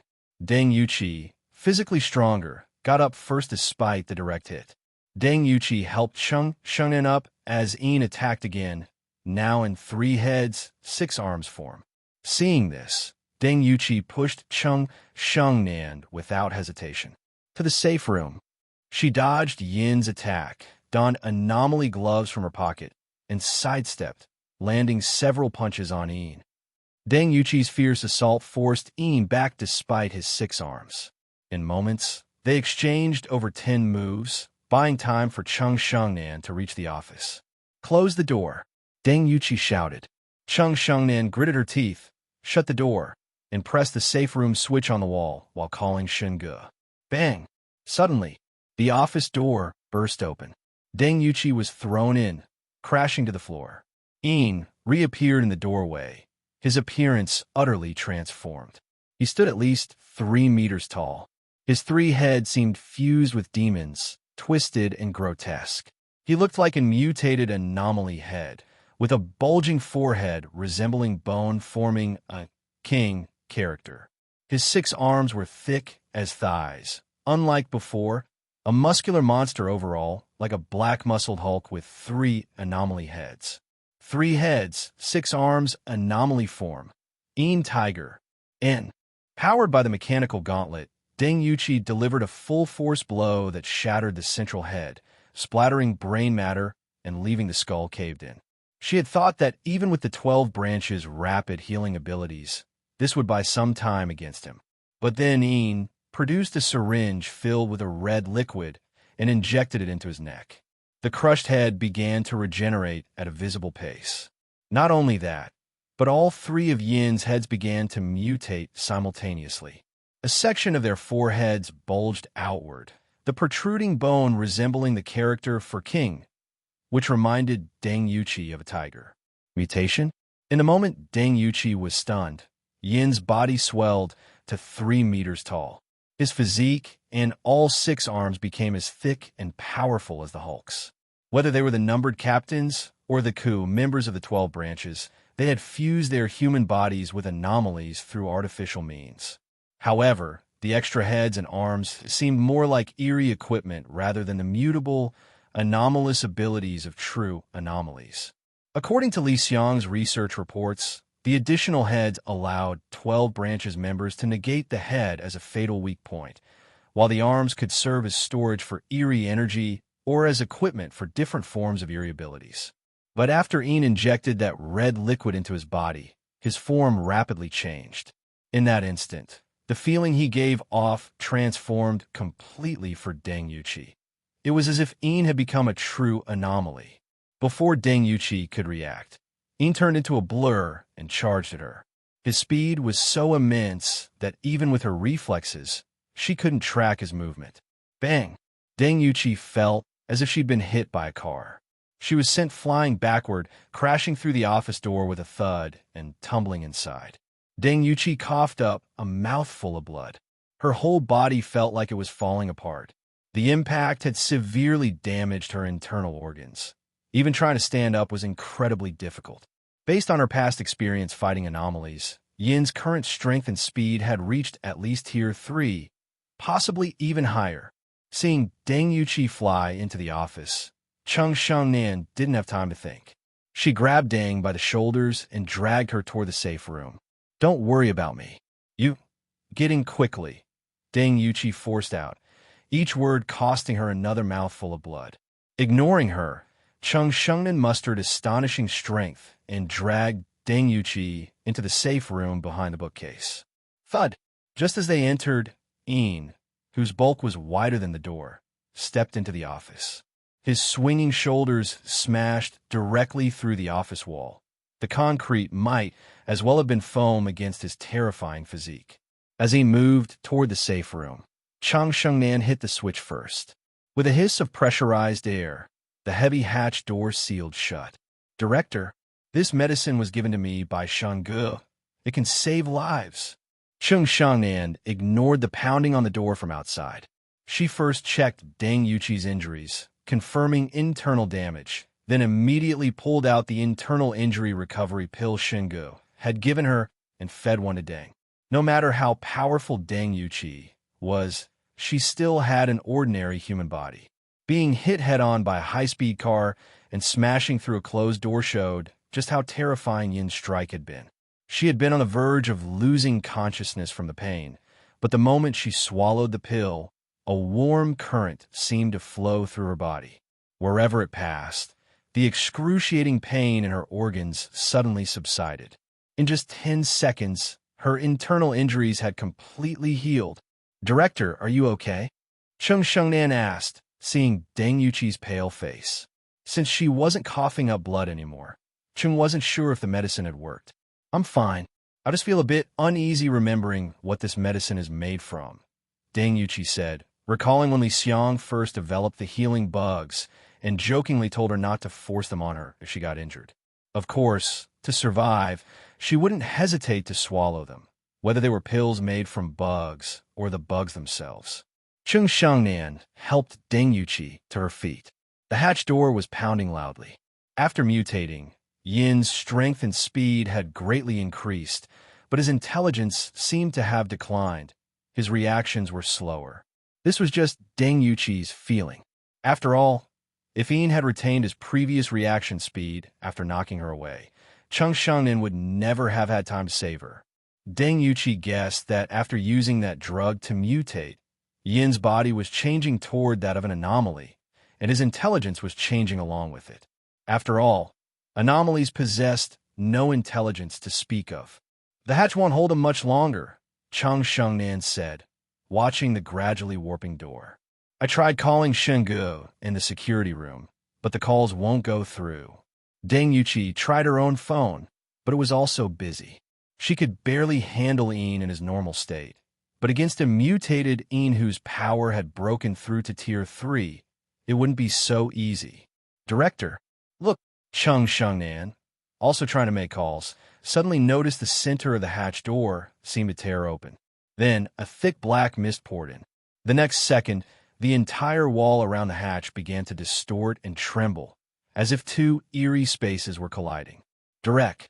Black mist instantly filled the safe room. Before Cheng Shengnan could finish her sentence, upon contact with the mist, she turned into a beam of white light and vanished before Deng Yuqi's eyes. Deng Yuqi was stunned. The next moment, she too was touched by the black mist. It enveloped and swallowed her whole. A brief dizziness gave her the sensation of entering an eerie space, and her surroundings underwent a dramatic change. The once white safe room transformed into a completely different space. Deep blue wallpaper, modern-style decor, a soft, large bed. A bedroom? As an experienced elite anomaly investigator, Deng Yuqi had entered eerie spaces multiple times. She immediately realized the black mist and the white light of Cheng Shengnan's disappearance were likely connected, probably a technique of the 12 branches, similar to a teleportation plus pulling into eerie space ability. Although the entry point into an eerie space was uncertain, if Cheng Shengnan had also entered this space, then at least for now, there seemed to be no danger. Deng Yuqi quickly calmed down and began observing the room's layout. It was an ordinary bedroom with modern decor. The spacious room and luxurious furniture clearly indicated it belonged to someone wealthy. Deng Yuqi looked around. A spacious bathroom, a luxurious bathtub. But both the bedroom and bathroom were covered in a thick layer of dust, as if abandoned for a long time. She thought of the different time flows in overlapping spaces mentioned in the Chongqing incident report. She pulled out her eerie space detector from her pocket. After the capital's anomaly disaster, headquarters had released the blueprints for the eerie space detector. In 2 months, the Rome City branch had produced 3, assigned to Shen Ge, Deng Yuqi, and Lin Yin respectively.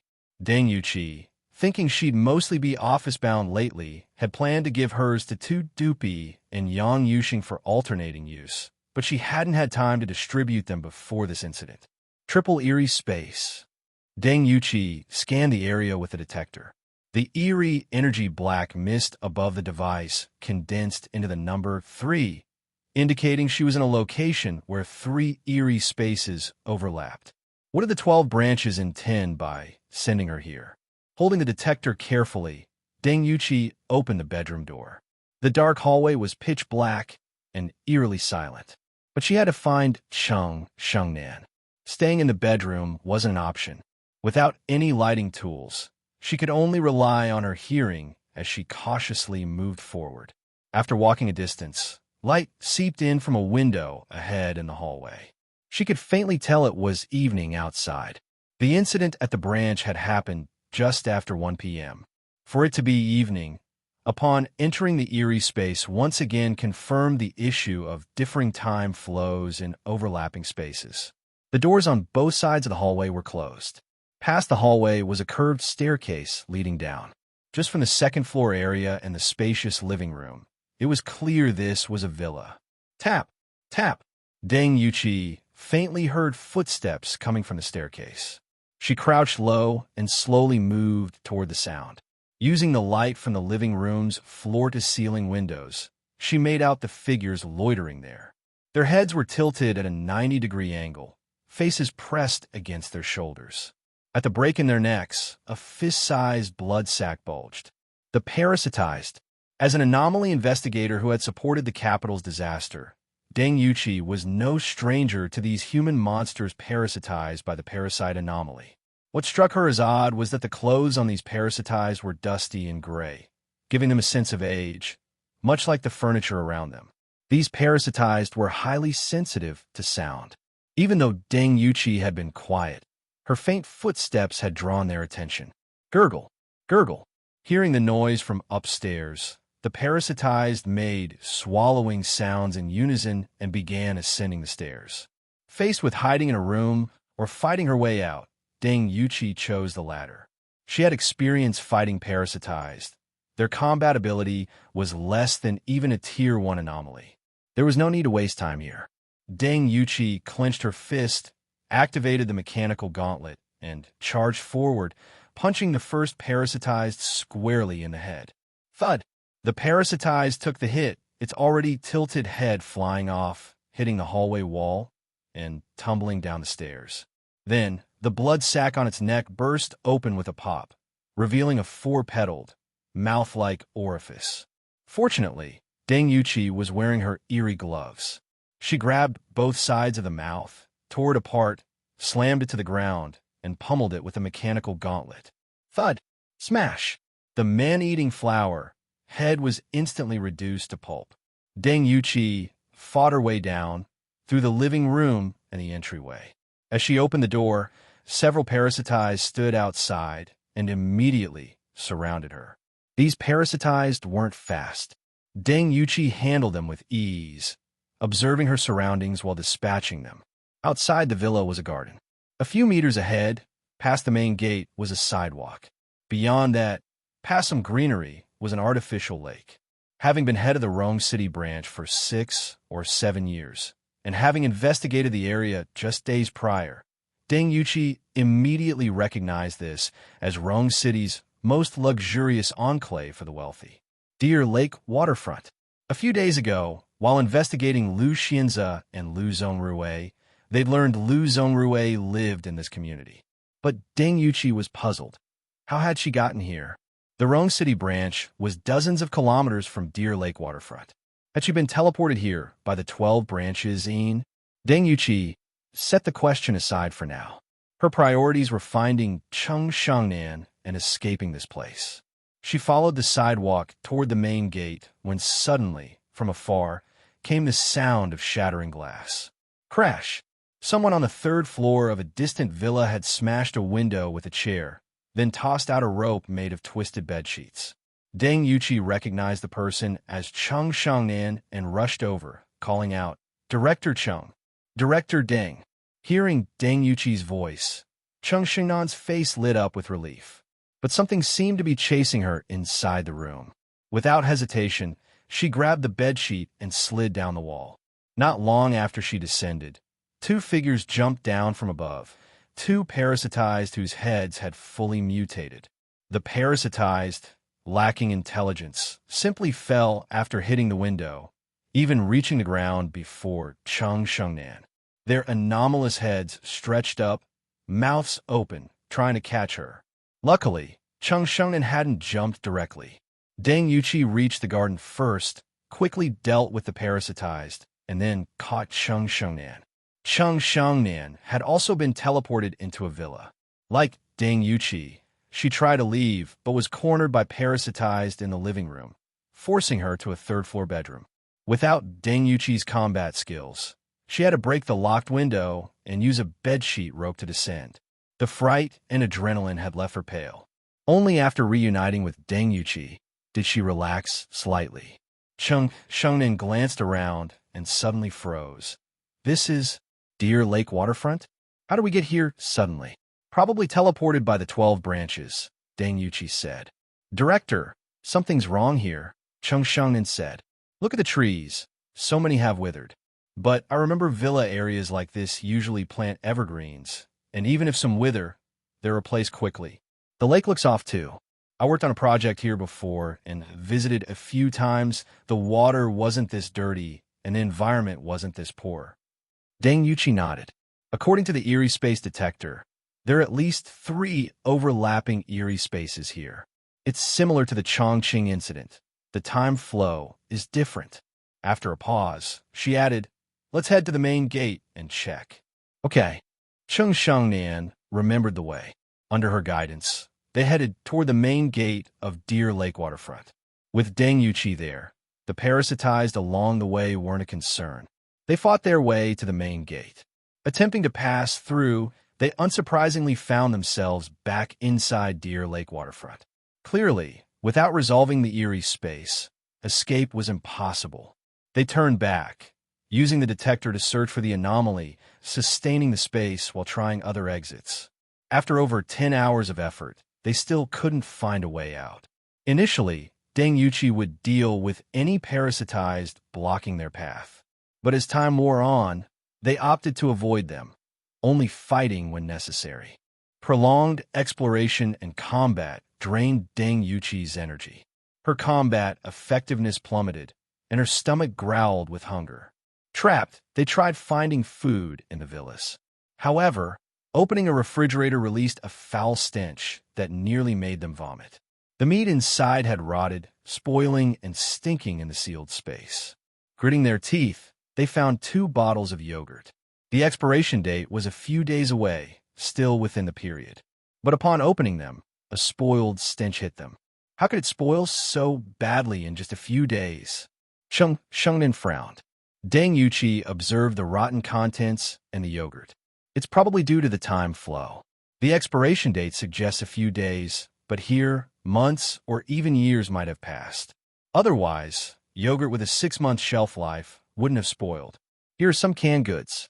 Cheng Shengnan found 2 luncheon meat cans in the top corner of the fridge. The expiration date ranged from 2024 to 2028. Even with the accelerated time, these should be edible. Cheng Shengnan opened a can, smelled it, took a small taste to confirm it wasn't spoiled, and then handed the other can to Deng Yuqi. Though the canned food didn't taste great, they weren't in a position to be picky. Eating the canned food, they looked out the floor-to-ceiling window at the parasitized wandering the greenery. Deng Yuqi sighed and asked casually, "What do you think Shen Ge would say in this situation?" Cheng Shengnan swallowed her food, thought for a moment, and imitated Shen Ge's tone. Well, a special episode of Resident Evil. Ha ha ha. Deng Yuqi laughed heartily, slapping her thigh. See? Only you can keep up with his train of thought. Director, honestly, that's not exactly a compliment, Cheng Shengnan said wryly. Deng Yuqi sighed. Based on the eerie energy concentration from the detector, there's a Tier-4 anomaly here. I'm not like your freak of a boyfriend who can tear apart a Tier-4 anomaly solo. I wonder if they can find us before we starve to death. They probably can. On this point, Cheng Shengnan had faith in Shen Ge. After discussing, they quickly decided to search the villas one by one, setting up a temporary base in a well-located one. For now, the only threats were the parasitized. No anomalies meant good news. They'd secure survival supplies first, then find a way out. Meanwhile, not long after Cheng Shengnan left the main building, noticed something wrong, and triggered the alarm, Shen Ge, who was in the dorm, rushed to the scene. At his speed, it took less than a minute from the dorm to the main building. By then, the patrol team was already engaged with the 12 branches members. Again, Shen Ge frowned slightly. Remembering Cheng Shengnan was working overtime and likely in the main building, he decided to end this quickly. As he approached the main building, little classmate 7 alerted him. Master, detecting eerie spatial energy near the main building. Warning, a Tier-2 anomaly is ahead. Host, prepare for combat. Do not underestimate the enemy to avoid an unexpected defeat. The system's warning echoed Little 7's alert. Clearly, the main building was enveloped in an eerie space. The main building is inside an eerie space. Combat team, be mindful of willpower consumption. Lin, handle the outsiders. I'm going in to check. Shen Ge was issuing orders to Feng Qingxiu and others when he saw Lin Yin and other elite anomaly investigators rushing from the dorm area. He left the situation to them and entered the eerie space to find Cheng Shengnan. Don't worry, leave it to me. Lin Yin brandished her cleaver, sending a coup member flying. Shen Ge had suspected the 12 branches' motives during their previous attack on the Rong City branch weren't simple, which was why he'd chosen to stay recently. Sure enough, within days, the 12 branches struck again. As Shen Ge pondered their true target, he donned his full-body attachment armor, increasing his speed as he charged into the main building. With the armor's defense, gurgle, gurgle, Yin let out low, swallowing sounds. The next second, he charged at Shen Ge with extreme speed, moving so fast he left an afterimage. Bang! Shen Ge was only stunned for a moment before Yin slammed into him, sending him flying through 2 walls before being buried under the collapsed rubble. What surprised Shen Ge wasn't just Yin's terrifying speed and strength, but the fact that even after being controlled by eerie eye, invisible, he could still accurately pinpoint Shen Ge's location. The force of this blow was even greater than a speeding car. It could have severely injured or killed Deng Yuqi, but for Shen Ge, it was just a bit painful. Rumble. Shen Ge stood up from the pile of rubble. The armor covering his body flowed like mud, quickly repairing itself. The next moment, Yin charged again. This was the first time Shen Ge encountered a situation where eerie eye, invisible, failed. Could it be that with 3 heads, it only controlled one? Collapse. Shen Ge immediately reached out and deployed his intangible domain. Even though Yin was fast, once the direction of his charge was covered by the domain, his body rapidly sank downward. As half of Yin's body sank into the floor, Shen Ge charged back at him, driving the black bone dagger into Yin's forehead, gripping the hilt with both hands and slicing downward. Simultaneously, the armor on his right arm condensed into a tentacle, snatching back the eerie eye, invisible, stuck to Yin's head. Since the eerie eye had no effect on him, there was no need to keep using it. If this guy escaped with a teleportation device, wouldn't he be down 1 eerie eye? Just then, the floor beneath Shen Ge suddenly gave way. Yin's 2 arms smashed through the floor, grabbing his ankles, and both of them fell downward. Bang! Bang! Bang! During the fall, Shen Ge and Yin exchanged blows. The former attacked with the black bone dagger and the pig-slaughtering knife, while the latter's punches were blocked by intangible barriers condensed from the eerie domain. Thus, every time Yin's fist hit Shen Ge, it sounded like crack, crack, as if bones were breaking, but it was actually the intangible barriers shattering. After landing, Shen Ge was unharmed, while Yin was covered in wounds. Gurgle, gurgle. Yin opened his mouth and roared. But the moment he opened it, a revolver wrapped in black, rotting flesh was shoved into his mouth. Bang, bang, bang. The eerie energy bullets from the anomaly-killing revolver fired rapidly. Under Shen Ge's control, they pierced through all 3 heads. Yet after being shot, Yin only froze for an instant before all 6 arms simultaneously reached out to grab Shen Ge. Shen Ge retreated, raising his hand to spew black flame at Yin's heads. At the same time, a blade light flashed swish. One of Yin's outstretched arms was severed by Shen Ge's pig-slaughtering knife, spraying a large amount of black mist-like eerie energy. Yin's 3 heads opened like the man-eating flower heads of the parasitized, emitting furious roars. Then, he stomped hard and leaped upward. Boom! Yin crashed through the ceiling back to the level of Deng Yuqi's office. Ignoring Shen Ge's pursuit, he rushed quickly toward the office. Hey, running away because you can't win is going too far. Shen Ge, wearing the eerie leather boots, jumped up through the hole Yin had made in the ceiling. Yin was too fast. Afraid he couldn't keep up, Shen Ge even activated Crimson Mist form. But even then, he was much slower than Yin. He only saw Yin break off one of his own arms and charge into Deng Yuqi's office. The broken arm transformed into a black spear emitting black mist. Then, Yin, with his 4 arms, wielded the black spear and stabbed at the heavy hatch door of the safe room, simultaneously attaching a mechanical device to the door. It took Shen Ge only a few seconds to jump up and chase into the office, but he was a step too late. As soon as he entered, he heard a loud boom. The hatch door seemed to have been blown open. Then, the entire office filled with eerie energy black mist. Shen Ge was also sent flying out of the office by a huge impact. As he flew backward, he seemed to see a flash of white light in the office. After stabilizing himself, Shen Ge immediately charged toward the safe room. However, there was only a hole a few fingers wide left in the safe room door. The hatch hadn't been blown open, and Ian was nowhere to be seen in the office. Did he teleport? Shen Ge had a bad feeling. He knocked on the hatch door, calling out for Chung Shangnan and Deng Yuqi, but there was no response from inside. Shen Ge used Crimson Mist form to absorb the black mist eerie energy in the room. After converting it, confirming Ian had indeed teleported away, he pulled open a bookcase next to the office and entered the code. Hiss! The heavy hatch door slowly opened. Apart from some lingering black mist of eerie energy, there was no sign of Deng Yuqi or Chung Shangnan inside. Shen Ge's expression darkened. While having little classmate 7 scan the surrounding eerie energy, he rushed out of the main building. When he reached the first floor, he saw 2 assistants from the logistics department running out of a hallway. One of them looked familiar. She seemed to be Chung Xingnan's assistant. Stop! Shen Ge called out to them. Neither of them had seen Shen Ge's Crimson Mist form before and thought he was a red anomaly. The younger one immediately collapsed in terror, crying and struggling, crawling toward the main entrance on her hands and knees. Chung Xingnan's assistant, however, tried hard to pull the terrified woman up. Shen Ge felt this person's reaction was somewhat off. Calm and expressionless. Not many people in the branch knew about Crimson Mist form. While being scared stiff might be an exaggeration for a member of the Special Measures Department, being expressionless was even more suspicious. Shen Ge reached out.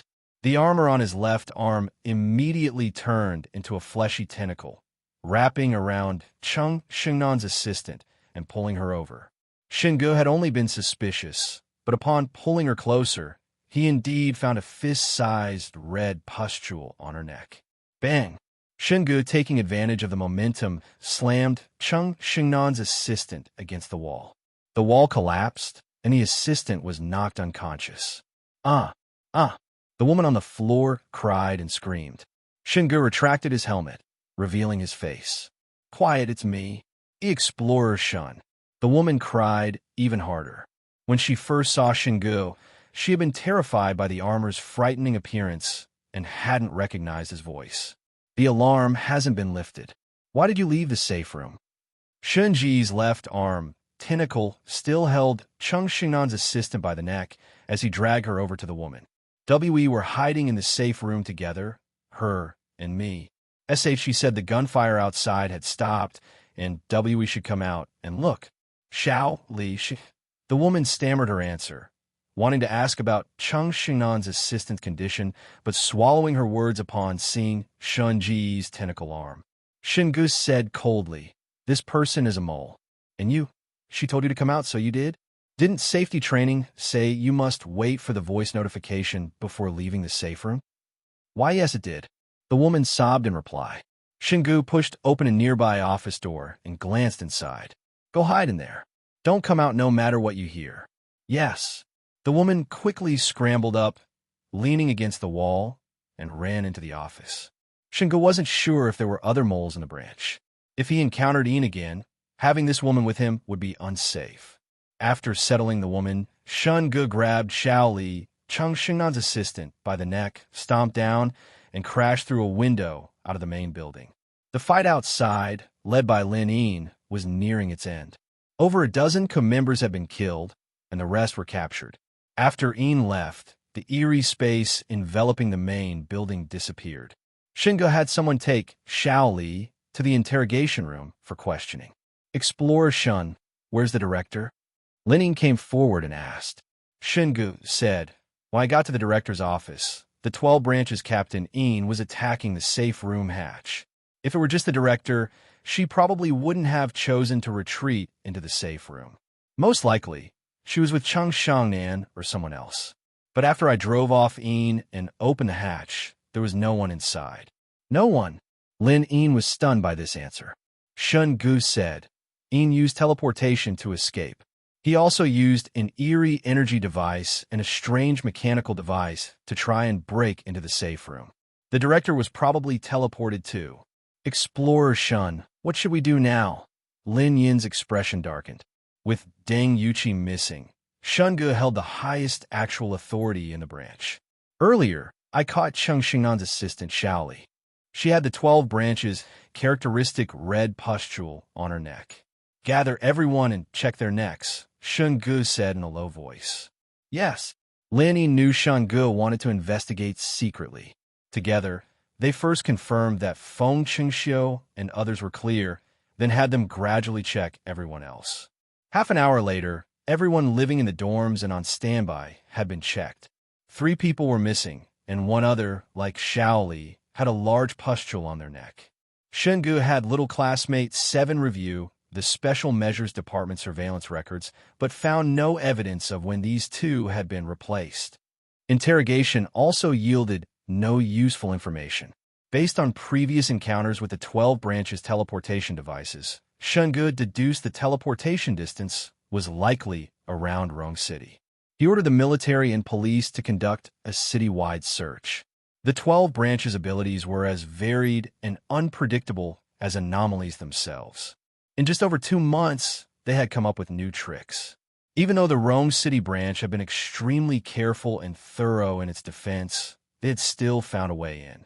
Shen Ge had prepared many good items for Cheng Shengnan, even a life-saving trump card that could protect her briefly and allow little classmate 7 to lock onto her position. But it seemed Cheng Shengnan hadn't used it. Shen Ge guessed she was probably with Deng Yuqi, so for now, she was safe. Even so, they couldn't let their guard down. They had to find the teleportation location quickly. After 4 hours of citywide search, the detection team of the Special Measures Department was the first to detect an eerie space reaction at Deer Lake waterfront. Shen Ge, Lin Yin, and others rushed over and indeed detected multiple eerie spaces. Explorer Shun, I'll go in with you, Lin Yin said. Shen Ge said, no, I'll go in first. You stay on standby outside. With Chen Ku and the others outside, there won't be a problem. The 12 branches clearly came prepared this time. We're not comfortable with you going in alone, Lin Yin said. Shen Ge glanced at Feng Qingxiu and others assisting with setting up the cordon. We still don't know exactly what the 12 branches want. Chen Ku and Xiao Dou will guard the branch. The city still needs you to protect it. If we all go in, it will be dangerous if a high-tier anomaly appears. But Lin Yin was still somewhat worried. After all, Deng Yuqi was likely trapped in this eerie space, and the detector had detected at least 3 overlapping eerie spaces. Report. At that moment, a soldier from the information department came forward urgently. Explorer Shun, Explorer Lin, we've received reports of anomalies appearing in all 5 urban districts requesting support. Lin Yin's expression changed upon hearing this. It was exactly what she feared. Although Shen Ge had anticipated that the 12 branches' goal wasn't simply to attack the Rong City branch, causing anomaly incidents in 5 districts simultaneously felt like a prelude to the capital's anomaly disaster. The 12 branches might have had motives for creating the capital's disaster, but the Rong City branch was poor. The most valuable things were on Shen Ge himself. If they wanted him, they could lure him out and target him alone. There was no need for such a large-scale operation. What benefit did creating an anomaly disaster bring them? Shen Ge gave Lin Yin a few instructions, telling her to form several anomaly combat teams with 2 Dupi, Yang Yuxing, and other elite anomaly investigators to handle the incidents in the city first. He would handle Deer Lake waterfront. They needed to suppress the anomaly incidents quickly to avoid a disaster like the capital's. Shen Ge arranged the work for the elite investigators, handed command over to Chen Ku, and stepped into the multiple eerie spaces of Deer Lake waterfront. Shen Ge appeared on the Villa Island in the center of the artificial lake. Looking at the dim lake water, withered plants, and parasitized wandering around, he felt a sense of familiarity. The multiple eerie spaces with accelerated time flow from the Chongqing incident. The capital's anomaly disaster, with hundreds of thousands of citizens controlled by the parasite anomaly. Suddenly, The information related to the 12 branches and anomalies in Shen Ge's mind seemed to connect. He seemed to have guessed the 12 branches' intention. The Chongqing incident was Shen Ge's first experience with multiple eerie spaces. At that time, the 12 branches hadn't surfaced yet, and they thought it was a problem with the pet market. But now it seemed likely the 12 branches were behind it, creating that disaster to test multiple eerie spaces. After that, complex multiple eerie spaces appeared in the capital's disaster. There, the 12 branches tested the parasite anomaly, creating a large number of parasitized. After that, the strength of the 12 branches captains increased rapidly. Een had mutated like an anomaly, his combat power almost catching up to the four-headed, eight-armed leader. Besides the leap in physical prowess, most importantly, Een also gained the ability to envelop the main building in an eerie space. In other words, every time the 12 princes caused trouble, their anomalous abilities kept changing. Clearly, the tests conducted during each disaster were successful. Shen Ge guessed that the 12 branches' actions in Rong City this time were likely testing some anomaly-related ability again. He had to find Deng Yuqi and Cheng Shengnin quickly. Just as Shen Ge was about to start searching through the villa area, the system suddenly issued a series of prompts. Warning: host has entered a multiple eerie space region. Scanning eerie space now. Scanning. Current multiple eerie space layers. 3. Current multiple eerie space maintainers. Tier 5 Anomaly. Trait: 3 heads, 6 arms. Tier 3 Anomaly. Tier 3 Anomaly. Marking anomalies in current region.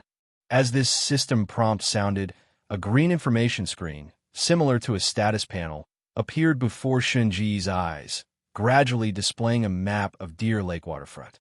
On the map, the villa island in the center of the lake was covered in a thick black mist, labeled Tier 5 Anomaly. Trait: 3 heads, 6 arms. The center of the artificial lake to the east was marked Tier 3 Anomaly.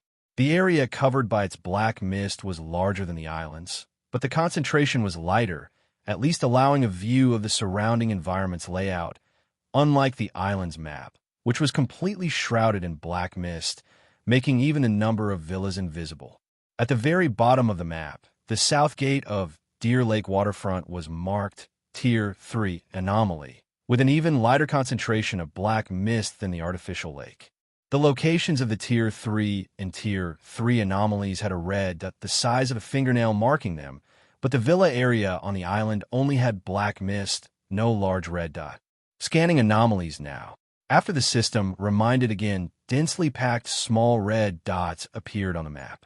Shen Ge looked toward the greenery belt near the villa ahead, according to the nearest few small red dots, and saw exactly 4 parasitized, wandering aimlessly. Could this be the new function of a system's Tier 3 evolution? The ability to scan eerie spaces and mark anomalies not exceeding the system's level. The map function could be zoomed in and out. Zooming in allowed a clearer view of the location and number of small red dots. Shen Ge roughly counted 14 Tier 1 anomalies, and the number of parasitized was in the 4 digits, dense packed everywhere. Good grief, system. Have you finally stepped up? Shen Ge had complained more than once about the system's lousy warnings and its inability to scan anomaly locations, worse even than little classmate 7. He never expected that after reaching Tier 3 evolution, it could directly scan the map within the eerie space and mark the locations of anomalies. Within the current multiple eerie space, a new crisis mission has been detected. Crisis mission. You are currently within a multiple eerie space created by a Tier 5 anomaly. Trait: 3 heads, 6 arms. Influenced by the Tier 5 anomaly, many low-tier anomalies roam here, making it extremely dangerous. Please eliminate all anomalies in the shortest time possible and kill the Tier 5 anomaly. Trait: 3 heads, 6 arms. Time limit: none. Note: when killing the Tier 5 anomaly, trait: 3 heads, 6 arms, you must ensure all low-tier anomalies in the entire eerie space have been eliminated. Reward: trait enhancement point x1, system points x1000. Holy crap! Trait enhancement point? System, you've really stepped up. However, the number of anomalies in the current eerie space was too high, and they were too scattered. Cleaning them all up would probably take considerable time. The primary goal now was definitely to ensure whether Cheng Shengnan was here and safe.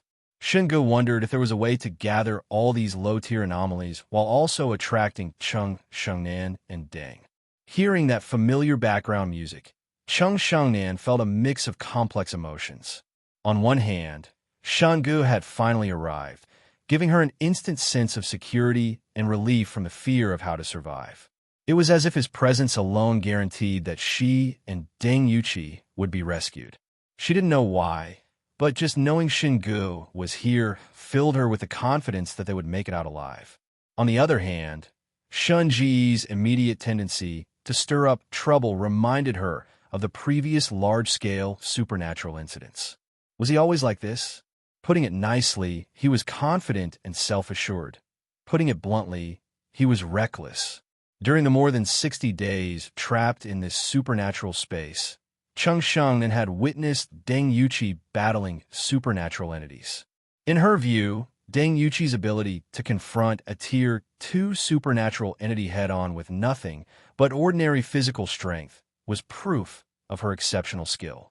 Even so, Deng Yuqi only dared to take on isolated supernatural beings. Shen Ge, however, had no such reservations. As soon as he arrived, he exploited the weakness of the infected and supernatural entities, their sensitivity to sound, and lured all the nearby monsters over. Watching the sidewalks and green spaces fill with the infected, Cheng Shengnan and Deng Yuqi were at a loss. Should they help? In their current state, staying out of the way was the best they could do. Should they just wait? The sheer number of infected, mixed with Tier 1 and Tier 2 supernatural entities, was terrifying to behold. Shen Ge should be able to handle this, Cheng Shengnan murmured, unsure whether she was comforting Deng Yuqi or herself. Probably, Deng Yuqi replied.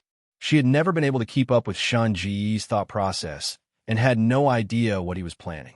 But Shen Ge's goal was simple: to eliminate the low-tier supernatural entities as quickly as possible and find the two of them. Bang!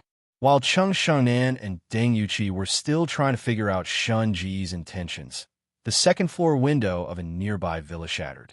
Shen Ge, clad in full-body combat armor, leaped out. Whoosh! Black supernatural flames erupted from the armor on his arms, instantly igniting a large group of infected below and creating a sea of fire. Shen Ge then descended into the inferno, wielding a butcher's knife and switching to a lawnmower mode of combat. Bang! Bang! Bang! Strangely, the infected Shen Ge killed didn't just die. After their heads were severed, their bodies exploded as if under a corpse explosion spell, releasing parasitic supernatural entities that resembled a cross between spiders and scorpions. 8 legs with a stinger-like appendage at the end of their tails. The severed heads, meanwhile, transformed into flying parasitic supernatural entities. These parasitic entities were about half a foot long and moved quickly, especially the flying ones, which were even faster than Shen Ge's slashes. They were highly sensitive to living beings, and the moment they erupted from the infected, they immediately swarmed toward Shen Ge. But Shen Ge wasn't their only target. Deng Yuqi and Cheng Shengnan, watching from the second floor of the villa, also became targets. Not good, Deng Yuqi exclaimed, seeing the flying parasitic entities heading their way. She quickly pulled Cheng Shengnan into the room, shut the balcony sliding door, closed the curtains, and pushed a wardrobe and bookcase against the French windows. The sound of shattering glass confirmed that Deng Yuqi's decision was right. The flying parasitic entities were not only fast, but also strong, smashing through the glass and knocking over the bookcase in just a few strikes. To the 3rd floor, Deng Yuqi yelled to Cheng Shengnan. Then, grabbing the fallen bookcase, she lifted it with surprising strength and swung it like a fly swatter at the incoming parasitic entities. Bang!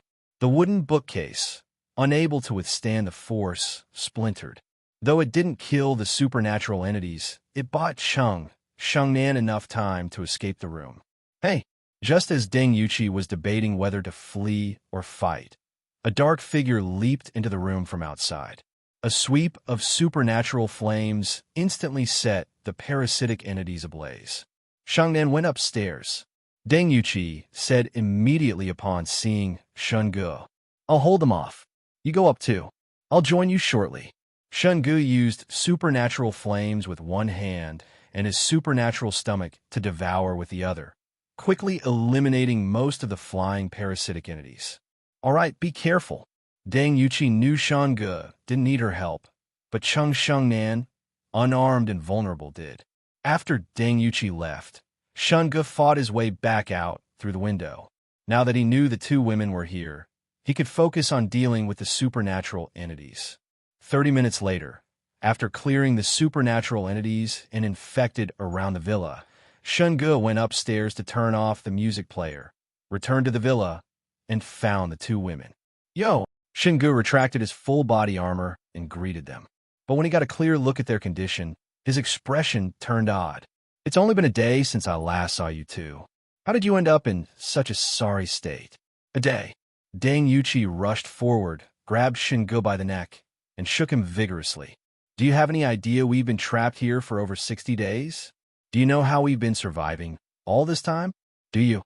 While exploring the neighboring villa, Shen Ge had seen the dust-covered furniture and rotting food, which had already given him an idea. But hearing Deng Yuqi confirm they'd been trapped for over 60 days still surprised him. "Enough talk. Hurry up and magic us some instant noodles. We're starving." Deng Yuqi released him and demanded. "No problem." Shen Ge agreed readily. After all, he just earned thousands of system points from this round, bringing his total to over 4,000. With 40 draws, it would be downright ridiculous if he couldn't get even one pack of instant noodles. Then again, given the system's contrary nature, it wasn't entirely impossible. "You can materialize instant noodles?" Shengnan asked, puzzled. Though she rarely ate instant noodles normally, right now, they sounded like a gourmet feast to her. "Theoretically, yes, but we'd better find a more spacious spot." Shen Ge thought it'd be safer to go downstairs to avoid summoning any strange items like a tank. The surrounding infected and low-tier supernatural entities had been cleared, so there was no fear of attracting more monsters. Once in the open area, Shen Ge started with a 10 draw. System draw. As soon as he spoke, the lottery wheel appeared in his vision. He noticed that after the system upgraded to Tier 3, the draw probabilities had changed again. Daily supplies, 30%. Weapons and equipment, 25%. Consumables, 20%. Free attribute points, 20%. Vehicles, 4%. 1%. PS. Higher ratings will unlock more categories. The probability for daily supplies had dropped by 20%, while weapons, consumables, and free attribute points had increased. Under normal circumstances, this would be good news. But now, please don't tell me I jinxed it. Shen Ge wasn't sure if 40 draws would yield any instant noodles. Regardless, he proceeded with the 10 draw. Ding, ding, ding, ding, ding. Congratulations, host, for drawing free attribute points for %. Congratulations, host, for drawing the weapon Type 95 Assault Rifle X1. Magazines X10. Free attribute points 3%. High explosive grenades X5. Molotov cocktails X20. Free attribute points 3%. Free attribute points 2%. Telescopic batons expandable X3. Flashbangs X3. Fragmentation grenades X5. As streaks of white light flashed, items materialized out of thin air before the three of them, startling Shengnan, who was unaware of the system's existence. Her first thought wasn't about some supernatural creature elimination system, but whether Li Xiang had created something new using the 12 branches transmission device. Deng Yuqi looked at the weapons and equipment, her eye twitching. "So, where are the instant noodles?" This was bad. Shen Ge knew the system would never make things easy for him. "Don't panic, I still have 30 draws left." The second 10 draw also yielded no instant noodles, but aside from weapons and equipment, there were 3 boxes of Wei Hang Hang milk and biscuits which could at least help the two women fill their stomachs. The third tin draw produced some daily supplies like down jackets, followed by a large flash of white light that made Deng Yuqi and Shengnan step back abruptly. With a loud thud, attack helicopter appeared before them. An awkward silence fell. Deng Yuqi stepped forward to inspect it and said solemnly, "This helicopter is a model still in service in our country. Based on the serial number, it should be from the Quanlong Mountain Base. It seems our previous guess was correct. The system's draws likely require both discarded and proximity conditions. A helicopter? But right now, I just want instant noodles," Shen Ge sighed helplessly. The system's draws never went as he hoped. "How many draws do you have left?" Deng Yuqi asked. 10, Shen Ge replied. "Well, whatever. At least we have 3 boxes of milk," Deng Yuqi said with a sigh. After the system upgraded to Tier 3, not only had the draw probabilities changed, but the quantity of items drawn had also increased. Previously, the maximum free attribute points drawn were 3%, but now for percent was possible. After 30 draws, Shen Ge had accumulated 43% in free attribute points, a significant increase from before. Instant noodles, instant noodles, instant noodles. Shen Ge chanted instant noodles 10 times in his mind, then hummed the jingle from a certain instant noodle commercial, hoping for a miracle with single draws. A pistol, a rocket launcher, an armored vehicle. Just as Shen Ge began to worry that he might empty the entire inventory of the Quanlong Mountain Base, a flash of white light finally brought 3 boxes of instant noodles into view. "Congratulations, host, for drawing daily supplies, Black Elephant Instant Noodles X3 boxes." Shengnan and Deng Yuqi had never imagined that seeing 3 boxes of instant noodles would feel like winning the lottery. Even better, the remaining draws yielded more instant noodles and 6 18L buckets of purified water. Deng Yuqi and Shengnan eagerly rummaged through the villa for pots, pans, and bowls, then set up a stove and asked Shen Ge to help light a fire to boil water and cook the noodles. Instant noodles are meant to be soaked. The essence is in the soaking, you know? Boiled noodles don't taste as good as soaked ones. Shen Ge, now acting as the fire starter, couldn't help but complain. Deng Yuqi glared at him. "Shut up. If you'd been 2 days later, Shengnan and I would have started considering eating supernatural creature meat. Actually, supernatural creature meat is edible. It's even better than regular meat. I saw some pet pigs and dogs among the supernatural creatures earlier. Want me to grill some for you?" Shen Ge offered. "No, thank you." Both women refused almost in unison.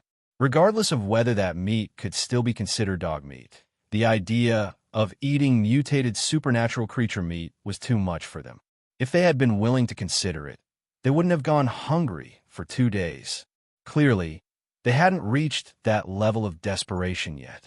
As they ate, Deng Yuqi asked about the situation outside, and Shen Ge gave them a rough overview. Deng Yuqi frowned upon hearing this. "It seems your earlier premonition was right. Their goals were far more complex than just raiding the research department. They probably planted moles in the branch during that attack." Shen Ge added, "I didn't expect the 12 branches to be able to devour others' heads and transplant them onto their own, effectively disguising themselves. With that ability, infiltrating headquarters would be easy." "Wait." Shengnan put down her bowl, recalling her interactions with Shaoli over the past 2 days. "If what you say is true, and Shaoli was replaced during the 12 branches' last operation, how did she remember the work I assigned her and perform without any issues?" Shen Ge pondered. "So it's not just about devour heads and growing an identical face. I suspect they also devour the brain, allowing them to read the deceased's memories and make disguising themselves easier." Deng Yuqi rubbed her temples. "If that's true, it's not good news. It means once they infiltrate, rooting out the moles will be extremely difficult." Shen Ge nodded. "Exactly. For now, the only way to identify them is through the red pustules on their necks, but it's uncertain if they can hide those or will be able to in the future. Currently, they probably can't, otherwise Lu Zongrui and Shaoli wouldn't have been exposed. Regardless, the branch needs to upgrade its defense measures further. Personnel inspections will have to be stricter from now on, Deng Yuqi said. Shen Ge continued. Based on what I've seen, the 12 branches seem to be planning or testing something. The incidents in Yuzhou, the supernatural disaster in Dying, and now the one in Rongshu, each time they strike, they create large-scale supernatural disasters and introduce new abilities.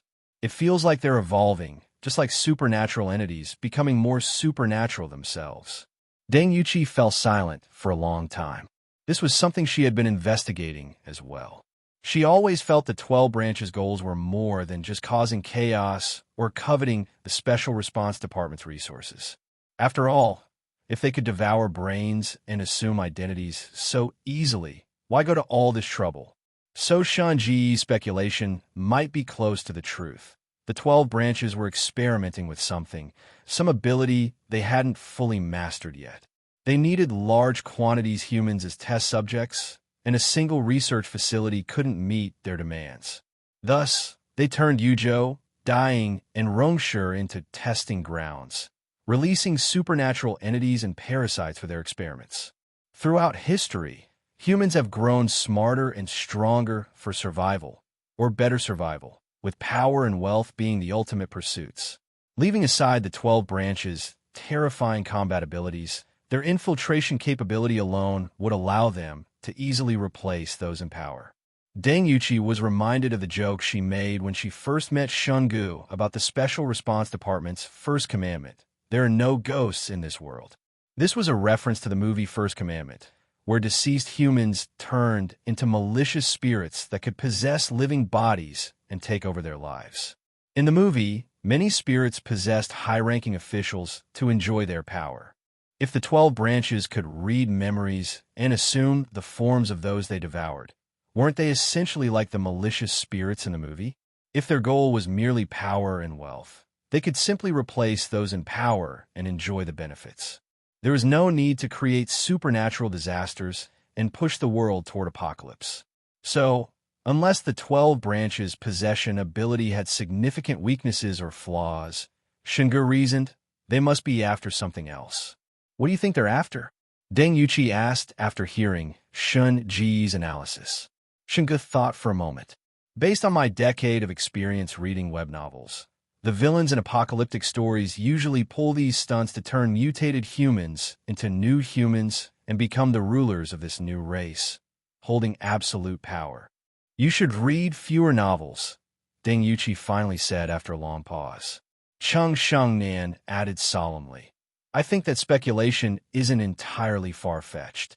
Given the 12 branches' abilities, they are indeed better suited to coexist with supernatural entities. Throughout history, survival of the fittest has been the rule. Most creatures that have survived to this day have evolved continuously, with only a few exceptions. Perhaps in the eyes of the 12 branches, they are the evolved new humans. But they haven't achieved perfect fusion with supernatural entities either. They're still using the corpse of the primordial supernatural entity to create artificial supernatural entities and then fuse with them. Honestly, they remind me of the flesh monsters from that human experiment accident years ago. Wait. Deng Yuqi suddenly paused, as if she had realized something. The red pustules. No wonder they looked so familiar. In the failed human experiments at headquarters back then, the test subjects eventually burst, consumed by the supernatural entities inside them, and turned into flesh monsters. So the red pustules on the 12 branches' necks are miniature versions of those flesh monsters. When Deng Yuqi mentioned this, Shen Ge immediately thought of Li Xiang's earlier research on the red pustules found on the supernatural rats and the Su entity. It was precisely that research report that had confirmed the 12 branches were artificial supernatural entities. Shen Ge said solemnly, based on the research reports from the Higher Research Institute, the 12 branches have existed for at least 10 years. Back then, headquarters was already experimenting with human supernatural fusion. It seems that, whether for the 12 branches or the flesh monsters that resulted from later human experiments, this is likely their weakness. Yuzhou, Dying, Rongshu, the 12 branches have been conducting tests step by step.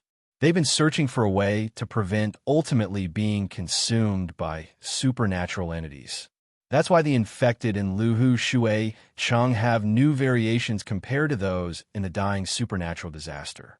When killed, new parasitic supernatural entities hatch from their bodies. If we view these infected as failed products of headquarters' earlier human experiments, then the 12 branches are indeed trying to achieve evolution step by step to become new humans superior to ordinary humans. This way, even if supernatural entities fully erupt, they can coexist in a world dominated by supernatural energy. Deng Yuqi nodded upon hearing this. Shen Ge's analysis clarified some of her doubts and led to several conjectures about the 12 branches' goals. Currently, the 12 branches' artificial supernatural entities have significant flaws.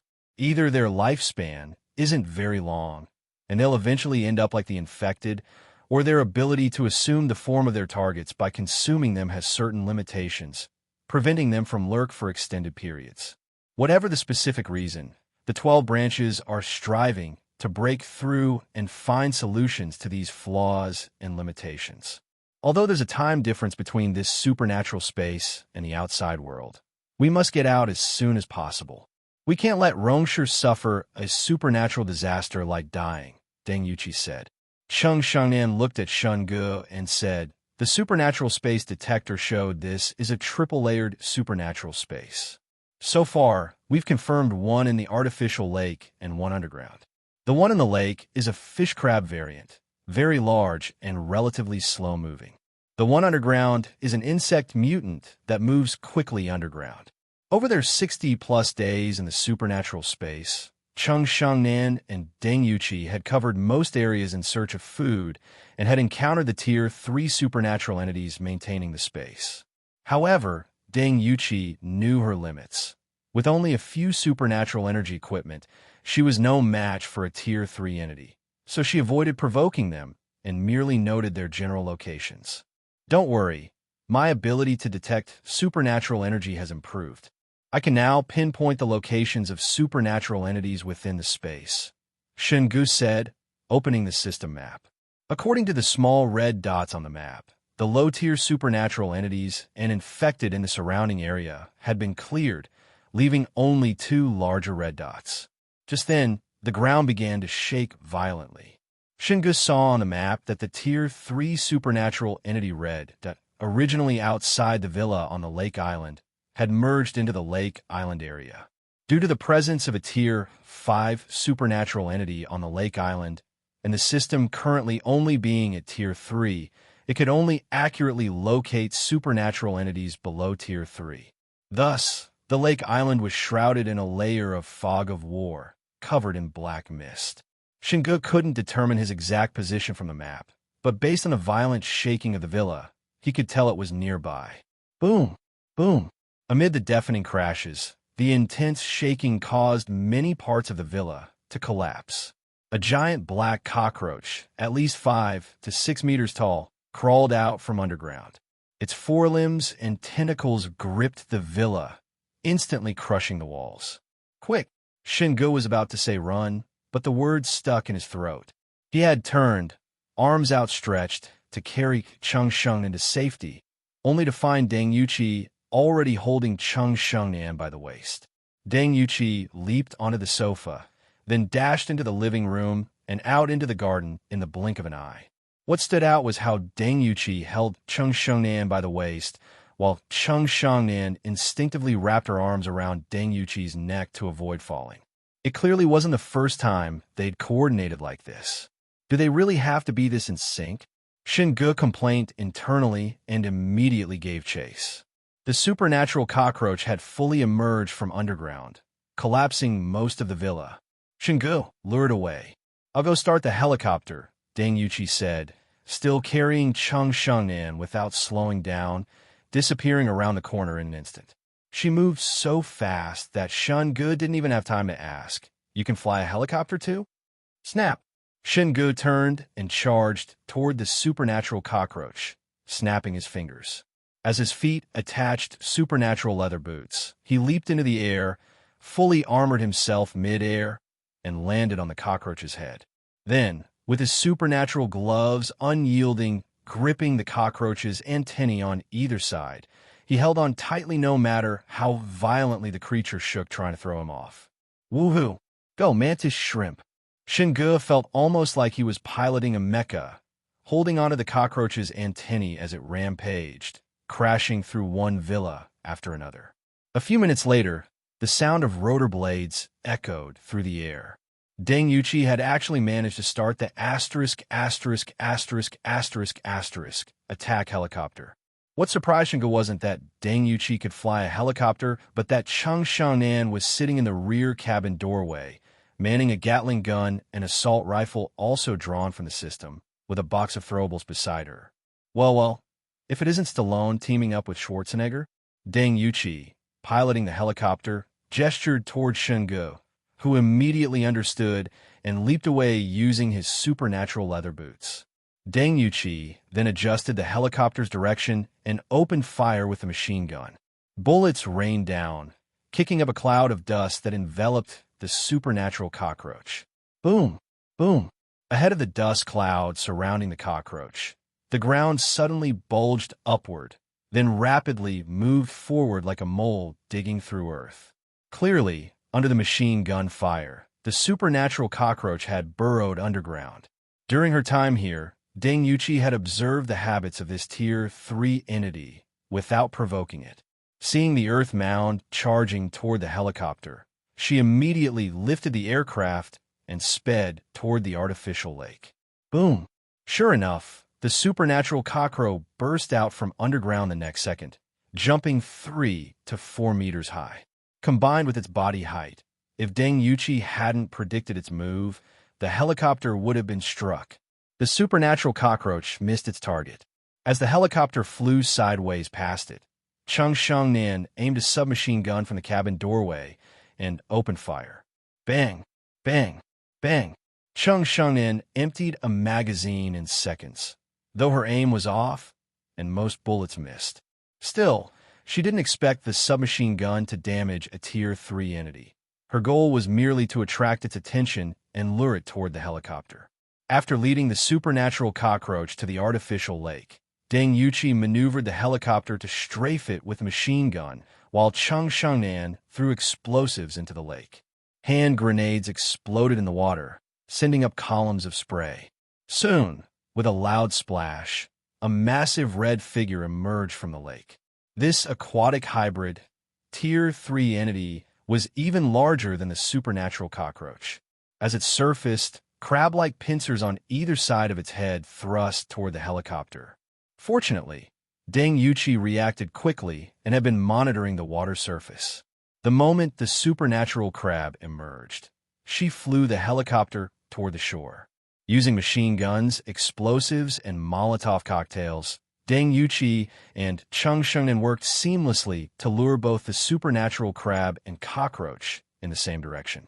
Most supernatural entities lack a sense of similar. To them, living beings and supernatural energy are food, opportunities for evolution. Under the helicopter's provocation, both the supernatural cockroach and crab believed the other was attacking them and soon began fighting each other. They nibbled each other's bodies, but with rapid healing abilities, the consumed parts regenerated visibly. If left to fight, even if they flattened Luhu Shui Cheng, there might be no clear winner. Deng Yuqi continuously adjusted the helicopter's position, using machine guns and explosives to cause trouble for both entities.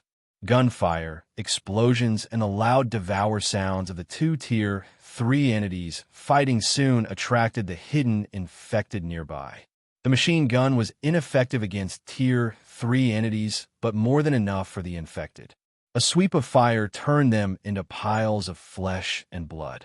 The two types of supernatural entities that exploded from the killed infected. The ground crawlers were helpless against the airborne helicopter, but the flying parasitic entities were keen, fast, and evaded the machine gun fire. Deng Yuqi could only maneuver the helicopter to avoid them. Thankfully, Shen Ge reacted quickly. Seeing the flying parasites heading for the helicopter, he leaped into the air using his supernatural leather boots. His supernatural tentacles extended from his arms, their tips transforming into gaping mouths that swallowed the flying insects attempting to attack the helicopter. The three decided to first clear the surrounding infected before focusing on the two Tier 3 entities. After all, both the supernatural crab and cockroach had rapid healing abilities, making them difficult to kill completely. 2 hours later, all the infected in Luhu, Shui, Cheng were finally cleared. The map showed only the black mist-shrouded area of the lake island. However, the fight between the supernatural crab and cockroach on the Greenland beside the artificial lake remained deadlocked. Two entities of the same tier, both with rapid healing abilities, couldn't easily determine a winner. Seizing the opportunity while they fought, Shen Ge entered his armor's red mist form, wielded his butcher knife, and moved closer. He started by chopping at the supernatural cockroach's forelimbs to prevent it from burrowing away. Facing two entities, Shen Ge didn't play favorites. He used his intangible supernatural domain's collapse to sink half of the supernatural crab's body into the ground, buying time for the cockroach. Shen Ge weaved between the two entities like a loach. If he angered one, he'd duck behind the other's body. Once their mutual hatred was secured, he'd strike again. After several rounds, both entities were covered in wounds, while Shen Ge remained unscathed.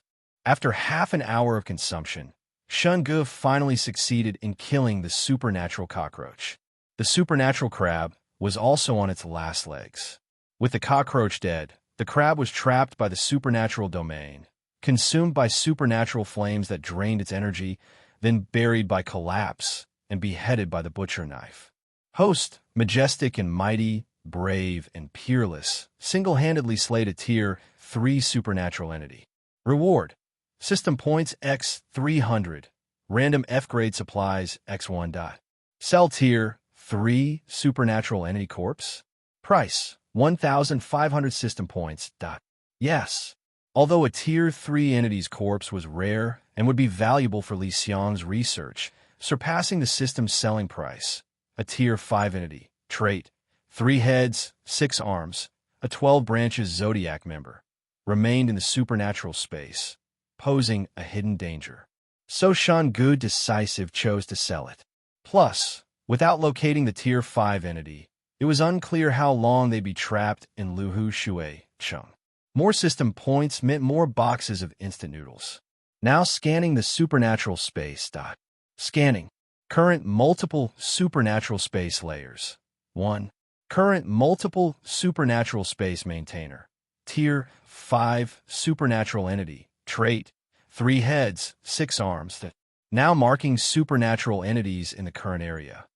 After the system rescanned the supernatural space, no other red dots were visible in Luhu, Shui, Cheng except for the black mist-shrouded lake island area.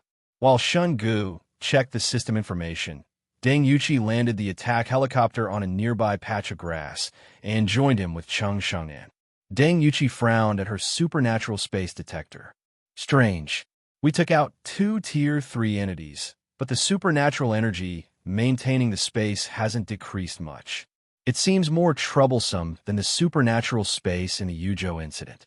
Shen Ge said, the system shows the final layer is maintained by the 12 branches Zodiac Captain, 3 heads, 6 arms. Although it's labeled as Tier 5 due to the time difference, based on the Een we encountered at the branch, its actual strength should be between Tier 3 and 4. Speaking of Een, Deng Yuqi also felt that this Zodiac Captain was much stronger than previous ones and shared her theory about their further with Shen Ge. Shen Ge agreed, but what surprised him wasn't that the 12 branches Zodiac Captains had alienation again, making their physicality and combat power comparable to Tier 3 entities. It was that these guys could actually control supernatural spaces. The final layer is controlled by the 12 branches. He's hiding in the villa area on the lake island, Shen Ge said, looking at the system map. Deng Yuqi said solemnly. But during our time here, we've searched almost all the villas for food and didn't find any 12 branches members. Shen Ge was about to suggest the women find a safe place to hide, while he used the system's hint to locate the 12 branches member when he suddenly remembered someone. Director, if I recall correctly, the target we investigated recently, Lu Zhengrui, lives on the lake island in Luhu Shui Chung, right? Deng Yuqi nodded. That's right. Chung Shengnan pointed to the farthest villa on the right, closest to the circular lake area with the best geographical location. That one is Lu Zhongrui's residence. Have you been there? Shen Ge asked. Chung Shengnan nodded. Yes, but we only searched the kitchen and dining room on the first floor. We saw infected moving upstairs and left. All right, find a safe place to hide. I'll go check it out, Shen Ge said. The two women nodded. In this situation, following Shen Ge wasn't wise. It was better for him to scout alone. Even if he encountered trouble, with his armor, escaping wouldn't be too difficult. Conversely, if they went along, they'd just be burdened, and Shen Ge would have to protect them while dealing with the 12 branches. After the women left, Shen Ge headed straight for Lu Zhongrui's villa. Inside, he found a layout similar to the villa where he'd found the audio to play music and lure monsters. Only the furnish was more luxurious. The kitchen and dining room on the first floor showed signs of being rummaged through, confirming Chung Xingnan's account that they'd only searched for food before leaving. The infected in the villa had been drawn out by the earlier noise and killed by Shen Ge and the others. The house was now eerily quiet, with an invisibly oppressive atmosphere that made it hard to breathe.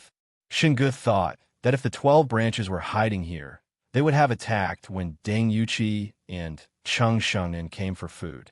The lack of action was suspicious. Little 7, perform a supernatural energy scan, Shen Ge whispered. Little 7 immediately replied, Okay, master. Initiating supernatural energy scan. No supernatural energy traces detected currently. None? Shen Ge thought of the evolved system. Although it could pinpoint locations within this supernatural space, the system's usual unreliability made him instinctively overlook its evolution. His first reaction was still to have Little 7 scan. System, perform a supernatural energy scan. Scanning. Host is very close to the Tier 5 supernatural entity. Trait, 3 heads, 6 arms. Located at the Supernatural Energy Convergence Center of the supernatural space. Detected that the host's current strength is no match. Please value your life and flee quickly. Good. The system didn't show off its literary skills. Not even in 9 deaths, 1 life, meaning the hidden entity's strength was within manageable limits. However, Little 7 couldn't detect the supernatural energy, but the system could not only detect it, but also pinpoint its location and target rating. This was a real overtaking on a curve, outperforming Little 7, finally acting like a proper system. Shen Ge sighed inwardly and cautiously ascended the curved staircase on the left side of the living room to the 2nd floor. As he stepped onto the final step of the 2nd floor, his vision blurred briefly. Though it quickly returned to normal, that split-second change caught his attention. Shen Ge had excellent eyesight and had never experienced this before. More importantly, that momentary trance felt more like entering a supernatural space. He took out his supernatural space detector. After 2 beeps, the red light on the detector gradually dimmed. Even Little 7 couldn't scan this supernatural energy. So clearly, the detector couldn't find anything either. After a moment's thought, Shen Ge continued forward, pushing open the doors to the rooms on the 2nd floor one by one. Each room was dusty, as if abandoned for a long time. Reaching the 3rd floor, he felt an increasing suffocation. Not mental pressure, but as if the air had thickened, an invisible force weighing down on him. Further ahead, the air seemed to shimmer slightly. Wait, is this distortion space? Shen Ge, seeing the bizarre scene before him, recalled similar occurrences when supernatural spaces of the same level collided. He had thought that after several large-scale supernatural disasters, the 12 branches had perfectly fused supernatural spaces into multiple layers. He hadn't expected distortion space to appear again. Not daring to advance recklessly, Shen Ge took out his black bone dagger and thrust it forward experimentally. The dagger passed through the distortion air without resistance. As he moved forward, the distortion in the air became more pronounced. Shen Ge stopped at a bedroom door. He faintly heard rustling sounds inside, so he took out a flashlight, turned it on, and slowly turned the doorknob to push the door open. The curtains in the room were drawn, blocking out the light. The room was pitch black. Shen Ge swept the flashlight around, but found no signs of supernatural entities or the 12 branches. However, rustling sounds still came from the bathroom on the right. Activating silence, Shen Ge walked toward the bathroom with his flashlight, opened the door, and immediately closed it again. Sorry to disturb. Inside. No. Accurately, the door was no longer a door, but a pair of lips. Opening it revealed teeth. But these weren't ordinary teeth. They resembled an insect's oral cavity or a lamprey's mouth, a circular red flesh tunnel with rings of teeth leading deep inside. Disgusting, terrifying, eerie. Fortunately, under silence, Shen Ge's opening and closing of the door didn't attract the attention of the thing inside. Shen Ge hadn't expected the door to lead directly to a supernatural entity's oral cavity, but he quickly noticed something was wrong. First, the system had hinted that all the small fry were eliminated, leaving only the Tier 5 entity, trait, 3 heads, 6 arms, the 12 branches Zodiac Captain. So what was the worm in the bathroom? Shen Ge carefully opened the door again. Under silence, there was no sound, and the insect's oral cavity remained, full of teeth. Disgusting as it was, it showed no movement. But upon closer observation, the oral cavity wriggled and swallowed slightly, with faint, gurgling sounds, indicating the worm was definitely alive. Shen Ge shone his flashlight around, peering inside. The bathroom seemed completely filled by a giant worm, with no room even for a finger. The worm's teeth-filled oral cavity had no visible end. Shen Ge closed the door and scanned the doorframe and surrounding area with his flashlight. The air outside showed distortion and phenomena. Could it be that the distortion collision of supernatural spaces caused a random teleportation, like when entering or exiting a supernatural space, connecting 2 different points? The bathroom door now leads directly to a supernatural entity's oral cavity. Shen Ge wondered, retreating into the bedroom to see if there were other similar distortion connection points. Just then, his flashlight swept across a digital clock on the desk. He had only glanced at it casually, but the time shown made him freeze. April 23, 2028, 20:21. Huh, wait, this is 4 years in the future? Liu Zhongrui's current state reminded Shen Ge of the anomalous taxi driver. Both were human shells that had mutated, hiding their original appearances. But was the human face inside the insect mouth the same as the one in the anomalous taxi? Hey, to test his theory, Shen Ge canceled his dual traits and boldly revealed himself in front of Liu Zhongrui. In truth, there were many ways Shen Ge could have verified his hypothesis, but he chose the most time-efficient and effortless method, one that also happened to be slightly insulting. With a look that seemed to say, "If you're dissatisfied, come fight me," Shen Ge stared at Liu Zhongrui. But Liu Zhongrui showed little reaction, or rather, no reaction at all. His 6 hands kept grabbing the parasite anomalies flying into the room, stuffing them into the 3 insect mouths, as if enjoying an all-you-can-eat buffet. No consciousness.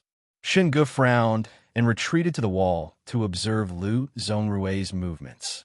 Liu Zhongrui's feet were fused with the blood-red flesh floor, further confirming Shen Ge's suspicion. The anomaly sustaining this space, like the turtle in Dongyu village, possessed a fusion-type anomalous energy. If possible, Shen Ge would have loved to capture this thing and hand it over to Li Xiang for research. After all, the success of the Li Xiang 2 armor was rooted in the anomalous brain and this fusion-type energy. With Liu Zhongrui happily eating, Shen Ge decided to spice things up. He retreated to the corner and opened the lottery system. Draw. System, do me a favor. Give me something explosive on the first try. Shen Ge muttered inwardly.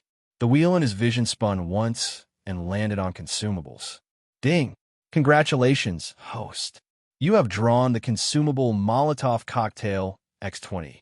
Though it wasn't a bomb or grenade, getting Molotov cocktails was still decent. The system had finally given him a break.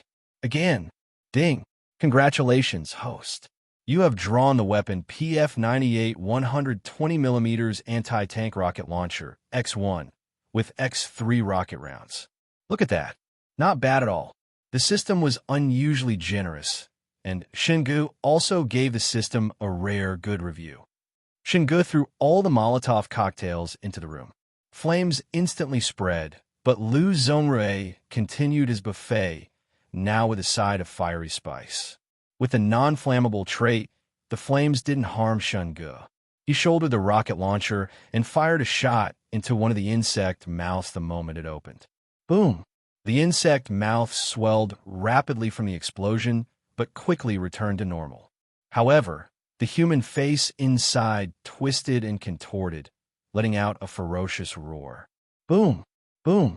Shen Ge fired the remaining 2 rockets at the other 2 heads. The loud explosions attracted more parasite anomalies. These parasites ignored the fire in the room, charging toward Lu Zhongrui even as they burned and crackled. Lu Zhongrui's 3 insect heads hung limply after the rocket attacks, his upper body looking half-melted. But as he devoured the parasites, he recovered in the blink of an eye.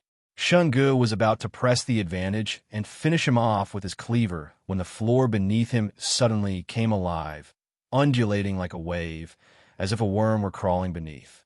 As the floor shook, Lu Zhongrui's lower body slowly merged with it. Just then, the ground beneath Shen Ge gave way again. He fell rapidly, as if dropping into another tooth-filled mouth. Shen Ge grabbed the edge of the wormhole entrance, but the opening was closing slowly.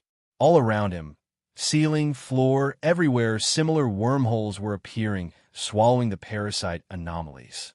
The entire room had become a genuine honeycomb. Shen Ge prepared to climb up using the unyielding effect of his anomalous gloves, but the wormhole closed rapidly. Before it sealed completely, he saw Lu Zhongrui fully merge with the floor. Lu Zhongrui gave Shen Ge the impression of someone who had come out for a quick buffet before returning to merge with the villa. Seeing this, Shen Ge let go and allowed himself to fall. When he landed, he was surprised to find himself back in the living room. But this living room was different from before. Not only was it covered in a thick layer of flesh and blood, but the floor was also flowing with green, viscous liquid, and the air was filled with a black mist of anomalous energy. Shen Ge stepped onto the sofa and coffee table to move forward. On one hand, the upgraded Li Xiang 2 armor could absorb anomalous energy from the air to replenish itself. On the other hand, he wanted to see what changes had occurred in the living room. He put Little 7 on alert mode and prepared to activate his traits at any moment before proceeding through the black mist. After walking for 7 or 8 minutes, Shen Ge still hadn't left the living room. Normally, even a large villa would have been crossed by now, but he seemed trapped. Strangely, he was still inside the villa.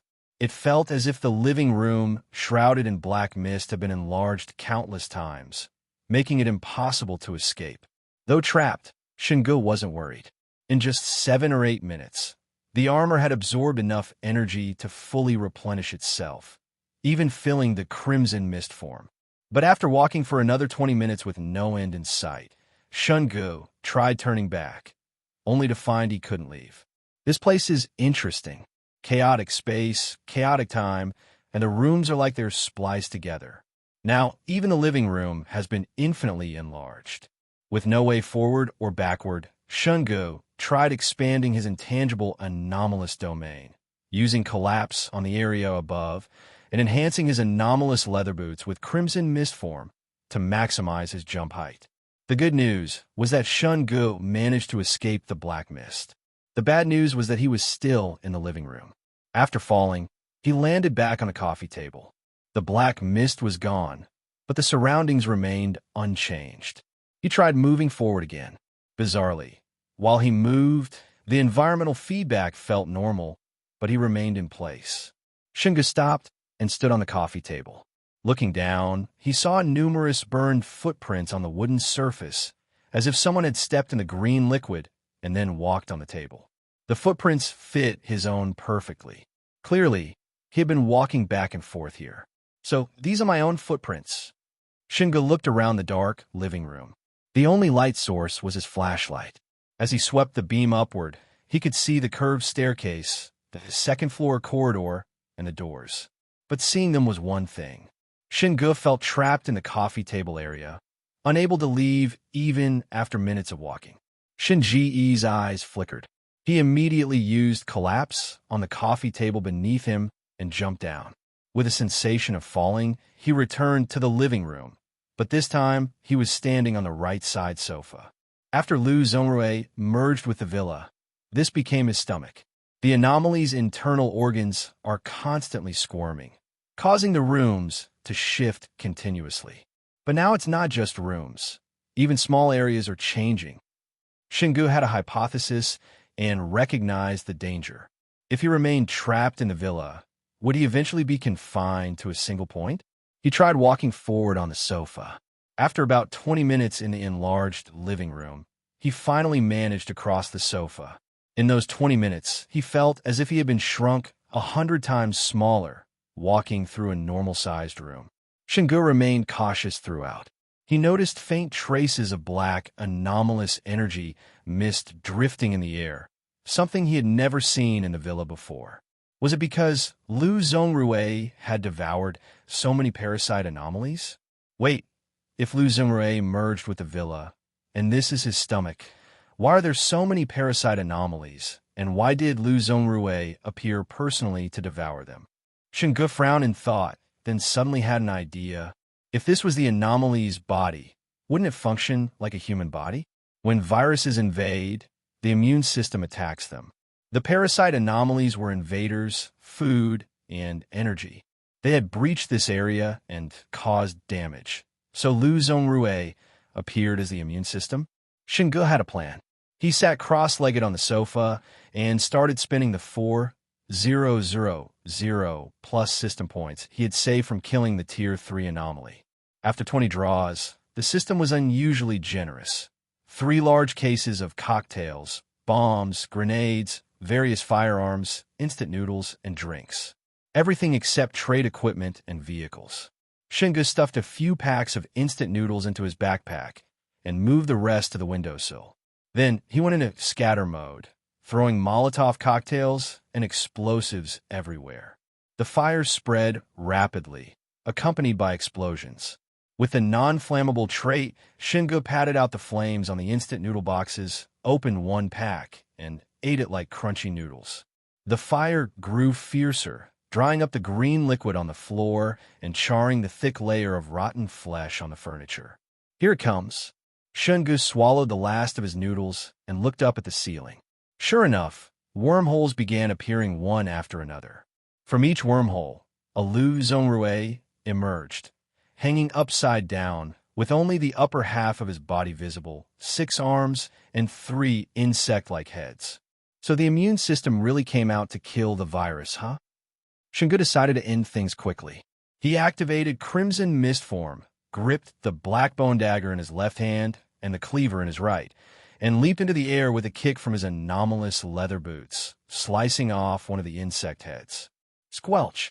As the insect head was severed, black liquid sprayed from the wound, extinguishing a patch of flames. The Lu Zhongrui clones now identified Shen Ge as the intruder and attacked him simultaneously.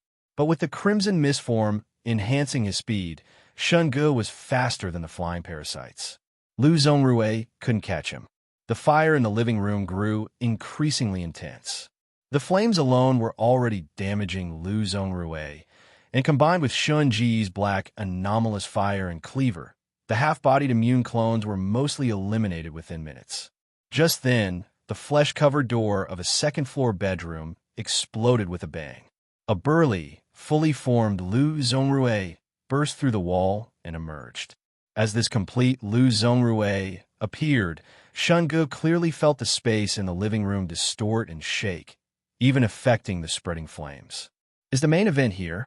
Lu Zhongrui opened the middle insect mouth, the human face inside staring at Shen Ge with a ferocious, terrifying smile. Then he stepped forward. Shen Ge was already fast in Crimson Mist form, but Lu Zhongrui could keep up with his speed as he pounced. They clashed midair. In that moment, Shen Ge understood what it meant to be outnumbered. Each of Lu Zhongrui's 6 arms was incredibly powerful. Without his armor, Shen Ge's bones would have been shattered by the barrage. Little 7, help me restrain him. Shen Ge flashed behind Lu Zhongrui, using the non-emergence anomalous domain to create a transparent barrier and by a moment. Yes, master. As Shen Ge moved behind Lu Zhongrui, 8 rotten flesh tentacles extended from his sides. One tentacle tied up each of Lu Zhongrui's 6 arms, while the remaining 2 wrapped around his neck and abdomen, pinning him in place. Watching the armor's energy plummet, Shen Ge knew how fiercely Lu Zhongrui was resisting.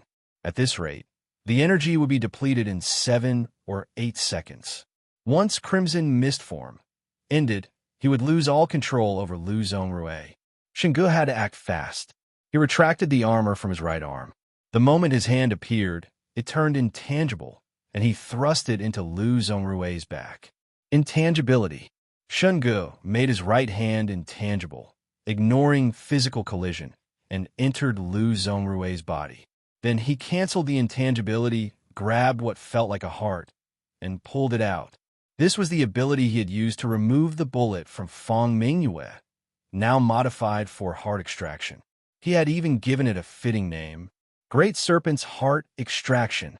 Under the effect of intangibility, Shen Ge directly pulled out Lu Zhongrui's heart. His left hand was already holding the black bone dagger, ready. Stab! The moment the heart was extracted, Shen Ge plunged the dagger into it.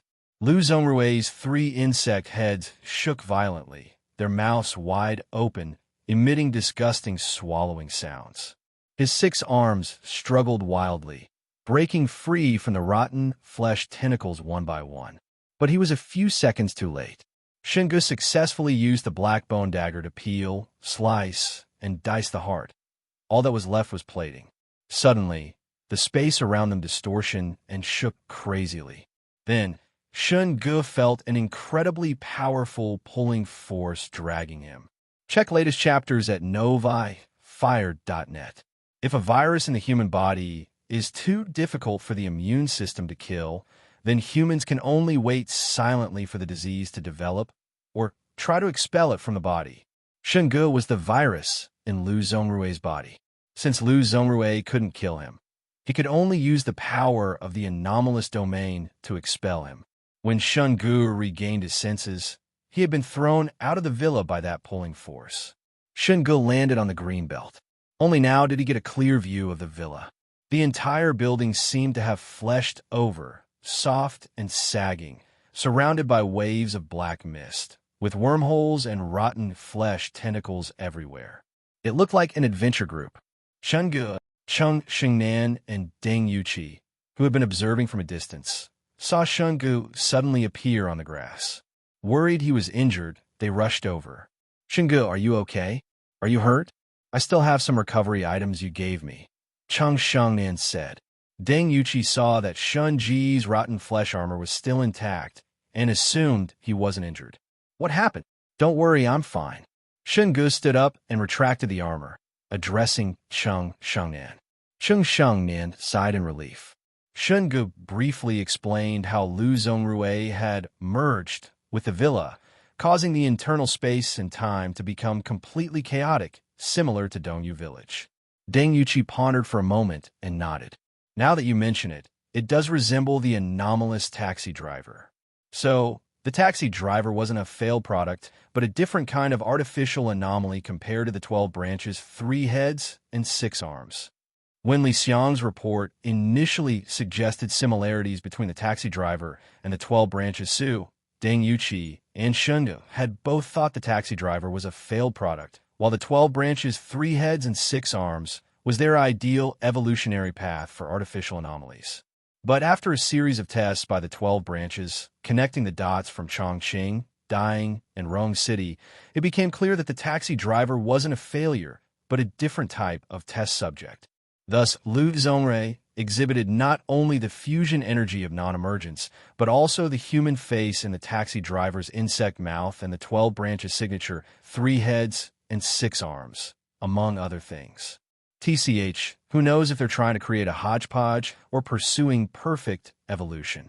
Shen Ge took out a mental apple and ate it, adding the 79% free points from his recent dozens draws to his mental energy, bringing it to 692%. The Special Response Department's current research indicated that anomalous energy peaked at Tier 3's 600%. But through the system, Shen Ge had observed Tier 4 anomalies with energy levels between 1,500% and 2,000%. In other words, Shen Ge needed to advance further, potentially doubling his mental energy. Previously, Shen Ge focused on raising his rating to obtain trait enhancement points. After reaching Tier 3, the system evolved accordingly, with improved warning functions and even a map.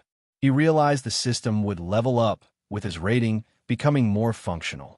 Most importantly, the crisis mission in Lehe Water City rewarded 1 trait enhancement point. He wondered if this was a change brought about by reaching Tier 3. Moreover, higher mental energy meant longer trait durations, especially for frequently used abilities like Collapse, which was typically measured in seconds. With nearly 700% mental energy, he could now use Collapse 14 times consecutively, a qualitative leap for Shen Ge. How do you plan to deal with him? Deng Yuqi asked. Shen Ge swallowed the last of his apple. He expelled me from his body, which means he feels threatened. If he can kick me out, I can find a way back in. I'll go back in and cause havoc. You attack from outside with the helicopter. We'll hit him from both sides and drain his energy. The armed helicopter was equipped with machine gun bullets, a Gatling gun, and plenty of throwables and Molotov cocktails. Although firearms had near-zero effect on large anomalies, fire and bullet wounds could still drain their energy to some extent. Deng Yuqi and Chang Shengnan would attract the anomaly's attention from outside, while Shen Ge wreaked havoc inside. Good. Deng Yuqi turned to head toward the helicopter. Shen Ge grabbed her. Wait, another dozen's minutes won't hurt. Deng Yuqi looked at him, confused, thinking he had other plans. Shen Ge pulled out a few packs of instant noodles from his backpack. Intermission. Let's have some instant noodles. After eating, the 3 took a short break. Deng Yuqi and Chang Shengnan went to man the helicopter, while Shen Ge activated intangibility and approached the anomalous villa. Collapse. Shen Ge clad himself in full body armor, used Collapse on the wall, and leaped into the villa, reappearing in the living room. Now that he understood the chaotic space and time inside Lu Zhongrui's stomach, Shen Ge skipped, exploring, and directly drew explosives to cause trouble. System, I know you felt little sevens pressure lately. Your draws have been generous. Plus, I've figured out your drawing mechanism. There are no abandoned trade equipment around Rong City, so I won't push it. Just give me more explosives. Rong City has the Quanlong Mountain Base and so many armed police bases. Is 10 or 8 cases of grenades and bombs too much to ask? Shen Ge negotiated with the system in a friendly tone, then hummed the BGM of The World is Always Better and spent his last 2,000 plus system points. 10 draws. The first 10 draws yielded 2 free point allocations, a case of instant noodles, a case of drinks, 2 guns, a case of Molotov cocktails, and the rest were explosives. Not bad, not bad. System, you're getting better. Shen Ge was satisfied with the prizes. Feeling he had enough explosives, he decided to try a few single draws to top up on Molotov cocktails. Ding! Thud! With a loud noise, a massive object appeared out of thin air in the spacious living room. Congratulations, host. You have drawn the vehicle's 99A main battle tank. A true miracle from a single draw. The system had generously given him a tank. Shen Ge was in high spirits. He flipped open the hatch and found 10 artillery shells inside. He began setting up the living room, placing timed explosives in various locations. Then came the Molotov cocktails and explosives. After finishing, Shen Ge jumped into the tank, handed control to Little 7, and became the artilleryman. He fired a shell at the ceiling. Boom! A loud explosion shook the entire living room. Then, Shen Ge ignited the Molotov cocktails around the room and began artillery mode.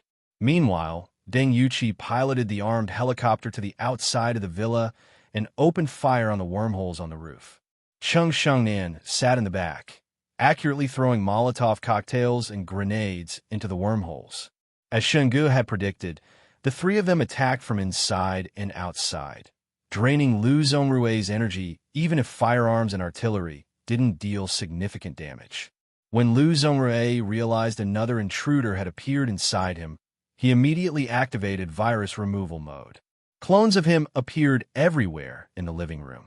After using up all 10 artillery shells, Shen Ge drove the tank around recklessly.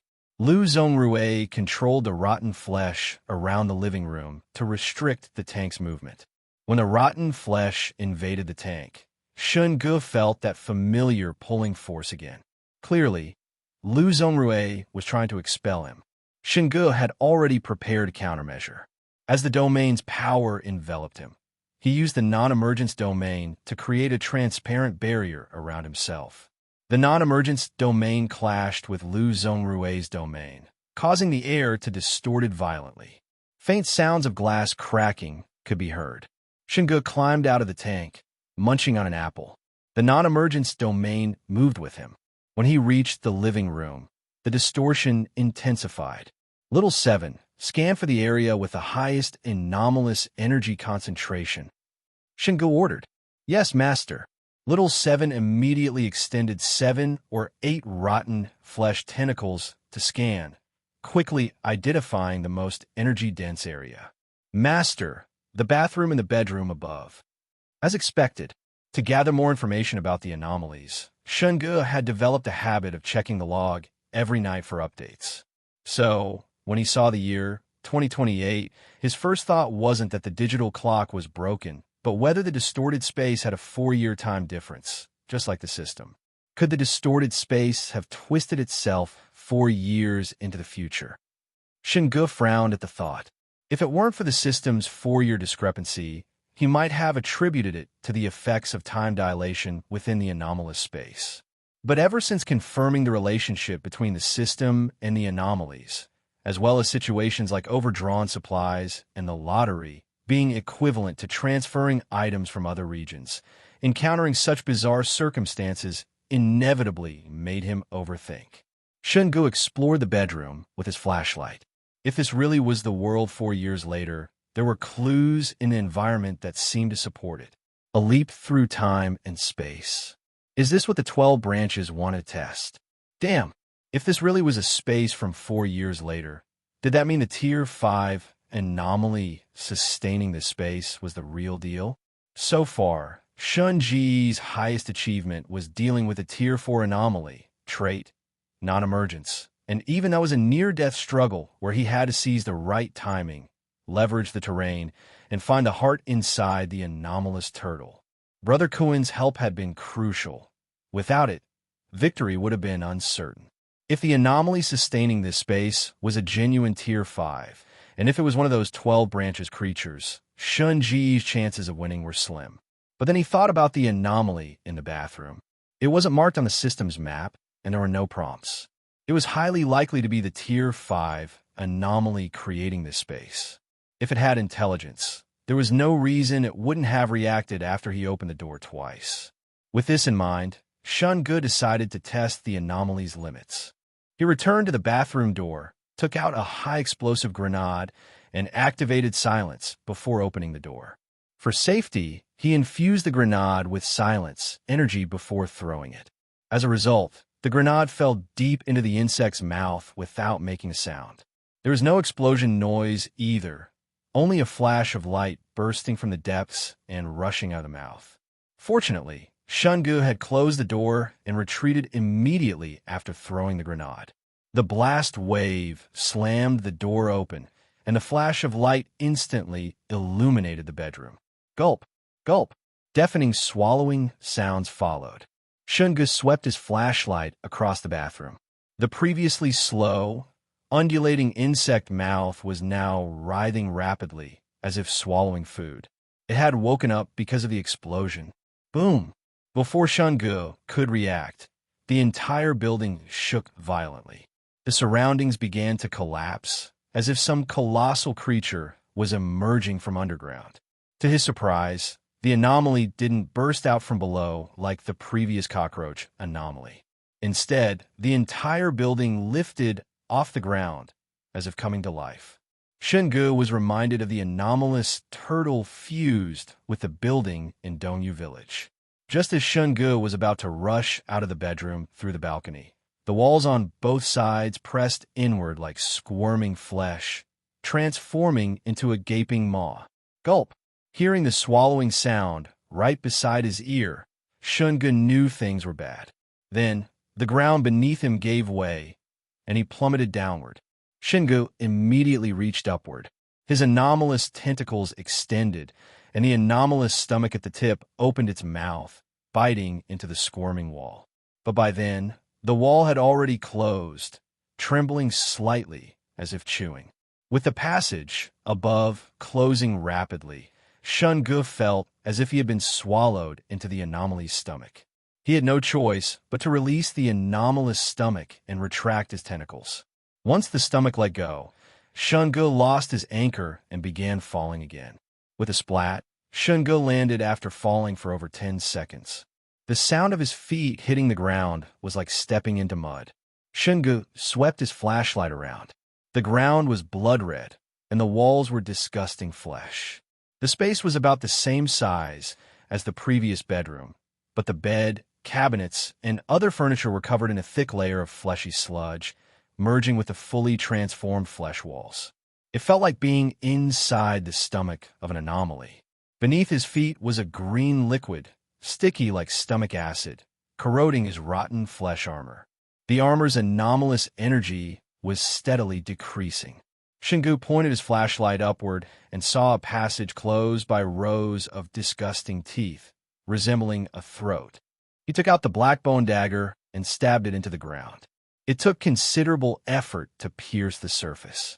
When he pulled the dagger out, black blood spurted from the ground, mixing with the green stomach acid. Faint traces of black, anomalous energy dissipated with the blood. Shen Ge took out his anomaly-killing revolver and fired 2 shots at the closed teeth above. The bullets easily pierced through the teeth, layer by layer, until they reached the top. Relieved to see that he could damage the anomaly, Shen Ge walked over to the bed covered in rotten flesh. Standing on it kept him from contacting the stomach acid below, and the armor's energy consumption stopped. He now had 2 choices: destroy the rows of teeth above and climb back the way he came, or use the collapse ability of his intangible anomalous domain to exit through the flesh walls or explore downward to find the anomaly's heart. Collapse. Shen Ge chose the latter. If this anomaly was indeed the Tier 5 sustaining the space, and given the 12 branches, 3 heads, and 6 arms trait that removed the head as a weak point, the chances of finding a vulnerability in the stomach were higher. After using collapse on the ground beneath him, an intangible gap opened, and he fell through. The space below was similar to the throat above, with squirming blood-red flesh walls and rows of terrifying teeth. The only difference was that it was much wider. But before he could catch his breath, the rows of teeth began grinding together, as if trying to chew whatever fell through. Shen Ge struggled to change his direction mid-fall, diving headfirst. He timed his move perfectly, kicking off the closed teeth with his anomalous leather boots to accelerate downward. After passing through several rows of teeth, Shen Ge took out his cleaver and stabbed it into the blood-red flesh wall. Gripping the handle tightly, he slowed his descent. Splash! His feet landed in a pool of soft mud, but he couldn't touch the bottom. It was like a pool of stomach acid, submerging most of his body in the blink of an eye. Soaked in the stomach acid pool, the rotten flesh armor's energy plummeted. Shen Ge had no choice but to grip the cleaver with both hands, turning the blade horizontally to slow his fall. He then took out the black bone dagger, using it and the cleaver to climb upward. After climbing out of the stomach acid pool, Shen Ge stabilized himself and swept his flashlight around. The surroundings looked like the first floor of the villa, but like the upper floor, it was covered in a layer of rotten flesh. The floor-to-ceiling windows in the living room were pitch black, like a dark wall. The floor was a bottomless pool of green liquid, bubbling disgustingly. The green liquid corroded the rotten flesh armor's energy far too quickly.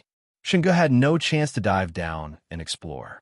If the green liquid could damage the armor this badly, there was no way he could take it off and expose himself to the liquid. He'd likely turn into a skeleton in seconds. After a moment's thought, Shen Ge used his tentacles to connect to the anomalous stomach, biting into a piece of flesh on the ceiling. Once he confirmed it could support his weight, he used collapse on the area below. Shen Ge jumped down, and the green liquid instantly swallowed him whole. Even at the full extension of his anomalous tentacles, he still couldn't reach the bottom. He quickly retracted the tentacles to pull himself back up. In just those few seconds, the rotten flesh armor had lost a third of its energy to corrosion. Back in the living room, Shen Ge tried using collapse on the floor-to-ceiling windows and the pitch-black space outside. But this time, collapse had no effect. Normally, areas affected by the intangible anomalous domain's collapse would become transparent. But now, whether he targeted the windows or the flesh walls, nothing happened. This was the first time his ability had failed since he gained control of the intangible anomalous domain. Can't move sideways? Is there no way out? Or is the intangible anomalous domain malfunctioning due to the distorted space? Shen Ge frowned. The green liquid below was bottomless, and the remaining energy in his armor wasn't enough to continue exploring downward. He couldn't go left or right either. Novelfire.net. After exploring the area, Shen Ge decided to return to his starting point. Even if he couldn't exit from the top, he might find that anomalous bathroom. With this in mind, Shen Ge took the most direct approach, using collapse to create a path and leveraging the jumping power of his anomalous leather boots to leap upward. The descent had taken only a few minutes, but going up was even faster. Strangely, when Shen Ge returned to what should have been the second-floor bedroom, he found a completely different room. It felt similar to his experiences in Dongyu Village and Dying, where overlapping anomalous spaces caused him to jump from one space to another. But before entering here, Shen Ge had already eliminated the other two Tier 3 anomalies causing the multiple anomalous space reactions. There shouldn't be any jumping between multiple anomalous spaces. So what was going on? Before Shen Ge could ponder further, he suddenly heard a strange noise outside the door. He walked over and pulled the door open, only to find the floor outside crawling with parasite anomalies, a hybrid of spiders and scorpions that had hatched from the burst bodies of the infected. These spider-scorpions seemed to detect the scent of a living being on Shen Ge. They scurried toward the door in a dense, horrifying swarm. Shen Ge swept his hand forward, releasing black anomalous flames that instantly ignited several of them. He then closed the rotten, flesh-covered door, leaving them to burn outside. Unfortunately, he overestimated the door's durability.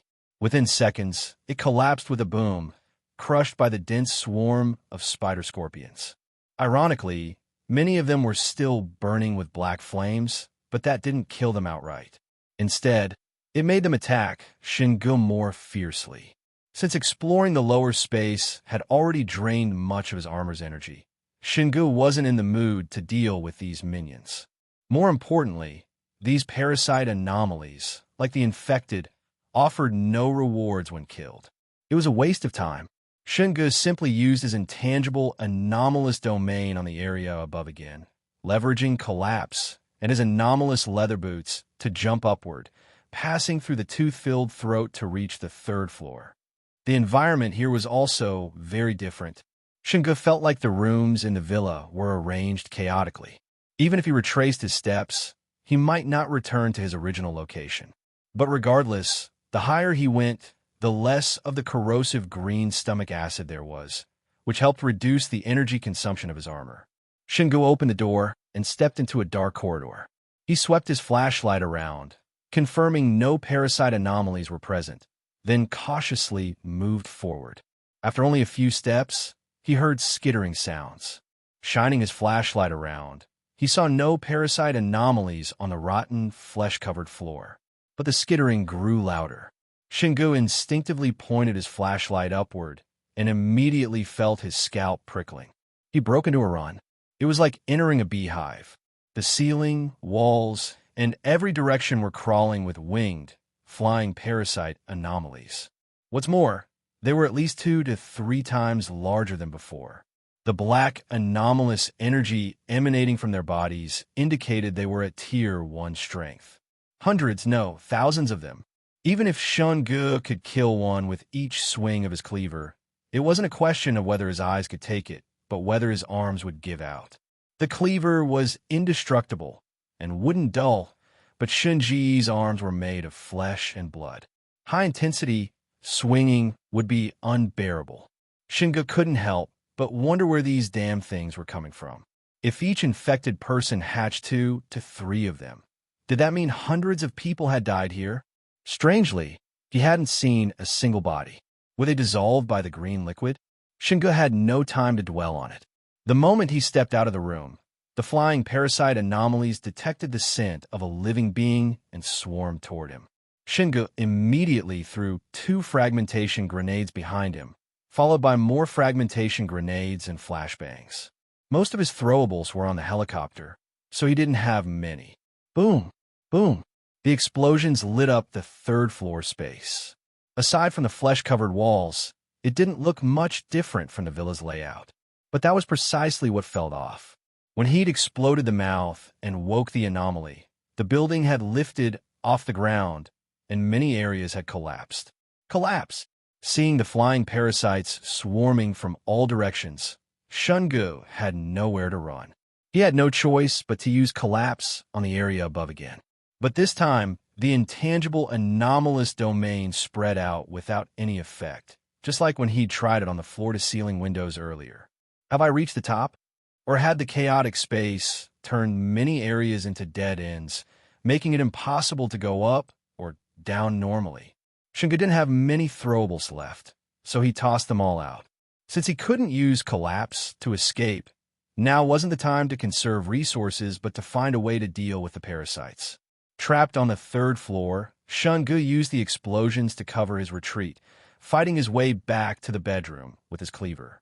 But when he returned to his starting point, the door to the bedroom was gone. The dark, bare corridor had no doors in sight. It felt less like a villa corridor and more like the intestines of an anomaly. The spaces on each floor are chaotic enough, but now even a meter corridor can be distorted. Shen Ge slashed at the parasite anomalies, feeling that something was wrong. But he had no idea what it was. Shen Ge fought his way through the corridor 3 times. The blade wasn't dull, but his arms were sore. As a last resort, he used the black, anomalous flames to drive back the parasites and retreated to a corner of the corridor, activating intangibility plus silence. The flying parasite anomalies suddenly lost their target, freezing in midair as if someone had hit pause. After a few seconds, they returned to clinging to the ceiling and walls. Shen Ge didn't have many mental apples left. While intangibility plus silence could temporarily evade the anomalies, it was only a stopgap measure. That was why he hadn't wanted to use it earlier. It was like playing a game. If a mage entered a dungeon and ran out of mana and potions, it was almost time a Hearthstone back to town. Another option was natural recovery. Although Shen Ge's mental recovery speed hadn't changed much after advancing to Tier 3, the upgraded Li Xiang 2 armor could absorb anomalous energy to recover, and its natural recovery speed was slightly faster. If he didn't consider the time trapped in the anomalous space, natural recovery was an option. But could Rome City afford to wait? Without Shen Ge and Deng Yuqi, relying solely on Lin Yin and the others to control the anomalous disaster while guarding against the 12 branches' sneak attacks, it will be difficult. After the parasite anomalies in the corridor flew away, Shen Ge tried to retrace his steps. On his 4th return to the starting point, a series of thumping noises echoed from the dark area ahead, as if something heavy was crashing against the walls. Then, with a loud boom, the flesh wall ahead collapsed. Before Shen Ge could get closer to investigate, the parasite anomalies on the ceiling and walls swarmed into the collapsed flesh wall. Then came the sound of squelching chewing, like biting into juicy meatworms. The sound was utterly disgusting. Shen Ge crept closer and saw a humanoid monster standing in the room ahead. Its body still vaguely resembled a human's, but above the neck were 3 lamprey-like circular mouths. 6 fleshy tentacles extended from its body, constantly grabbing the parasite anomalies flying into the room and stuffing them into its mouths. The parasite anomalies were instantly chewed and swallowed by the rows of teeth, producing the disgusting chewing sounds. Warning, warning, warning. Tier 5 anomaly detected. Trait, 3 heads and 6 arms. Host current strength is no match for it. Host is advised to value their life and flee immediately. Flee immediately. It was rare for the system to emphasize fleeing so strongly. Clearly, this monster was a real threat. Suppressing the urge to complaints, Shen Ge quietly slipped into the room. He wanted to observe the monster up close. As the middle lamprey head opened its mouth to swallow a parasite, a human face appeared in the flesh inside. It was someone he'd met before, Lu Zongrui. Shen Ge ignored the attempts of the half-bodied Lu Zongrui emerging from the ceiling and walls to stop him. Instead, following Lil Seven's guidance, he charged straight for the upstairs bathroom. He was now identified as an intruder here, and Lu Zongrui, acting as an immune entity, would naturally try every possible means to keep him. But the moment Shen Ge reached the upper floor, he sensed the surrounding air distorting and shimmering again. Based on previous experience, this area would soon become chaotic, and reaching the bathroom wouldn't be easy. However, Shen Ge wasn't anxious now. The rotten flesh armor could absorb weird energy, and both inside and outside the villa, he and Deng Yuqi were teaming up to wreak havoc. Comparatively, Lu Zongrui was the one under greater pressure. Just then, 3 bloody openings tore open in the fleshy wall of the second-floor corridor. 3 burly Lu Zongruis stepped out and began pursuing Shen Ge. When Shen Ge first encountered this complete version of Lu Zongrui, he had mistaken it for the main body. Now it seemed these were also clones, just more powerful ones. Not daring to underestimate them, Shen Ge immediately entered red mist form. Coupled with the formless and immovable dual domains, he engaged all 3. Lu Zongrui's attack patterns were relatively simple, but their vitality was formidable. Even when Shen Ge sliced off the long worms on their heads, it didn't hinder their combat ability. Moreover, within 3 to 5 minutes, a new headworm would regrow. Shen Ge had to resort to his previous serpent's heart snatch tactic, taking them down one by one. He used the immovable domain to trap 2 first, then focused on dealing with the 3rd. But just as his hand turned formless, reaching for the heart of the Lu Zongrui in front of him, the other's burly body split down the middle as if cracking open, transforming into a gigantic, gaping mouth that lunged to bite Shen Ge. Shen Ge was completely caught off guard by this move and was swallowed unprepared. He had intended to grab the opponent's heart, only to find that the inside of Lu Zongrui's body was just like the previous worm mouth, lined with concentric circles of teeth. Damn it, is this even fair? You're really playing a dirge on a grave, just full of ghostly nonsense. Fortunately, Shen Ge had a backup plan. Activating the non-ignition trait, he directly released red mist flames inside Lu Zongrui's body. Thwump! The next second, the pig-slaughtering knife burst through the top of Lu Zongrui's head, then cleaved him in half from behind. Thanks. It would have taken forever to chop through you normally. You splitting yourself open meant I only had to cut through half. Save me time and effort. After finishing off one Lu Zongrui, Shen Ge walked straight up to the second one and let himself be swallowed. Once inside, he used red mist flames to burn from within, then sliced out from the back, splitting it in 2. After dispatching the 3 Lu Zongruis, Shen Ge horizontally deployed the formless domain and used collapse on the distorted space. The weird spaces collided, and Shen Ge's prevailed, allowing him to successfully pass through the distorted area.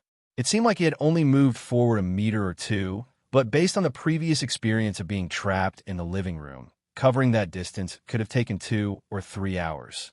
Shen Ge had found the trick.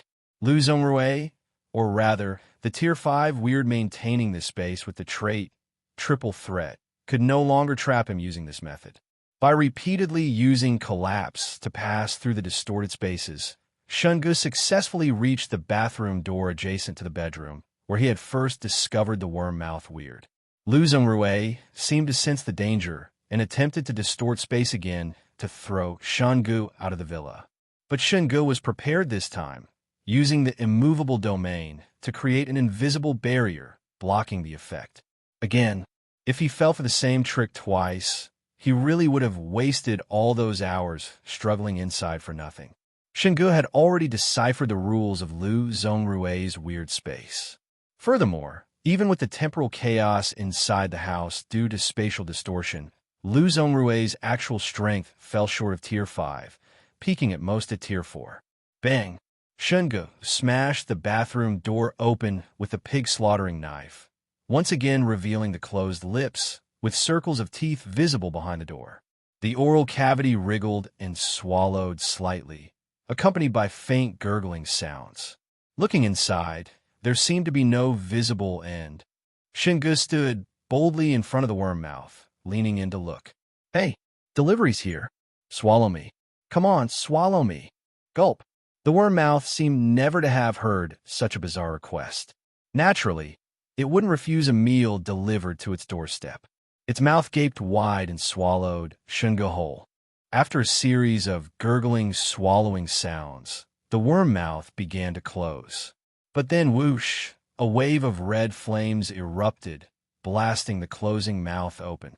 The power of the red mist weird flames was several times greater than the black mist flames. Not only did it stew the inside, but Shen Ge also combined it with the formless domains Serpent's Heart Snatch and Collapse, transforming into a humanoid meat grinder that slaughtered his way deep into the worm's body. On the other side, Deng Yuqi piloted the attack helicopter to harass the weird fuse with the villa.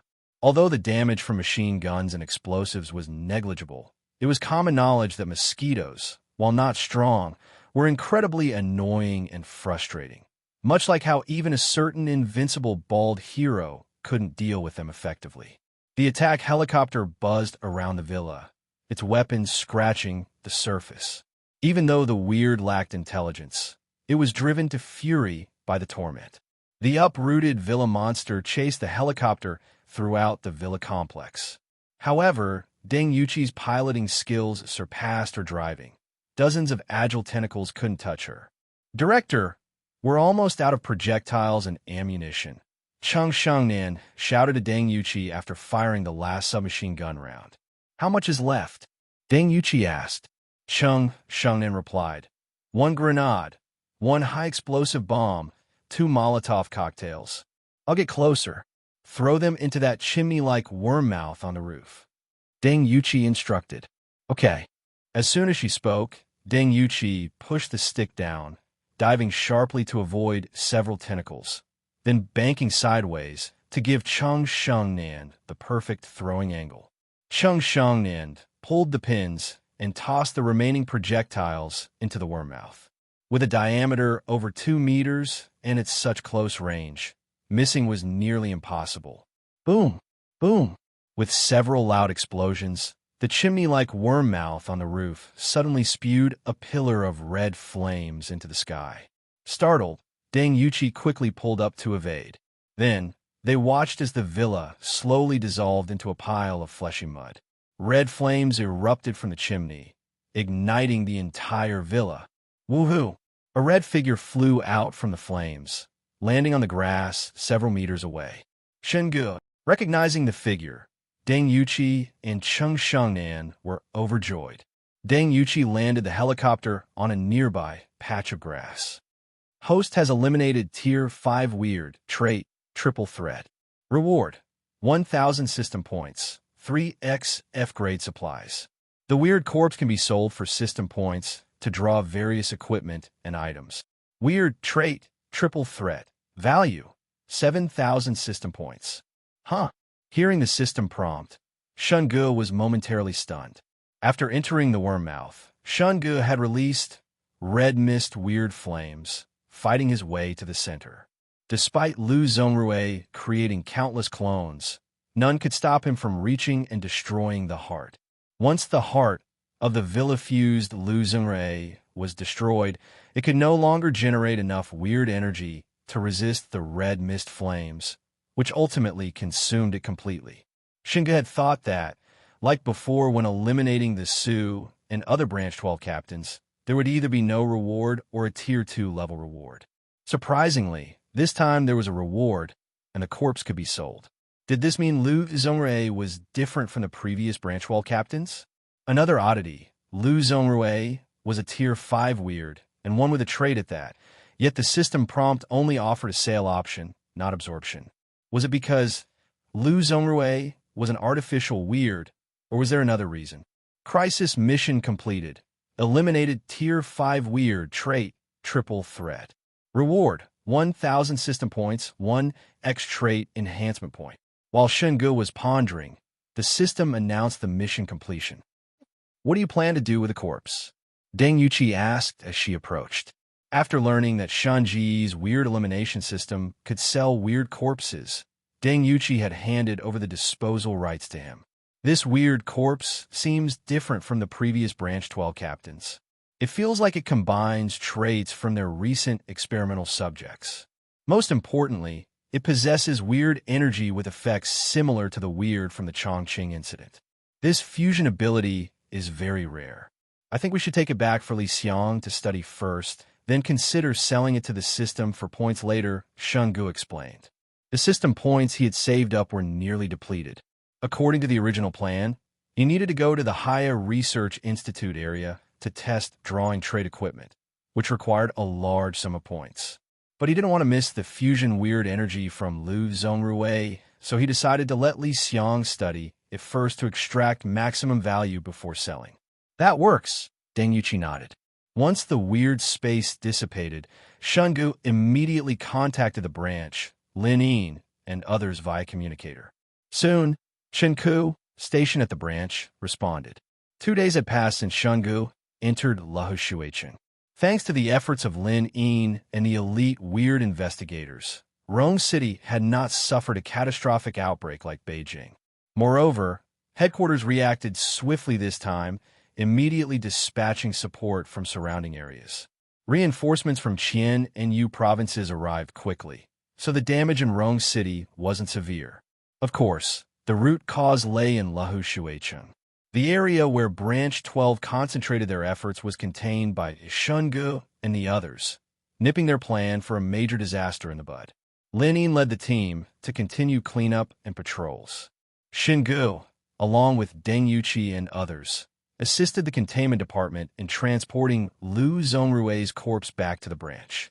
Upon learning that Deng Yuqi and Chang Shangnan had been trapped in the weird space for over 60 days, Chen Ku, despite the branch's heavy workload, insisted the 2 women return to their dorm to rest. Shen Ge was also initially included in the rest group, but feeling still energetic and needing to accumulate points for his trip to the Haya Research Institute, he joined Lin Yin's cleanup squad instead. On Sunday, April 24th, the Rong City branch held a post-disaster meeting regarding the Rong City weird incident. After 3 days of intense effort, the branch had successfully brought the city's weird events under control. The source of this content is novel FireNet. Although the commotion was significant, apart from Lahushuicheng, the damage in other areas wasn't as severe, less than 1/10 of Beijing's scale. However, the hero of the incident, Shen Ge, did not attend the meeting. He was resting in his dorm. Of course, resting was a relative term.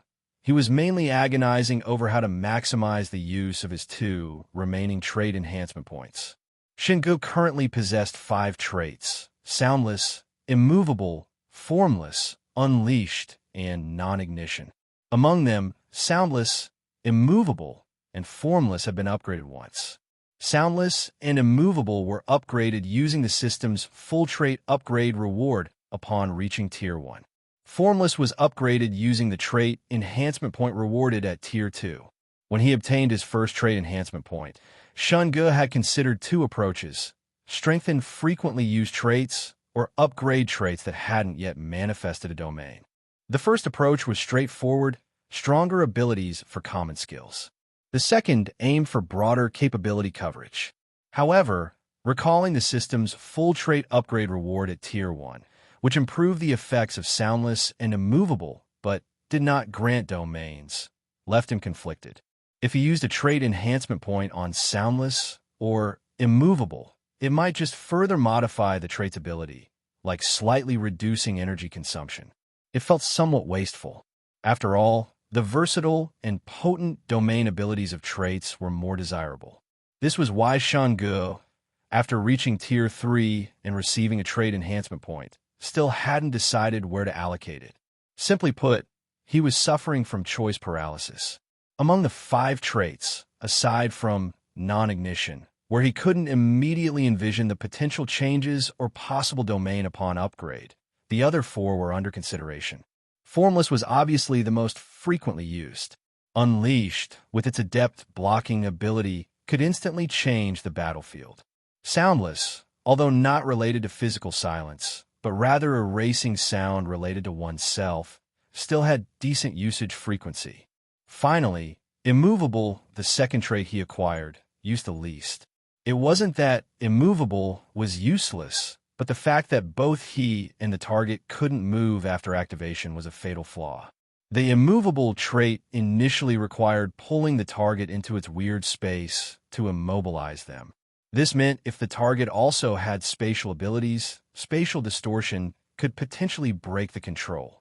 After the Tier 1 full upgrade, I gained the option to choose whether to pull the target into the space or not. Looking at it this way, upgrades do seem to address the trait's flaws. If I upgrade further, maybe it can solve the fatal flaw of both parties being immobilized. After careful consideration, Shen Ge decided to use 1 point for an experiment. Trait enhancement points were precious, but traits were even more so. Letting a powerful control skill like immovable go underutilized was truly a waste. Trait enhancement. Use trait enhancement point to strengthen trait. Immovable. Yes. Trait immovable has been upgraded. Immovable. The user can control their shadow to restrain targets. The mental strength consumed per second varies, 10% to 50%, based on the target's tier, quantity, and distance, maximum 20 meters. When using immovable to restrain a target, the user can choose whether to pull the target into the immovable weird space. Outside the weird space, the restraint effect still applies. Awaken immovable domain. Immovable domain, type 1. Upon deploying the domain, create an immovable domain with a 5-meter radius centered on oneself. Entities entering this domain slow down or become immobile. Bullet time consumes 10% to 50% mental strength per second. Shen Ge examined the upgraded effects of the immovable trait and was thrilled. His months of experimentation and deduction had paid off. He had gambled correctly. With the flaw of immovable removed, he no longer had to worry about being stuck playing a staring contest with an immobilized enemy. Shen Ge, Tier 3. Basic attributes. Baseline for adult male, 100%. Strength, 161%. Agility, 151%. Constitution, 153%. Spirit, 695%. Traits, soundless, immovable, formless, unleashed, non-ignition. Abilities, formless domain, type 1, collapse. Formless domain, type 2, serpent's heart snatch. Unleashed domain, type 1, barrier. Immovable domain, type 1, bullet time. Owned weird energy, trait, equipment. Lixiang 2 armor asterisk red mist form, little 7. Pig slaughtering knife, trait, indestructible. Weird eye trait, invisible. Weird eye trait. Weird elimination revolver, weird energy magazine, trait, infinite. Blackbone dagger. System points, 1752. Freely distributable points, 0. Trait enhancement points, 1. Just as Shen Ge was pondering whether to use the remaining trait enhancement point on Formless to see if he could develop more domain abilities, or on Soundless to unlock its domain, the sound of a key turning came from the door. After working continuously for several days, it would normally be rest time, if not for the meeting. So, after the meeting concluded, Cheng Shengnan was off work. Entering the room, Cheng Shengnan saw Shen Ge standing motionless in the living room and found it strange. "What are you doing standing there?" "Perfect timing, you're back." Shen Ge took an ordinary Model 92 pistol from his weird skin bag and handed it to Cheng Shengnan, asking her to stand 5 meters away and shoot at him.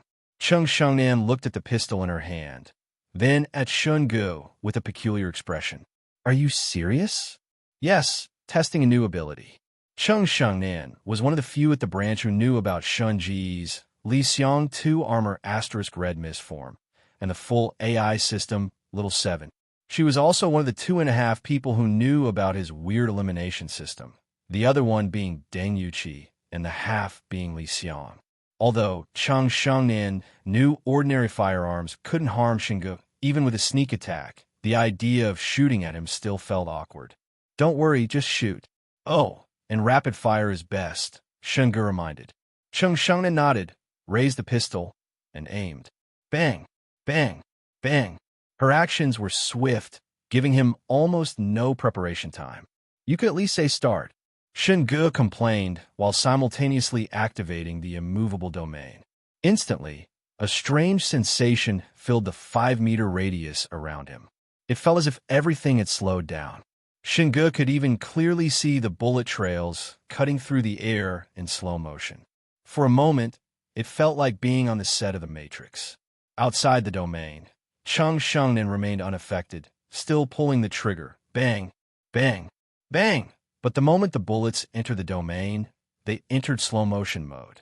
Shen Ge imitated Neo, swaying left and right, leaning back, effortlessly dodging each bullet.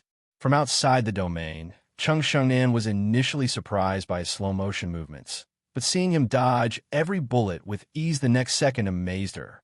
In simple terms, time inside the domain flowed differently from outside. Cheng Shengnan saw Shen Ge normally, but for Shen Ge, everything was slowed down. To test a hypothesis, Shen Ge leaned forward and even attempted to imitate Fire Cloud, Evil God, by pinching a bullet between 2 fingers. Click! The bullet was easily caught, clamped between his fingers. Cheng Shengnan was stunned, even forgetting to continue firing. What the? Did he master "nothing is faster than me" overnight? Bang! Bang! Bang! As soon as Shen Ge retracted his immovable domain, the bullet struck the wall behind him, leaving several holes. How did you?" Cheng Shengnan stared at Shen Ge in astonishment, her eyes fixed on the bullet held between his fingers, a rare look of shock on her face. Shen Ge briefly explained the ability's effect. Then he had Cheng Shengnan step within the 5-meter range for another test and activated the immovable domain again. From Shen Ge's perception, Cheng Shengnan still raised the gun, aimed, and fired, but the bullets slowed down, allowing him to dodge each one effortlessly. After deactivating the immovable domain, Shen Ge asked Cheng Shengnan about her experience inside the domain. Surprisingly, she hadn't sensed any domain at all. In her perception, everything was normal. She raised the gun, aimed, fired. Even in her cognition, the bullet speed was normal. It was just that Shen Ge dodged them with exceptional speed. In other words, whether inside or outside the domain, the attacker themselves and their view of Shen Ge remained normal. Only Shen Ge could perceive the change in speed. Just as Shen Ge was about to ask Cheng Shengnan to help with a few more rounds of testing, Little 7 reminded him, "Master, the security team has surrounded the dormitory." Shen Ge had been so focused on testing the immovable domain that he forgot after the recent Branch 12 attacks. Even the sound of a dropped knife would bring the security team running, let alone gunshots.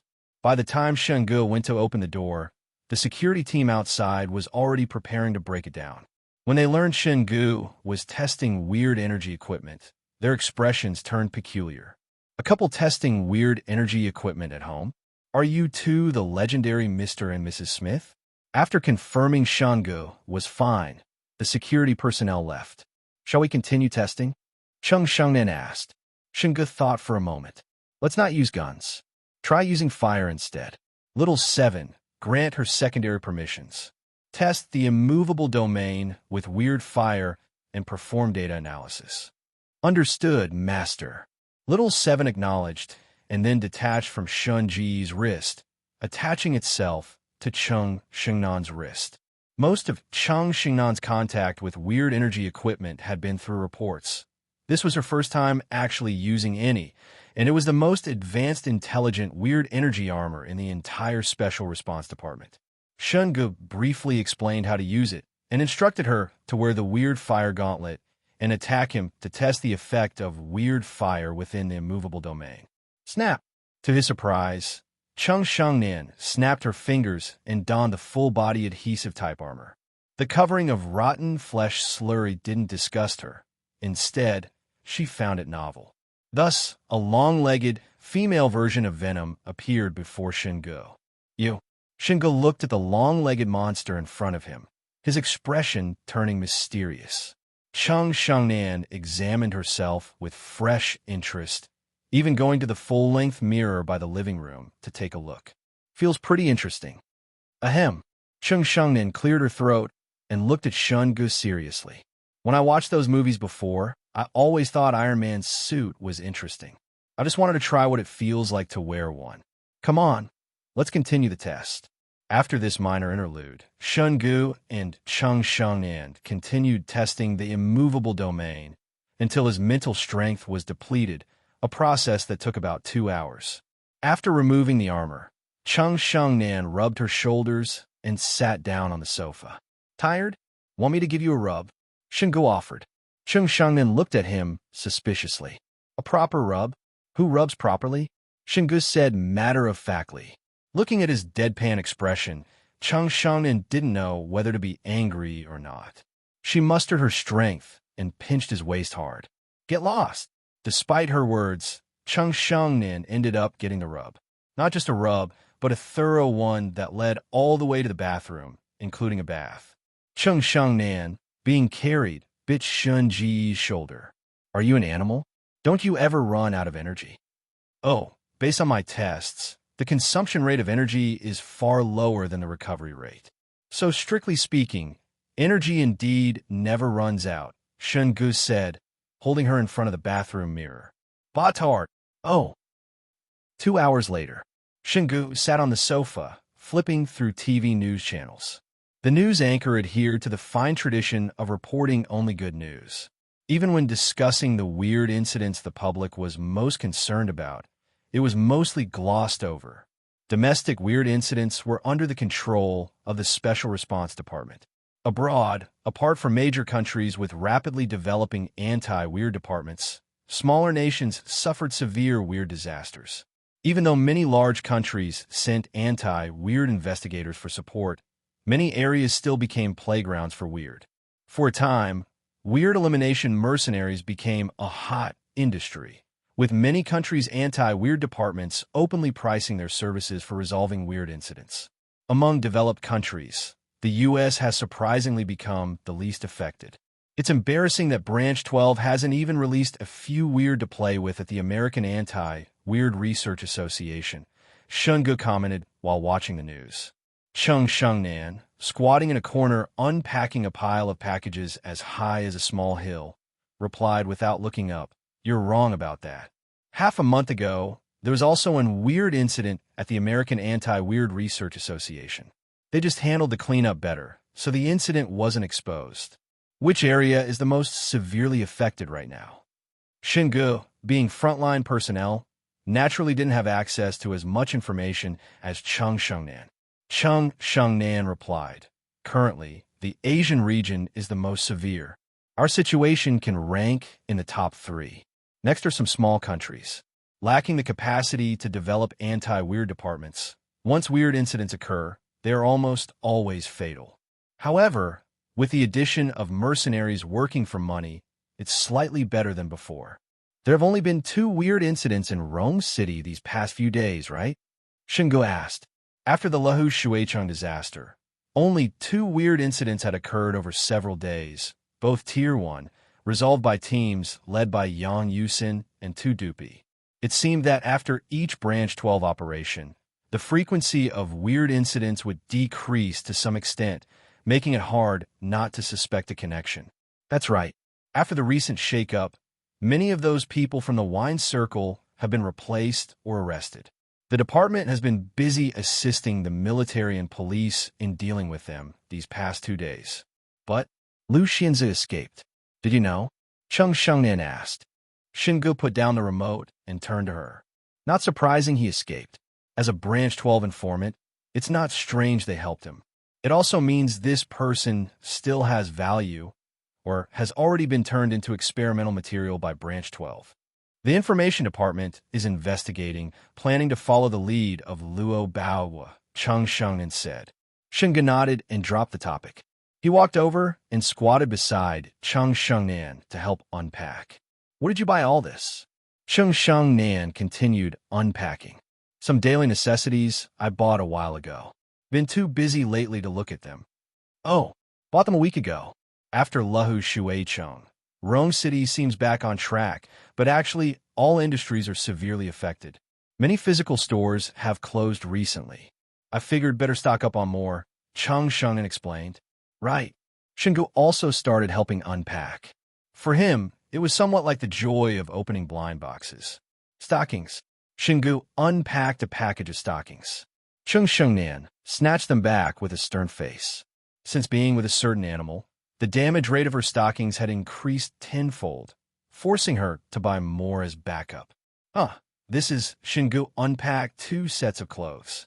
But he knew Cheng Shengnan usually had high standards for clothing. Even her work suits were custom-made. She generally didn't buy clothes online. Hey, don't you have anything to do today? I remember around this time every day you go on patrol, Cheng Shengnan said, making a move to grab them. Seeing her slightly flushed face, Shen Ge wasn't particularly interested initially, but her attempt to snatch them back indicated the clothes had a story. He dodged and stood up. I checked the reports when I got back. No weird energy fluctuations detected citywide today. Plus, Xiao Tu and the others are divided into 4 teams guarding the 4 directions. They can handle it if anything comes up, Shen Ge replied while unwrapping the package. Cheng Shengnan grew anxious. Aren't you saving up system points to go to the Higher Research Institute? Random event rewards are minimal and not very meaningful at this stage. That's why I stayed home today to research traits. TSK. Your attempt to cover up only makes me more interested in these clothes. As he spoke, Shen Ge finished unwrapping, revealing a short black cheongsam. Shen Ge was taken aback. So short? Can you even wear this outside? Cheng Shengnan grabbed the cheongsam back and snorted. I never planned to wear it outside. All right, hurry up and go to your work. I don't need your help here. Shen Ge instantly understood, raising an eyebrow. I think these clothes look pretty good. No time like the present. Trying them on now seems very appropriate. Cheng Shengnan, remembering the previous 2 hours, gritted her teeth and tried to push Shen Ge out of the room, only to be scooped up into a hug. I think we could try. I disagree. How about rock, paper, scissors? Fine, best 2 out of 3. So the two engaged in a rather childish game of rock, paper, scissors. Unsurprisingly, Cheng Shengnan lost 2 rounds in a row and was forced to take the clothes into the bedroom. Before closing the door, she glared at Shen Ge. Using your trait ability to cheat. Have you no shame? Is this how you waste mental strength? No problem. It regenerates automatically, Shen Ge said calmly. You did use your ability. Thump. A pillow flew out from the bedroom, hitting Shen Ge square in the face. The next second, the bedroom door nearly slammed shut on him. Fortunately, Shen Ge's greatest virtue was his speed in admitting mistakes. He promptly promised not to use the immovable domain during rock, paper, scissors in the future. Soon after, Cheng Shengnan came out wearing the first outfit. Shen Ge leaned against the doorframe, his gaze purely appreciative, without a trace of ulterior motive, looking her up and down. The black cheongsam reached only mid-thigh, perfectly showcasing Cheng Shengnan's advantages. just the slit is a bit low. After a long moment, Shen Ge offered his first comment. Chang Shengnan glanced coldly at the slit that reached almost her waist and directly launched a reverse pillow throw, hitting Shen Ge out of the room. Get out. That won't do. I said no time like the present. We've chosen the day. Now it's time for the impact. It took Chang Shengnan a moment to get the pun, by which time she was nearly impacted into pieces throughout the night. Peace persisted in Rome City for over half a month. By early May, weird incidents began to resurge, gradually increasing in number. Shen Ge monitored the progress in the log daily. His future self was still locked in a stalemate with Formless, which also indicated that once a weird reached Tier 6 or above, capable of converting nuclear energy into weird energy, it entered an almost invincible state. Killing them then would be extremely difficult. His future self had been struggling with Formless for months. Rome City's resources were largely depleted in dealing with it, resulting in heavy casualties. Moreover, the scale of the disaster in Rome City kept expanding. Since Formless was invisible, they didn't even know if their plans were effective against it. Shen Ge couldn't help his future self. Besides, he was already on a completely different path. Given the current development speed of the Special Response Department, unless a Tier 6 or 7 weird incident appeared out of thin air, everything was indeed under control as the news claimed. If things continued this way, whether the future would lead to doomsday was uncertain. SSNOVLFIRE.net. However, this also raised some questions for Shen Ge about the log. Based on the information so far, it felt like he and the log existed in parallel worlds. His actions didn't affect the future nor change the log, and the clues collected in the future were almost useless to him now. For example, according to the log, during the battle against Formless, a Tier 4 weird incident involving a trait-bearing weird erupted near the Quanlong mountain base. Hoping to find this trait-bearing weird, Shen Ge led a team and spent over half a month at Quanlong Mountain. But not only did they not find the trait-bearing weird, they didn't even encounter an ordinary one. Meanwhile, weird incidents kept occurring in the Eastern District and Lahu Shuicheng, allowing him to accumulate nearly 2,000 system points. Time flew by, and it was June. As weird incidents increased, Shen Ge spent more time patrolling the city. But since that incident, he developed a love for buying clothes for Chang Shengnan, showing a trend toward becoming a uniform obsession. On June 3rd, while Shen Ge was at home having lunch with Chang Shengnan and picking out clothes, he received an urgent notification from the department. Initially thinking it was a serious weird disaster somewhere domestically, it turned out to be their neighbor, the land of the rising sun, Japan. Arriving at the conference room, Deng Yuqi handed the latest materials to Chang Shengnan, while assistant Xiao Zhang distributed copies to everyone. The meeting gathered the most excellent anti-weird investigators and senior officials from the branch. They were also video conferenced with the headquarters and several other strongest departments of the Special Response Department. After analyzing the reports and mission documents, Chang Shengnan quickly compiled the information and played 3 videos sent from Japan on the central screen. The first video was shot from a satellite. The capital city of Takaguchi was shrouded in thick black mist. Drones, planes, helicopters, etc. continuously flew into the area, but none were seen coming out. The black mist enveloped the entire city of Takaguchi. Currently, it showed no signs of spreading, and no method or device could establish contact with anyone inside the city. The second video showed a bustling intersection with vehicles and pedestrians orderly waiting for the traffic light. Suddenly, the sky darkened, and the signal was interfered with. The third video depicted vehicles seemingly out of control, crashing into surrounding pedestrians or nearby shops. Panicked fleeing pedestrians were hit by falling flower pots, buried under collapsing walls or billboards, fell into manholes while running, or slipped on drinks or fruits that flew out from the hands of those killed by billboards. If separated from the context of disaster, this video could almost be mistaken for a comedy skit. In summary, every person and every death in the video reeked of misfortune. Deng Yuqi said gravely, A very severe weird disaster has broken out in Takaguchi. Unlike the Beijing disaster, which affected only one district, the entire city of Takaguchi is shrouded in weird energy black mist. According to feedback from their anti-weird department and reports submitted to the Asian Anti-Weird Organization, various weird incidents had actually been occurring sporadically within the city for half a month prior. Chung Shang-nan controlled the laptop to bring up several images. These are photos uploaded to the internet 2 weeks ago, before Takaguchi was enveloped by the weird energy black mist. According to the uploaders, the northern part of Takaguchi was suddenly filled with floating human head balloons overnight. These human head balloons are somewhat similar to the flying parasite weird from the recent Le Shuiqing incident. The difference is that when citizens are infected by this parasite weird, their heads detach from their bodies and transform into a flying weird. They grow larger as they consume more living beings.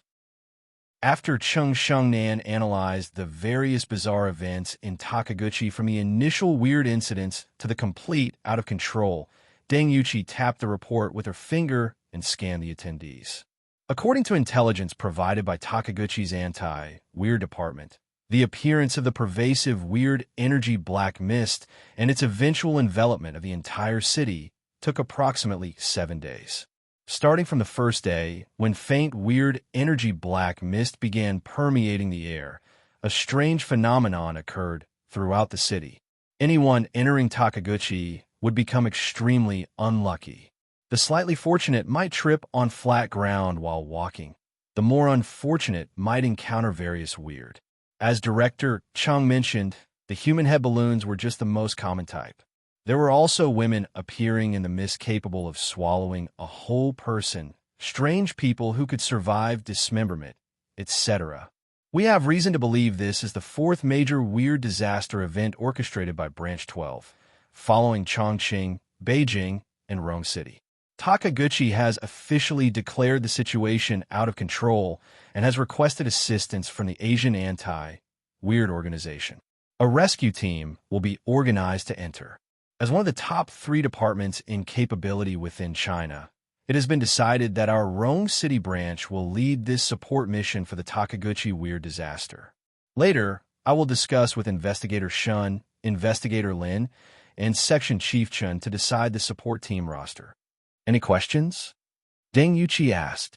The Information Department Chief, skilled in intelligence analysis, was most concerned about the intelligence regarding the Takaguchi disaster. Director, so far, based on information gathered by us and departments nationwide, there has never been a case affecting the luck of an entire city's population.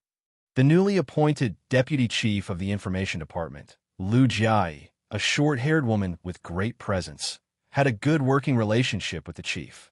She spoke up directly. Actually, it's not completely unheard of. As far as I know, the Rome City branch previously handled an incident where a weird turned most of a building invisible. The operation code name in that report was Formless. If we compare the affected invisible half of the building in that incident to the people in Takaguchi, isn't it similarly a large-scale, affecting weird event? Deng Yuqi nodded. Chief Lu is correct. Director Li from the Research Department has been conducting in-depth research based on Investigator Shun's weird trait theory. According to current information, weird can potentially develop certain special abilities, which we refer to as traits. For example, rapid regeneration, fusion, physical enhancement, and weird can all be considered their traits. Some weird harbor more advanced trait abilities, which typically fully awaken after they evolve to Tier 4. Like the previous Formless incident, although that weird had just transformed to Tier 2, the weird space it created already demonstrated the effects of such a trait. Therefore, combined with the Takaguchi report, we suspect this is a high-tier weird that has awakened a trait capable of making people unlucky, a trait of misfortune.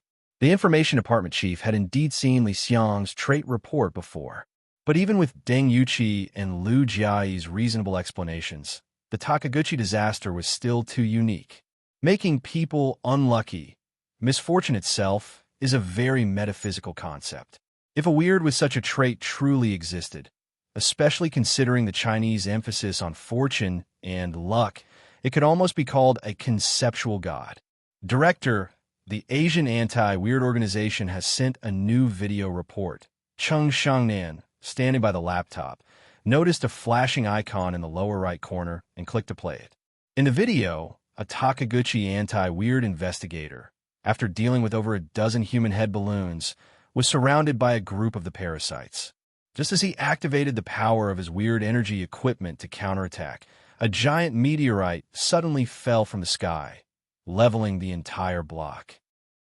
For a moment, the conference room fell into dead silence.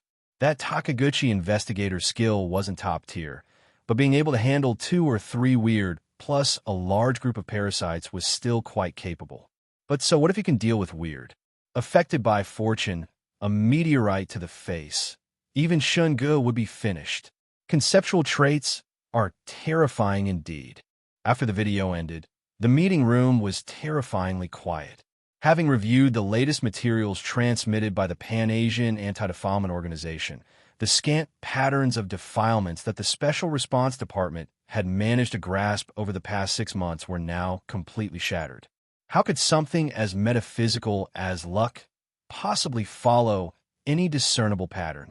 How to deal with a purely conceptual defilement like misfortune? Almost everyone present, including Shen Ge, was at a complete loss. However, compared to the tricky nature of misfortune, Shen Ge was currently more concerned about the Takaguchi defilement disaster. According to the log, it wasn't until January 3, 2027, when an 8th-stage defilement appeared and swallowed the entire city of Takaguchi, that defilements were completely exposed to the world. Although the system's early activation had set Shen Ge on the path of an anti-defilement agent ahead of time, leading to earth-shaking changes compared to the future, putting aside the early exposure of defilements due to the Daijing disaster, was the 8th-stage defilement that devoured Takaguchi in the log, this misfortune? If so, what stage was it at now? One had to remember, the future Shen Ge from the log had been locked in a battle of wits for months with the 7th-stage formless and still couldn't deal with it. And that was the formless, which did have patterns to follow. As the department head, Deng Yuqi had to step up to stabilize morale at a time like this. She pulled up a map of Takaguchi City on her computer and drew a circle around the central area with a pen. According to the intelligence provided by our neighbors, the epicenter of the defilement disaster is the Heiki Jikokyo Imperial Palace in central Takaguchi, eventually spreading to the Takaguchi Tower area. The situation in this zone is similar to the Haicheng district during the Daijing disaster, but even more severe. The entire area is enveloped in defilement energy black fog, cutting off all contact with the inside. The defilement energy black fog stretching from Takaguchi Tower to Takaguchi International Airport is continuously weakening. Based on the movement of the fog, our neighbors are already evacuating citizens near the airport. Therefore, following headquarters directive, we will enter from Kikawa City and rendezvous with anti-defilement agents from other countries dispatched by the Pan-Asian Organization to jointly enter the affected area. Someone immediately raised an objection. Our relations with them are hardly friendly. Sending support is already giving them plenty of face. Cooperating with other countries? What if we get stabbed in the back before we even solve the disaster? In my opinion, we'll provide support, but we absolutely will not accept orders from the Pan-Asian Anti-Defilement Organization. Deng Yuqi said calmly. They aren't qualified to command us either. And this isn't just a simple support mission. Think about it. Why was the Pan-Asian Organization so eager to send people into our country when we had our defilement disaster? Was it really just about support? Deng Yuqi didn't spell it out completely, but no one in the room was foolish. Her hint made them realize that we also intended to take advantage of this opportunity to conduct some operations on their turf. The support team would depart by plane for Kikawa Airport tomorrow morning. The rest of the meeting focused on resource allocation and personnel selection for this support operation.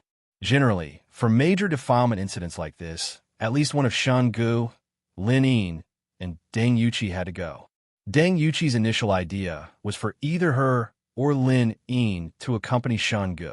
Had she not known about Shen Ge's default eradication system, Deng Yuqi might have considered going with Lin Yin and having Shen Ge hold down the fort at the branch. But Shen Ge's system could sell defilement corpses. For this support mission, Deng Yuqi had no intention of leaving the defilement corpses for their neighbors who lead peaceful lives. So, Shen Ge absolutely had to go. After discussion, Shen Ge proposed that he go alone, with everyone else, including Deng Yuqi and Lin Yin, remaining behind. Deng Yuqi immediately understood Shen Ge's meaning. Clearly, Shen Ge also planned to secretly pocket the defilement corpses. But having more people with him would instead tie his hands, as he couldn't very well sell defilement corpses in front of other countries' agents. This might also expose the incident where they snatched the third-stage defilement corpse. After the meeting, Deng Yuqi and Shen Ge discussed this issue at length. They finally decided to wait for the support list from headquarters before finalizing the candidates from the Rong City branch. When Shen Ge left Deng Yuqi's office, Li Xiang intercepted him and took him straight to the research institute. New discovery. Shen Ge had given Li Xiang many good items to study. To be precise, he had let Li Xiang study almost all the system rewards. If he could pinpoint where the system was located in his body, Shen Ge would have actually liked to take it out for Li Xiang to study. You've complained before about the inconvenience of carrying so much stuff, right? I think I found a solution, Li Xiang said. Shen Ge. Li Xiang solved the inventory space that the system hadn't? What is it? Shen Ge asked, somewhat surprised and excited. After operating the console, a mechanical arm brought a silver tray from a sealed research chamber. On the tray lay a foot-long fleshy worm. Is this the worm? Shen Ge asked. Li Xiang's expression nearly cracked. The word Philistin almost slipped out, but remembering it was Shen Ge, he swallowed it back. Is that all you see? A worm? Li Xiang retorted. Shen Ge carefully observed the foot-long worm on the tray. It looked familiar, but he couldn't place it immediately. Wait, is this the worm head from Lu Zongrui? Li Xiang shook his head. To be precise, this is the parasitic defilement extracted after that Lu Zongrui fused with the villa.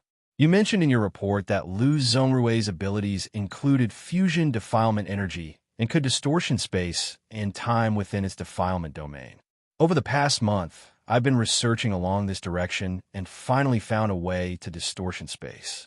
I used defilement rat genes to resurrect this parasitic defilement, then had it consume the pangolin hide you brought back from Daijing. This is the final form. As he spoke, Li Xiang put on a pair of black defilement energy gloves, picked up the defilement worm, and pried open its mouth. The inside was similar to the worm mouths Shen Ge saw in the villa, like an oral cavity with concentric rings of teeth. This defilement can open a distortion space, about the size of a small room, over 10 square meters. After Lu Zongrui fused with the villa, there were many such parasitic defilements inside. That's why when you entered certain rooms, it took you multiple times longer to get out. You were trapped in another distortion space. Leaving that area was equivalent to traversing a space. While explaining the parasitic defilement's properties, Li Xiang picked up various instruments from the lab bench and stuffed them into the worm's mouth. Soon, over a dozen items were inside. Logically, it should have been full long ago, but Shen Ge, peering into the mouth, couldn't see the items inside. However, the survival rate of these parasitic defilements is very low. Once separated from the Lu Zongrui villa defilement, they die. I tried many methods and have only successfully separated this one, and that was by feeding it defilement rat and pangolin hide. Even so, its defilement energy content is very low, less than even a first-stage defilement, roughly between 60% and 80%. Each time the mouth opens to access the distortion space, consumes at least 10% defilement energy. It currently has about 40% left. Both opening and closing consume energy. In other words, without finding a solution for the energy issue, it will be useless after one open-close cycle. Li Xiang then began pulling out the items he had stuffed inside. The good news is that this parasitic defilement inherently contains fusion defilement energy. So, I thought of a solution. Directly integrated into the combat armor, merging it with the Bloodhide pack previously created from the 12 branches Bloodhand. If successful, the Bloodhide backpack will contain a distortion space. You can use it to store less critical items, like firearms, ammunition, supplies, etc. Even if the distortion space is damaged or affected by another defilement's domain, the loss wouldn't be fundamental. As for the 10% energy cost per use, it can be supplemented by the armor. The armor can now self-recover and absorb defilement energy, perfectly solving the energy consumption issue.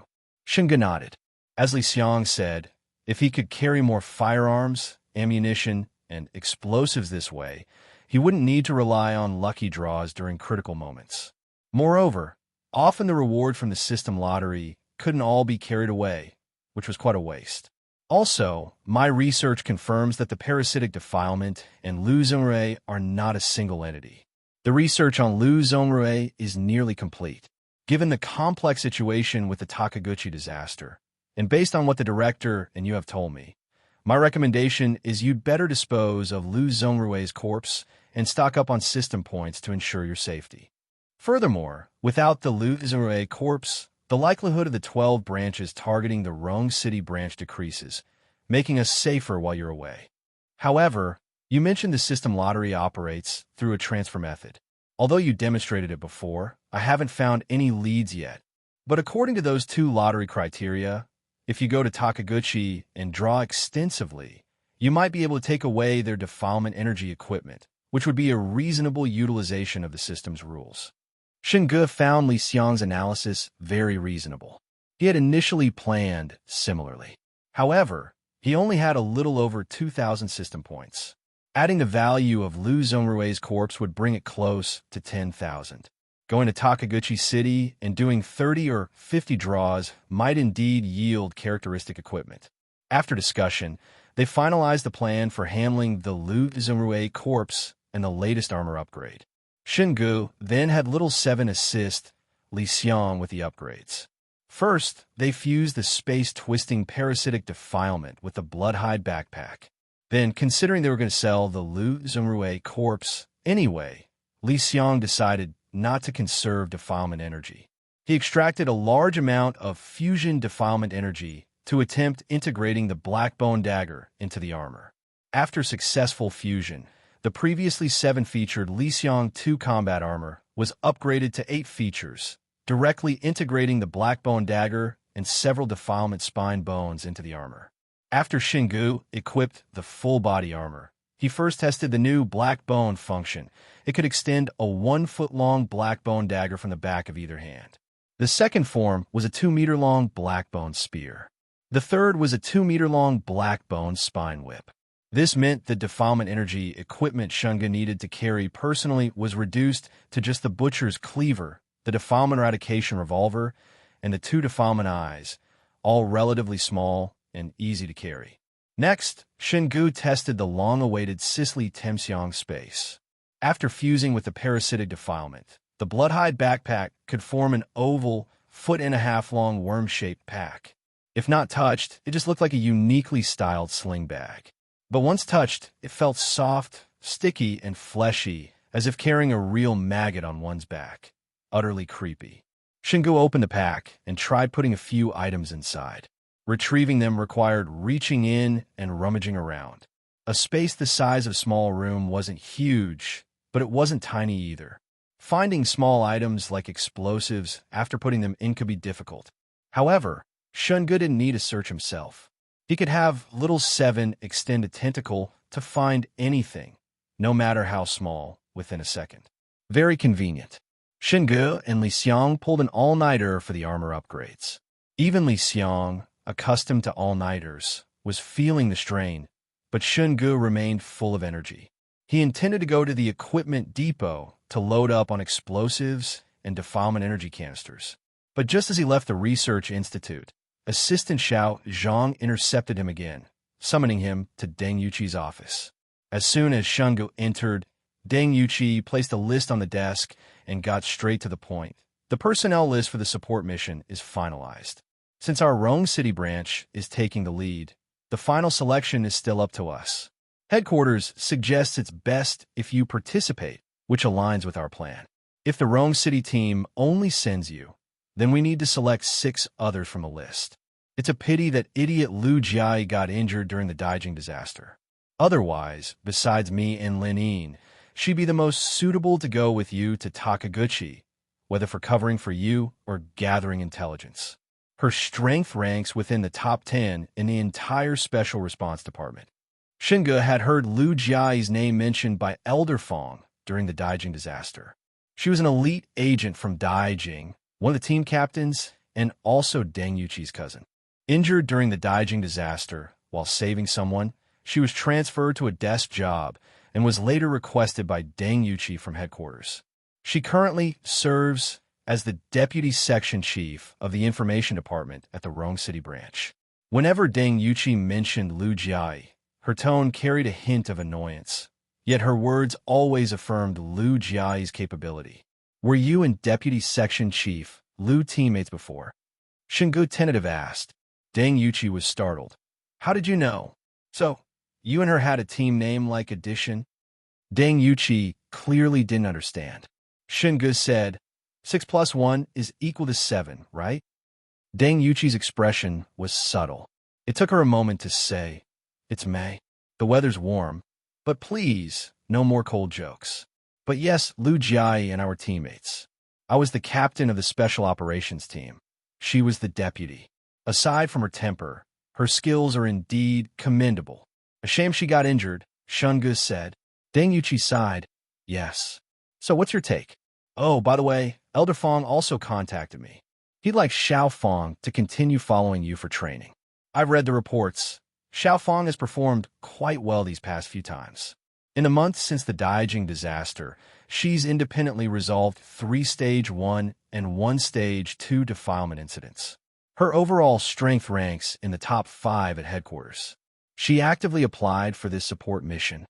Shen Ge's impression of Fong Mingwei, the paramecium, was fairly good. During the Chongqing incident, he initially disliked her reckless, save everyone at all costs attitude. He admired the sentiment, but preferred not to have such a person as a teammate. Later, she inexplicably became receptive to advice. At first, Shen Ge thought she might be setting him up, but then realized she was just genuinely simple. Anyway, the paramecium's main virtue was being obedient. Taking her along wouldn't weaken the branch's remaining strength, could provide some cover for him, and they had cooperated before, possessing a certain tacit understanding, in a way. Fong Mingwei is acceptable, Shen Ge nodded. Deng Yuqi ticked Fong Mingwei's name on the list. She seems to admire you quite a bit. Getting your approval will probably make her happy. Any other recommendations from the list? Shen Ge glanced at the list and finally pointed to a name from the Yunnan support list. Him. Xiao Cheng? You know him too. Deng Yuqi also knew of him. Given her seniority, that wasn't strange, but Xiao Cheng had almost no collaboration history with the Rome City branch. Shen Ge said, don't know him, but the remark listed specialty is infiltration, right? Since we're going to Takaguchi to conduct operations, we naturally need such talent. Understanding dawned on Deng Yuqi. I see. How about this? This operation will be led by you and Xiao Fong. For the rest, I'll pick a few acquaintances skilled in intelligence gathering and dealing with bureaucratic formalities with the Pan-Asian organization.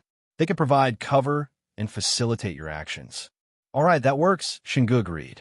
He generally trusted Deng Yuqi's arrangements and usually didn't worry about such matters. Follow current novels on novelfire.net.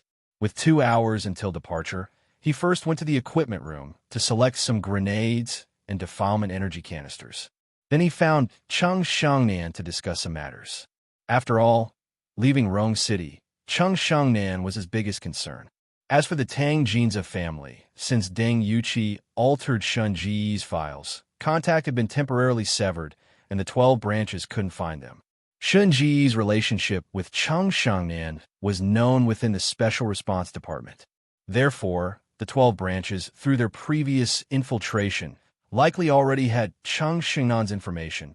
Otherwise, Yin wouldn't have targeted her directly.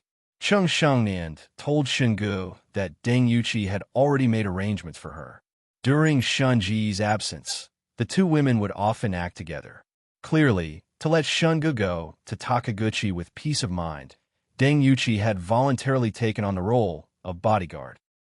At 9 a.m., Shen Ge boarded a special flight to Kikawa Airport.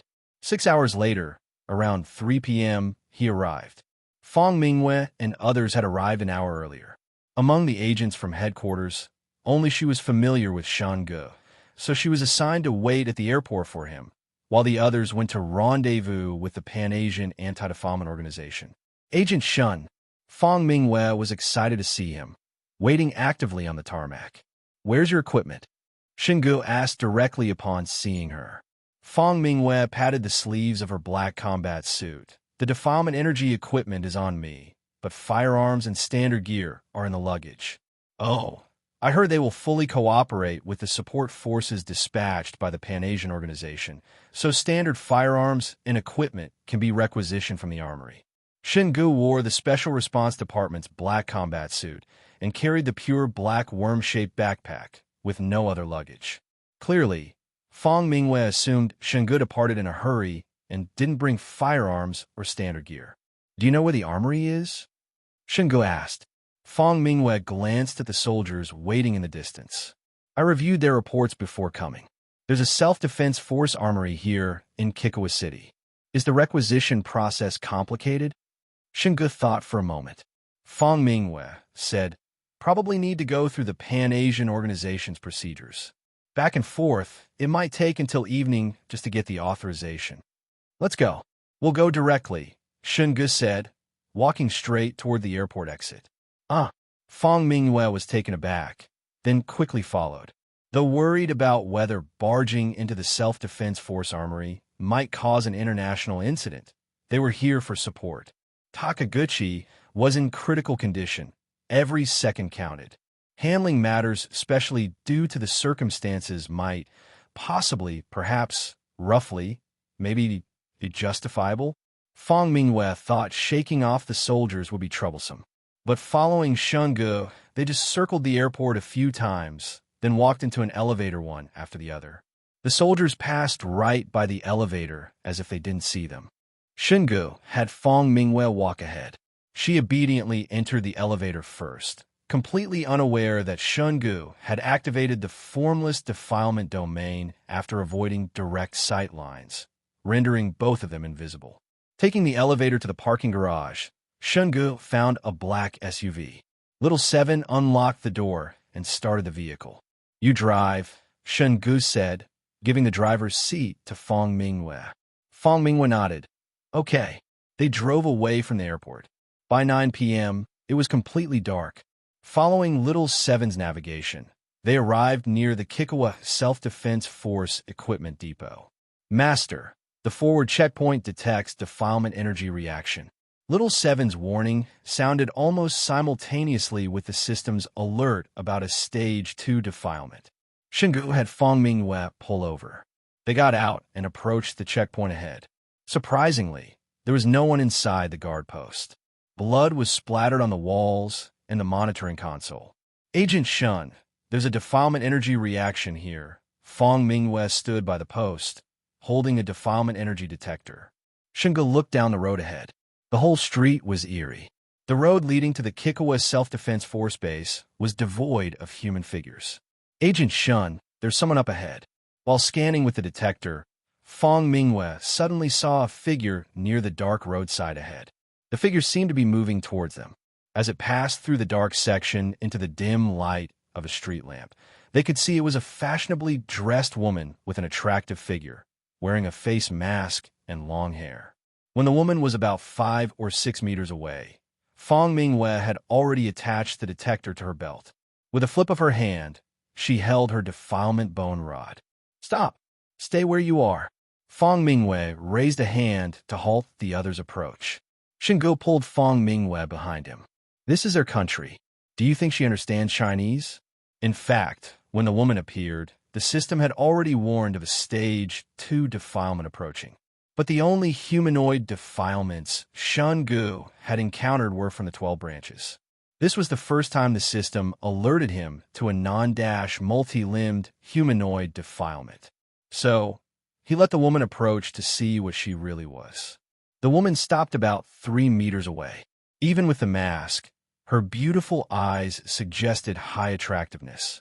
Most importantly, by conventional male standards, her clothing and perfect figure would make her an exceptional catch even if her face was average. Lights off, at least.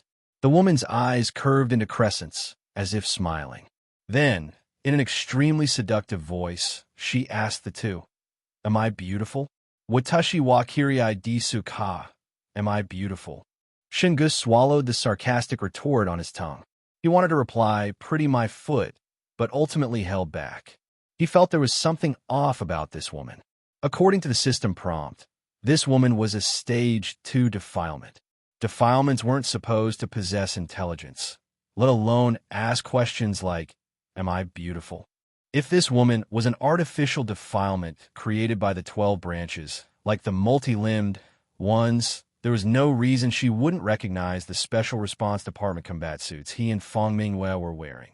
Was she being deliberately mysterious? Trying to evoke urban legends from their country? Nanaka Goyo di Suka, is there something you need? Fong Mingwei asked. You know their language too? Shen Ge was slightly surprised, looking at Fong Mingwei. If he remembered correctly, her language skills were also good when he asked for her help buying gifts in that mall. Fong Mingwei actually knew several languages.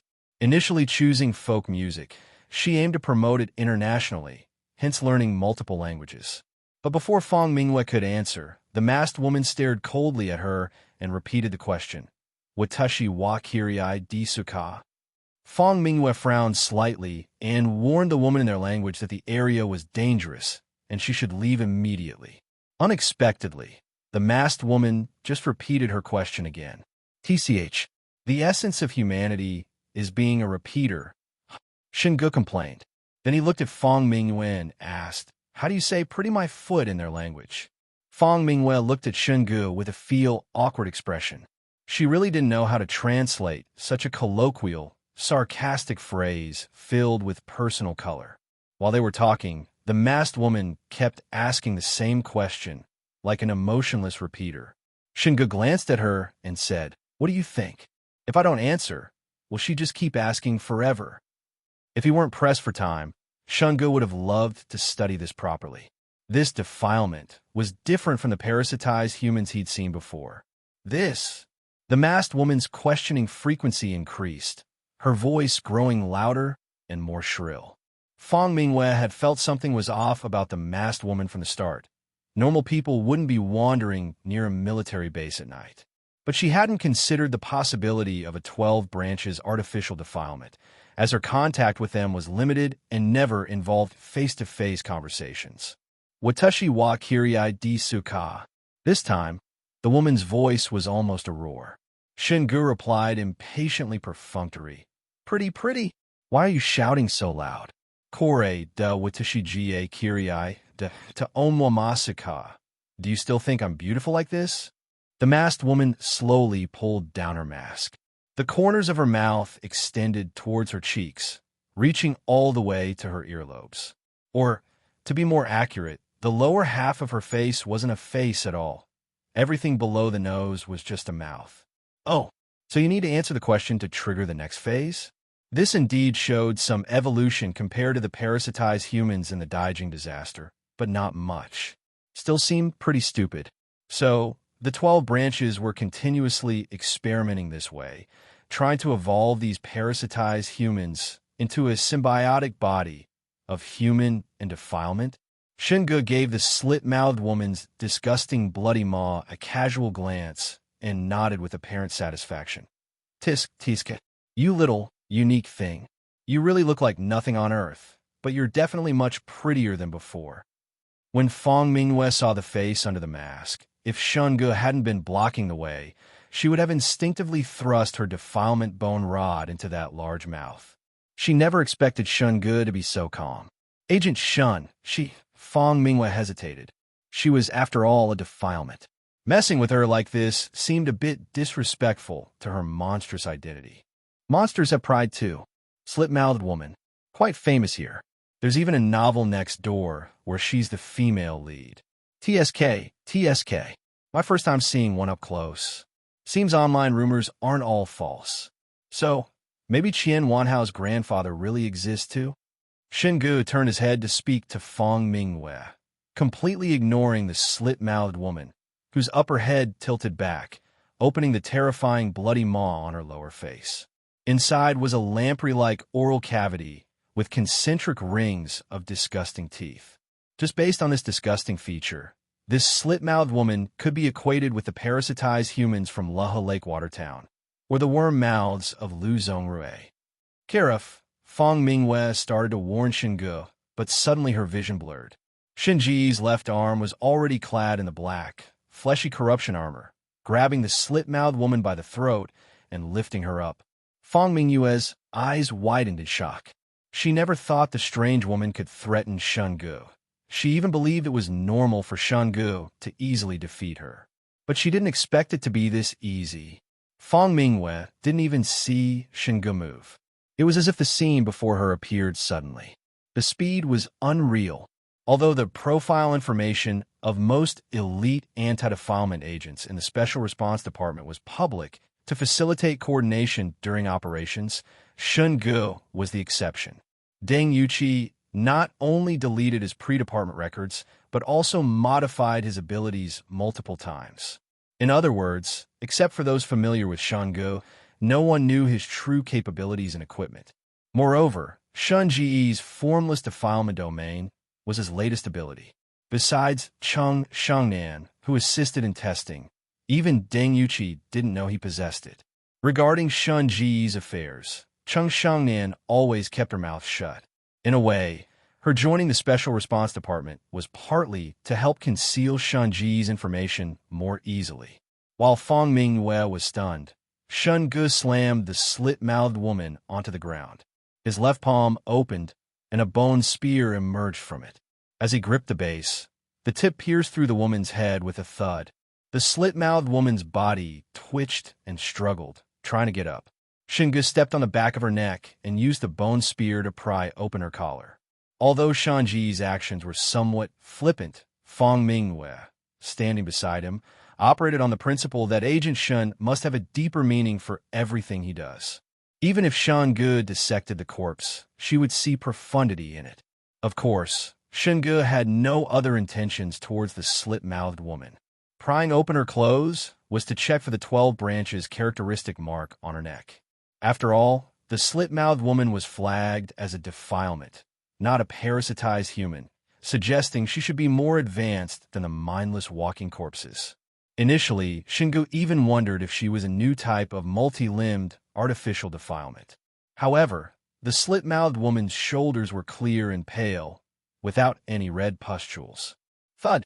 Suddenly, just as Shen Ge felt some regret at not finding the red pustules, the slit-mouthed woman's head transformed into a gaping bloody maw. Facing away from Shen Ge, it instantly enlarged, swallowing towards him. Fang Mingwei prepared to assist, her defilement bone rod extending towards the slit-mouthed woman's neck. But Shen Ge was faster. The bone spear in his hand transformed into a black bone spine whip, lashing out and wrapping around the creature's head, preventing it from moving forward. Then, lifting his foot and pulling with his hand, the slit-mouthed woman, whose neck was ensnared by the whip, was flung into the air and slammed onto the ground again. Shen Ge stood still, flicking the whip left and right. The slit-mouthed woman crashed left and right, looking even more pitiful than a certain god from Asgard. Fang Mingwei suddenly felt that staying quietly by Shen Ge's side was the best course of action. Helping seemed unnecessary. Host successfully killed Stage 2 Defilement. Reward: System Points X100, F-Grade Recovery Item X1. Sell Stage 2 Defilement Corpse. Price: 500 System Points. Clearly, certified by the system, this slit-mouthed woman was indeed a defilement. But, judging by combat power, it seemed like a 4 years later Stage 2. However, Shen Ge had doubts. To him, the slit-mouthed woman seemed more like a parasitized human or a 12 branches artificial defilement, not warranting a defilement judgment. After a moment's thought, Shen Ge had a hypothesis. He took out the butcher's cleaver, squatted beside the corpse, and began slicing downward from the neck. "You might want to turn around," Shen Ge kindly reminded. Fong Mingyue was puzzled at first, but the next second she saw the blade cut open the slit-mouthed woman's chest, incidentally slicing off part of the breast. He really was dissecting the corpse. Although Fong Mingyue knew there must be profundity in this, as a woman herself, she felt her stomach churn, nearly vomiting. Listening to the squishy cutting sound behind her, Fong Mingyue didn't understand Shen Ge's purpose, but waited quietly. A few minutes later, Shen Ge pulled a string of things from the corpse, holding up the internal organs connected to the head as he stood. "Just as I thought. Parasitic defilement again," Shen Ge said. Fong Mingyue looked back and saw Shen Ge holding a lump of rotten flesh resembling a heart. The string of rotten flesh connected to the neck and the face, which lay limp like skin. She immediately thought of the parasitized humans in the Daijing disaster who tried to persuade her to eat defilement flesh. They were almost identical to this slit-mouthed woman. However, the slit-mouthed woman's parasite was larger, about the size of a basketball. Shen Ge cut opened the rotten flesh with the cleaver. With a pop, the red pustule inside ruptured, black liquid flowing everywhere. "This really has this thing hidden inside the body." Shen Ge remembered that after the Rong City Loho Lake Watertown disaster, the branch dissected many parasitized humans, but the red pustule-shaped parasitic defilements inside were only fist-sized. "These guys are indeed evolving." Shen Ge then briefed Fong Mingyue on the branch's research findings regarding these parasitized humans. Fong Mingyue's expression darkened upon hearing this. If Takaguchi City was also attacked by these parasitic defilements, given its population, the situation would be much more troublesome than in Daijing City. Compared to Fong Mingyue's concern, Shen Ge thought about how these parasitized humans were now judged as defilements, offering kill rewards and sale rewards, allowing him to farm points. However, the evolution from no rewards to Stage 2 judgment meant the parasitized humans were evolving. This was indeed not good news. Link to the origin of this information RSDS in Novi, ir.net. After all, evolving to Stage 2 suggested potential for higher stages. Long term, could they truly become new humans? "Let's go." Shen Ge threw the slit-mouthed woman's head to the ground, casually ignited the corpse with defilement energy black fire, and signaled Fong Mingyue to leave. As Fong Mingyue walked ahead, Shen Ge chose to sell the corpse. The next second, the black fire and the corpse vanished together. "Agent Shen, I felt something was off about that slit-mouthed woman. She seemed more like a defilement than the parasitized humans we encountered in Daijing. Maybe that's not the right way to put it. Roughly, the Daijing parasitized humans seemed like worms control a human body, while the slit-mouthed woman seemed more like a fusion product of defilement and human." Fong Mingyue walked beside Shen Ge, voicing her confusion. "Have you read the latest reports from the Rong City branch regarding the 12 branches?" Shen Ge asked. Fong Mingyue nodded, yes. The reports mention the 12 branches are the masterminds behind the 3 major defilement disasters in Chongqing, Daijing, and Rong City. Right. In each disaster, they conducted different experiments. Each experiment causes the defilements to undergo new mutations, or evolution. In Rong City's Loho Lake Watertown, I encountered more advanced parasitized humans. So, seeing ones like the slit-mouthed woman isn't surprising. Shen Ge said. Fong Mingyue worriedly said, although they are hiding the number of affected people in Takaguchi, headquarters investigation found they haven't successfully evacuated many. Daijing affected several million people in just one district. Takaguchi has a conservative estimate of over 10 million affected.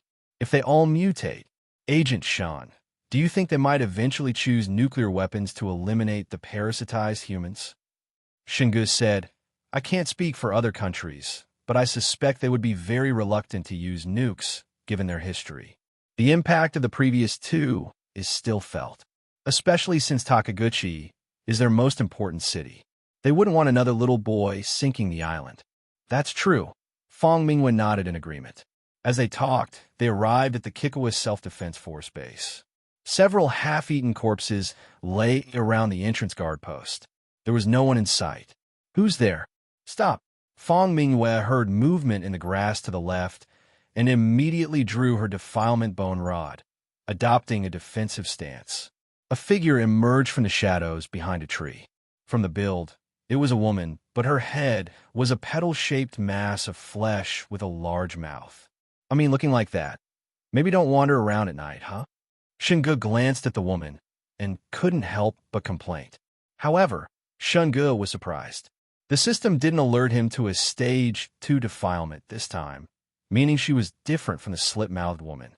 Fong Mingyue still admired Shen Ge. Only he could crack jokes in such an atmosphere, and in front of such a person. Although the system was silent, Little Seven alerted him that defilement energy was detected in the woods, and in significant numbers, indicating these were low-level parasitized humans, not defilements. Shen Ge patted Fong Mingyue's shoulder. "I'll leave this to you. There are more in the woods, but we don't have time to waste here. Guard the gate. I'm going to get the equipment." "Okay." Fong Mingyue nodded seriously. Since Shen Ge tasked her with guarding the gate, even if there were dozens or hundreds of them, she wouldn't let them step inside. Shen Ge, wearing the defilement leather boots, leaped over the main gate and sprinted towards the base interior at top speed.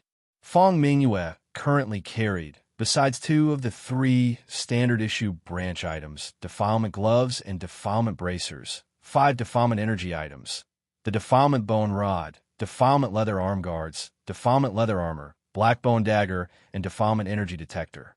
She chose the dagger over the cleaver because her physique and habits suited it better than wielding a large blade.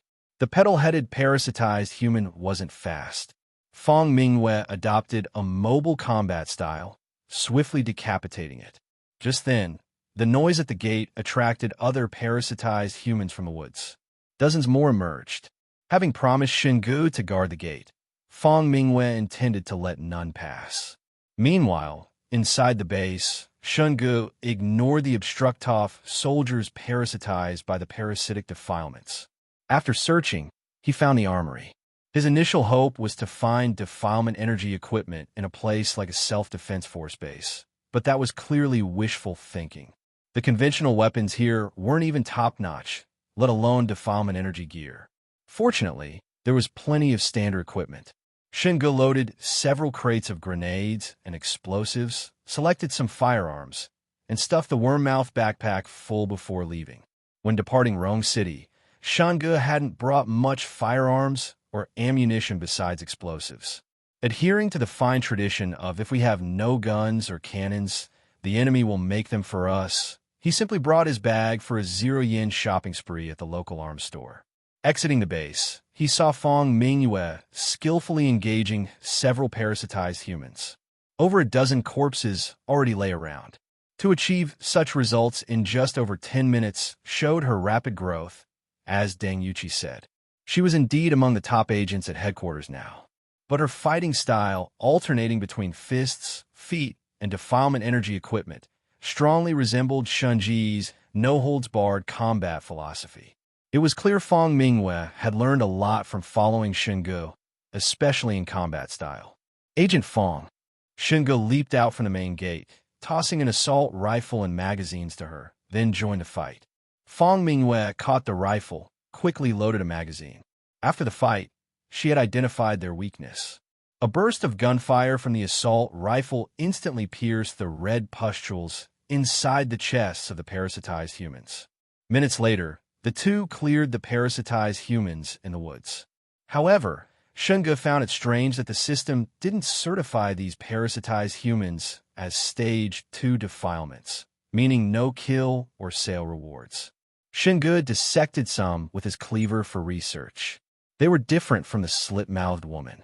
The ones in the woods resembled those from the Daijing disaster, while the slit-mouthed woman's internal parasite was like the one from Rong City's Lahu Lakewater town. Can't be there are Generation 1 and Generation 2, right? The issue must lie with the red pustule. What exactly is it? Unfortunately, dealing with the conceptual defilement misfortune in Takaguchi was the priority. Otherwise, taking the slit-mouthed woman back for Li Xiang to study might reveal differences. If they could find the pattern behind the 12 branches evolution of these parasitized humans, they might find a way to stop it. Shen Ge recalled the Yin branch member's tiger-like mutation during the branch attack. He wondered if further mutations would follow the rat, ox, tiger, rabbit, dragon pattern. Regardless, their mutations were indeed making them stronger. Without finding a way to stop it, they posed a significant future threat. Agent Shen, did you find the weapons? Fang Mingwei asked. She wondered because Shen Ge only carried one assault rifle. Going through all that trouble for one gun didn't seem like his style. Shen Ge opened the worm-mouth backpack and took out some weapons for Fang Mingwei. It's the latest defilement energy equipment developed by our branch. It can hold a room's worth of gear inside. I emptied all the grenades and explosives in there. I see. That's really convenient, Fang Mingwei marveled. Shen Ge and Fang Mingwei retraced their route, found their car, and continued towards Takaguchi City. Near the suburbs, the car ran out of gas. The nearest gas station was a kilometer or two away. Shen Ge was about to use the defilement leather boots mobility to fetch gasoline when headlights appeared in the distance. A car was approaching. Agent Shen, a car? Fang Mingwei's tone also held surprise. According to their reports, the area around Takaguchi had been evacuated. Civilians shouldn't normally be around. Yeah, what a coincidence, Shen Ge snorted, a faint smile on his face. He walked to the roadside and attempted to flag down the car. After the car stopped, Shen Ge, using Little Seven's translation system, asked the male driver who rolled down the window, "Brother, can you give us a lift to the gas station ahead? Our car's out of gas. I'll pay you." "Okay," the driver replied flatly, emotionlessly. Shen Ge signaled Fang Mingwei to get in the car.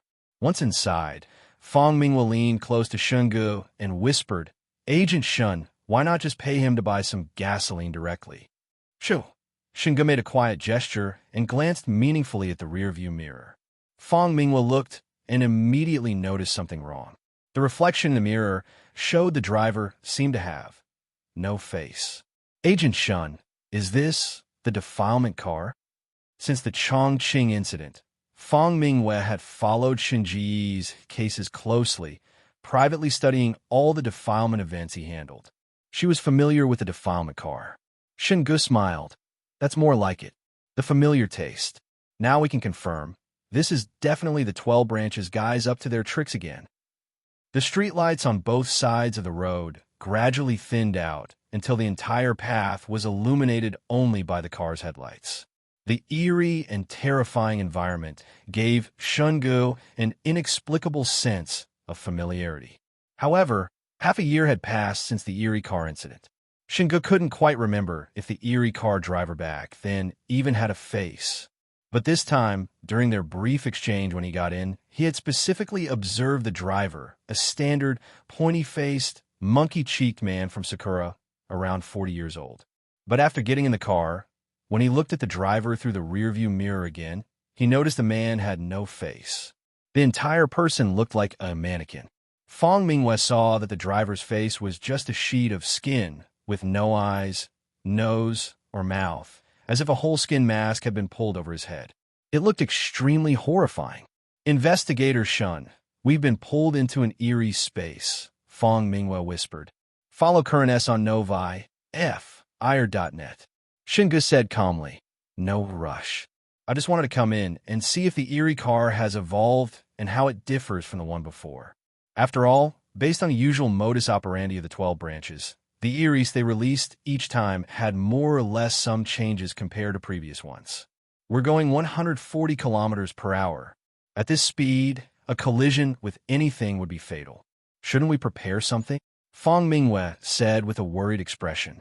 She didn't doubt Shen Ge's ability to protect himself. She was just worried that if something happened, she might hold him back. 140 already? In terms of speed, there's definitely progress. Shen Ge glanced at the dashboard where the needle was climbing toward 150. Recalling the previous Erie car, its top speed seemed to be only 130. TSK. A bit faster and we could film Fast and Furious 12, soaring to the skies. As Shen Ge joked, The car's speed had already surged to 160. Fong Minghua looked at the tree shadows flying past outside the window, like ghostly figures waving at her. She felt that stopping the car now wouldn't be easy either. "Hey, buddy, scoot over." While Fong Minghua was still worrying about how to escape the danger, Shen Ge had already squeezed into the driver's compartment. He then took out the black bone dagger and stabbed it into the eerie car driver's face, slicing open a mouth. Sure enough, the next moment, a spectral, ghost-like face opened a bloody maw and lunged to bite him. Shen Ge's hand, wearing the eerie glove, no release, shot out and grabbed the thing by the neck, yanking hard, trying to pull it out from the open, bloody mouth.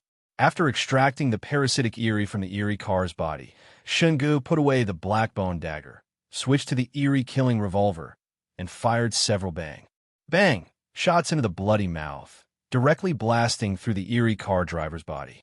However, despite Shen Ge's actions, the eerie car showed no signs of slowing down. Instead, its speed had skyrocketed to 200 kilometers per hour. Adding wings would make it take off. Investigator Shen.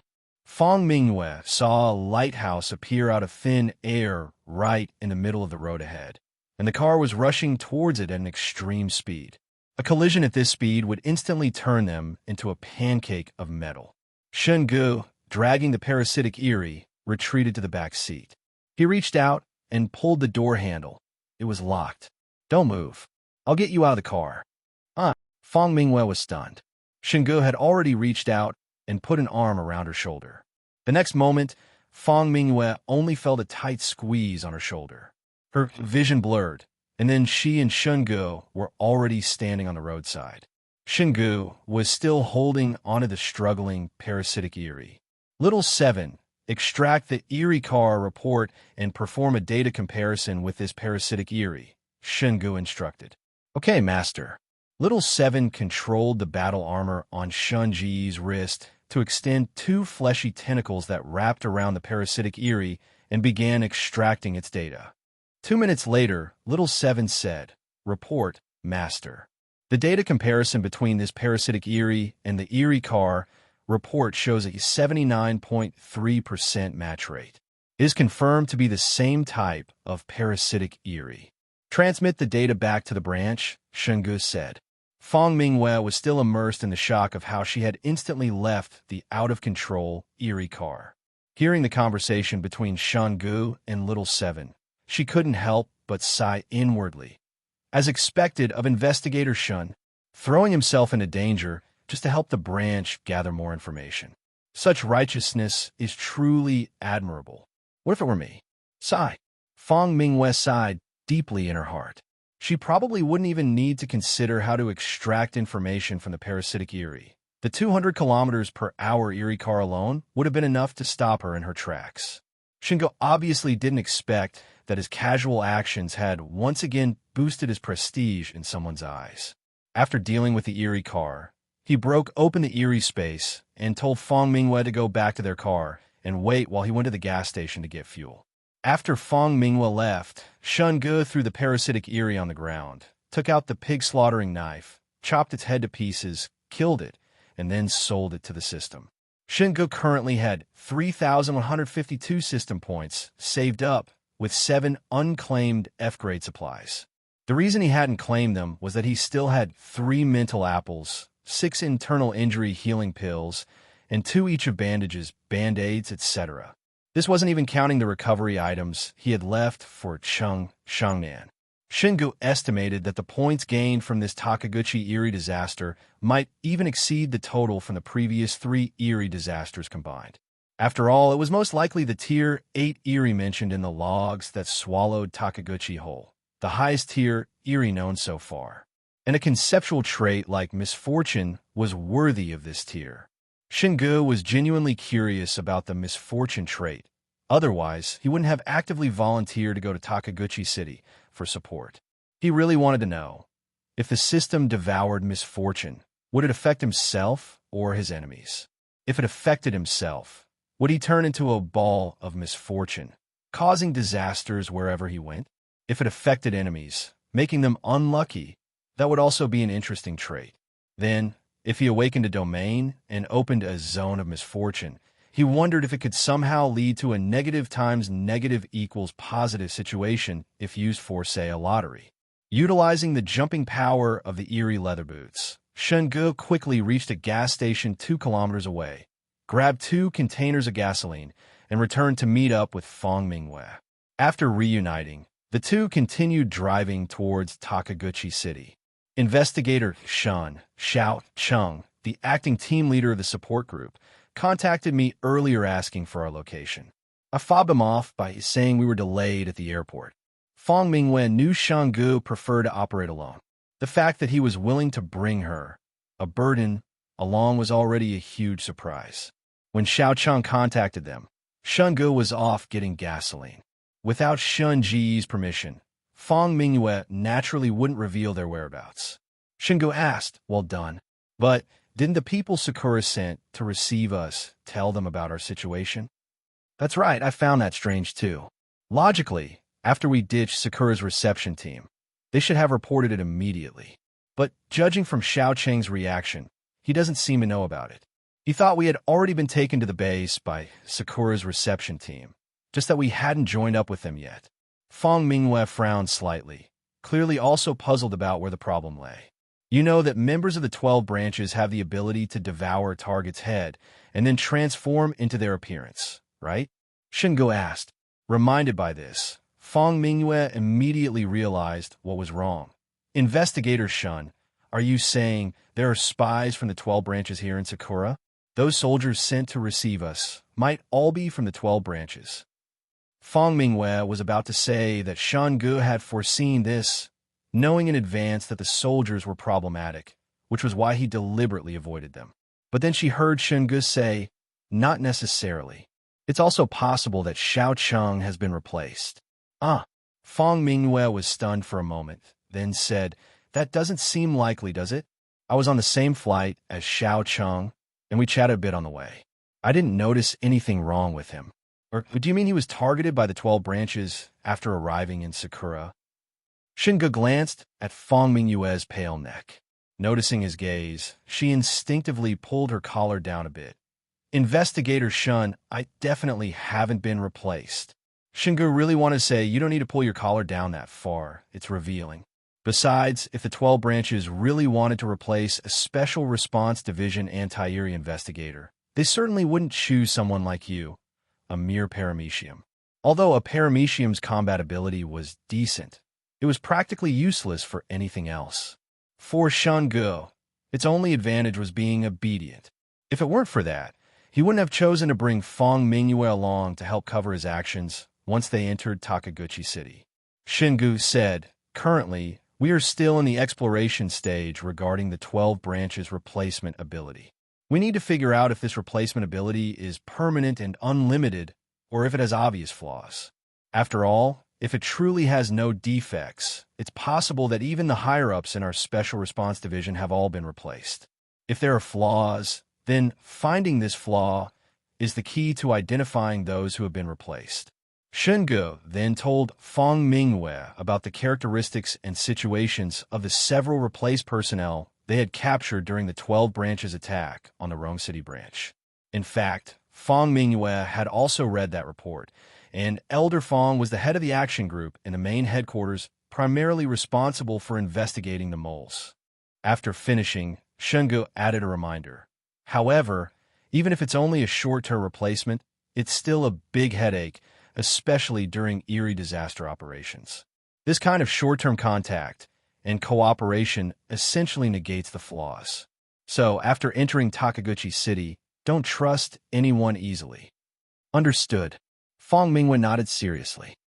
In the early morning hours, Shen Ge and Fang Mingyue drove to the outskirts of the blockade line around Takaguchi City. Seeing the Sakura Self-Defense Forces stationed around, Shen Ge had Little 7 scan the area for eerie energy. They found a few parasitized, lured them toward the blockade line to attract the Self-Defense Forces' attention, then breached the cameras and scaled the wall.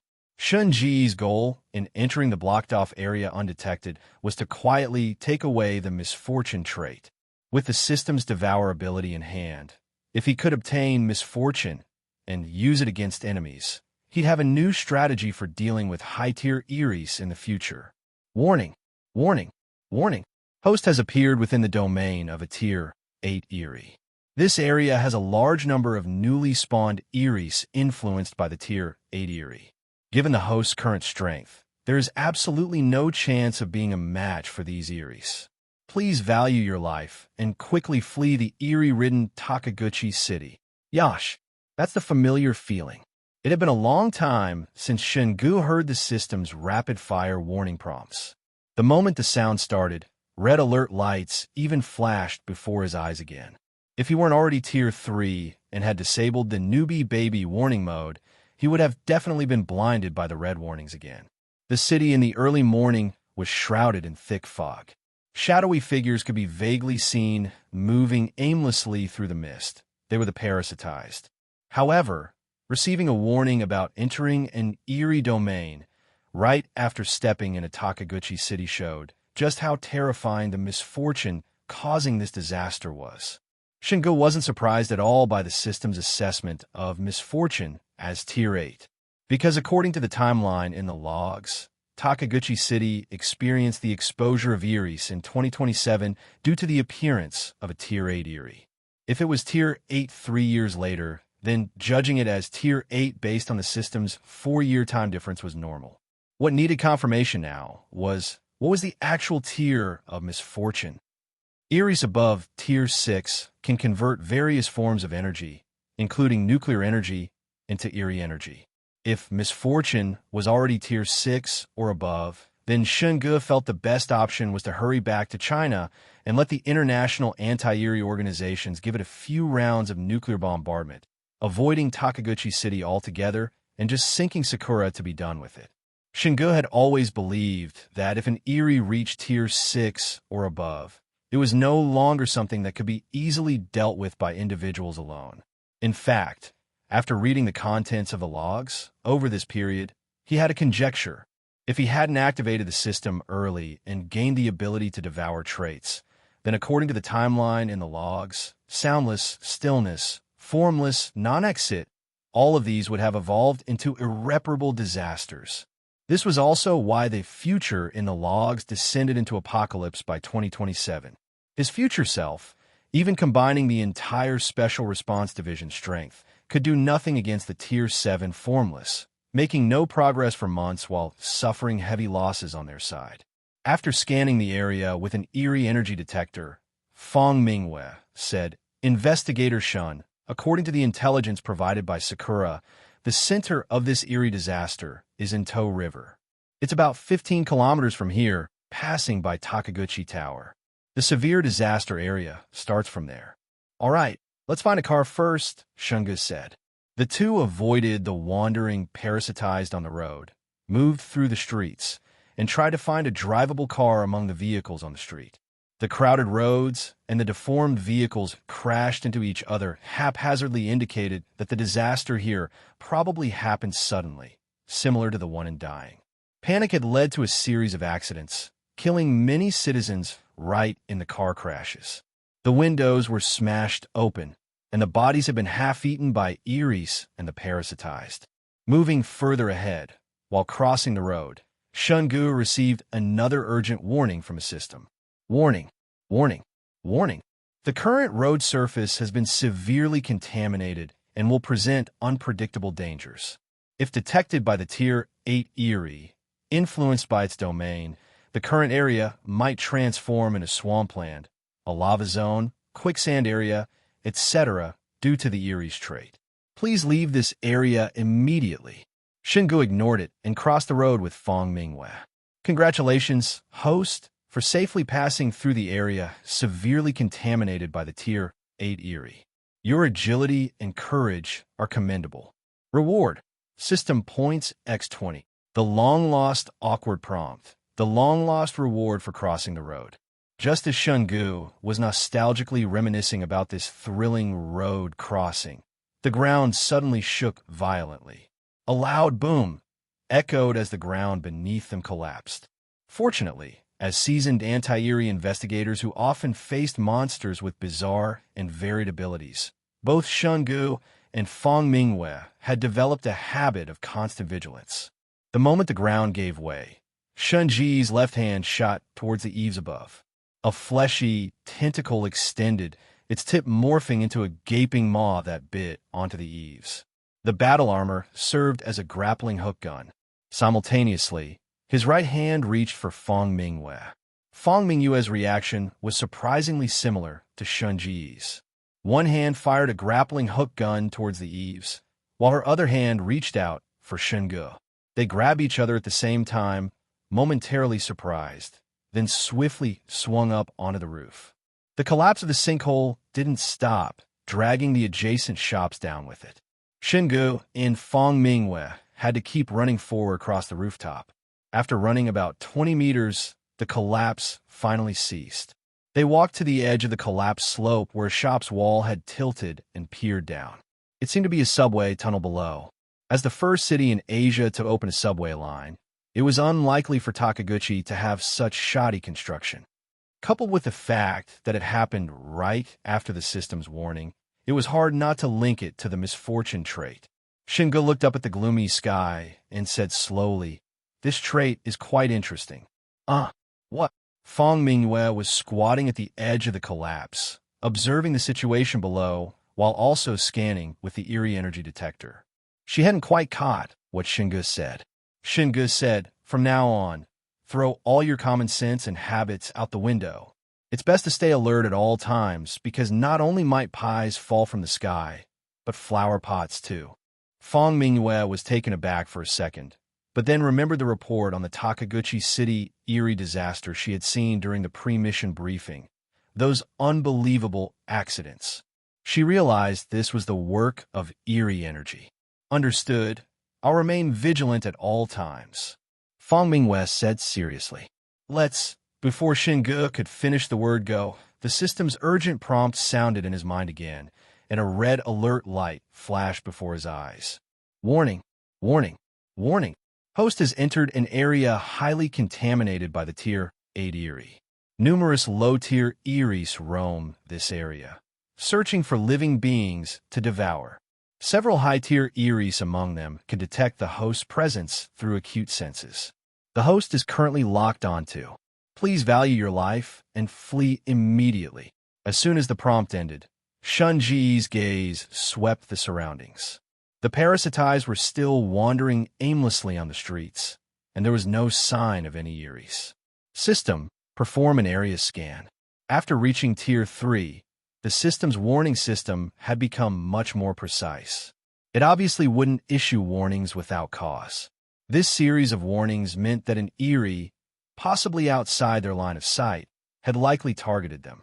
Warning: host has stepped into a multi-layered Eerie space zone. Initiating scan of Eerie spaces. Scanning. Current area is covered by the domain of the Tier-8 Eerie trait, misfortune. Number of Eerie space layers in the area. X, unable to detect. Initiating marking of Eries in the current area. As this prompt appeared, a radar map centered on Shen Ge and Fong Mingwei, with a 1-kilometer radius, materialized before Shen Ge's eyes. However, this radar map was practically useless. It wasn't that the markings were inaccurate, but the number of Eries and parasitized was so immense that the entire map was dyed red. What's the difference between this and not scanning at all? Shen Ge felt like complaining, but then it struck him. Wait, that's not right. There were only a few dozen Eries visible to the naked eye on the surrounding streets, far from the dense state on the map. So where were the monsters? Underground. Shen Ge suddenly thought of the collapsed area. Below was a subway station, and a buried subway train was vaguely visible in the sinkhole. This meant there were probably many parasitized inside that subway. System, can you change the map to a 3D display showing the underground situation? Shen Ge asked inwardly. Initiating rescan. As the system replied, the map gradually transformed, presenting the underground situation in a 3-dimensional manner. It was just as Shen Ge suspected. There were thousands of parasitized trapped underground alone. New crisis missions detected within the current Eerie domain. Crisis Mission 1. You are currently within the Eerie domain created by the Tier-8 Eerie trait, misfortune. Influenced by the Tier 8 Eerie, numerous low-tier Eries roam this area, making it extremely dangerous. Find and kill the Tier 8 Eerie trait, misfortune, in the shortest time possible. Time limit, 15 days. Reward, trait enhancement points x3, system points x5000, random F grade supply item x10, random E grade supply item x3, random D grade supply item x1. What's going on? With such generous rewards, Shen Ge couldn't help but suspect the system's motives. Did it want to entice him into killing misfortune within 15 days using rewards? Was it that eager for a taste? Crisis Mission 2. You are currently within the Eerie domain created by the Tier 8 Eerie trait, misfortune. Influenced by the Tier 8 Eerie, numerous high-tier Eries roam this area. Within 15 days, find and kill at least one trait Eerie that is not trait, misfortune, and choose to devour it. Time limit, 15 days. Reward, trait enhancement points x1, system points x1000, random E grade supply item x1. Good grief. Shen Ge didn't expect a second mission to hunt a trait Eerie following the richly rewarded Crisis Mission 1. This mission indicated that there was more than one trait Eerie in Takaguchi City. Simultaneously, the system seemed eager to devour traits. This why? Did it detect the strength of misfortune, truly believing Shen Ge stood no chance against it? So it issued this mission for him to level up first? Fang Mingwei, seeing Shen Ge had been standing still spacing out since earlier, couldn't help but ask, Investigator Shen, is there a problem? Nothing. Let's go. Shen Ge motioned for Fang Mingwei to follow him. Since the system was worried he wasn't a match for misfortune, he might as well find the other trait Eerie first. As for any potential trait Eerie underground, Shen Ge had no intention of going down. The area was prone to collapse under misfortune's influence, and it was better to avoid such hazards if possible. Meanwhile, at the Sakura Self-Defense Force Base in Kikawa City, the anti-Eerie investigators from various countries who had come to provide support had assembled. Surprisingly, their numbers exceeded 100. Xiao Cheng, the temporary leader of the Great Celestial Empire support team, was young but belonged to the first batch of elite anti-Eerie investigators in the Special Response Division. He had cooperated with Deng Yuqi before and was also appointed by the headquarters to serve as the deputy leader this time. The reason why the deputy leader became the temporary team leader was simple. The actual team leader had gone missing right after getting off the plane. A man around 40 years old, also an elite investigator from the Yinzhou branch and a colleague of Xiao Cheng, walked up to him and asked in a low voice, Xiao Cheng, any news for Investigator Shen? This man, though having less seniority as an investigator than Xiao Cheng, had worked at the Yinzhou branch for a few years longer.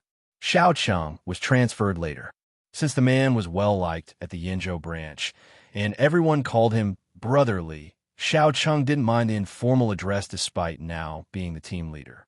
Xiao Cheng shook his head. Not yet. Brotherly, you've cooperated with Investigator Shen before, right? What's he really like? Brotherly sighed. Calling it cooperation. Actually, during the Yuzhou incident, our Yinzhou branch only provided some equipment. We didn't send any investigators into the Eerie space. I only met Investigator Shen briefly when he returned to the temporary headquarters after resolving the incident. Didn't have much contact. So the rumors within the division are true? Investigator Shen really single-handedly resolved the Yuzhou high-tier Eerie incident back then. Xiao Cheng asked with some surprise. Brotherly said, not necessarily. Elder, he was also in the Eerie space back then. According to the headquarters, Elder, he contributed significantly too. Xiao Cheng had originally been from the headquarters before being transferred to support the Yinzhou branch years ago. He had a deep impression of Elder He. Although he had been skeptical about Shen Ge single-handedly resolving the Yuzhou high-tier Eerie incident, the fact that Shen Ge was appointed team leader by the headquarters this time was enough to prove his capability.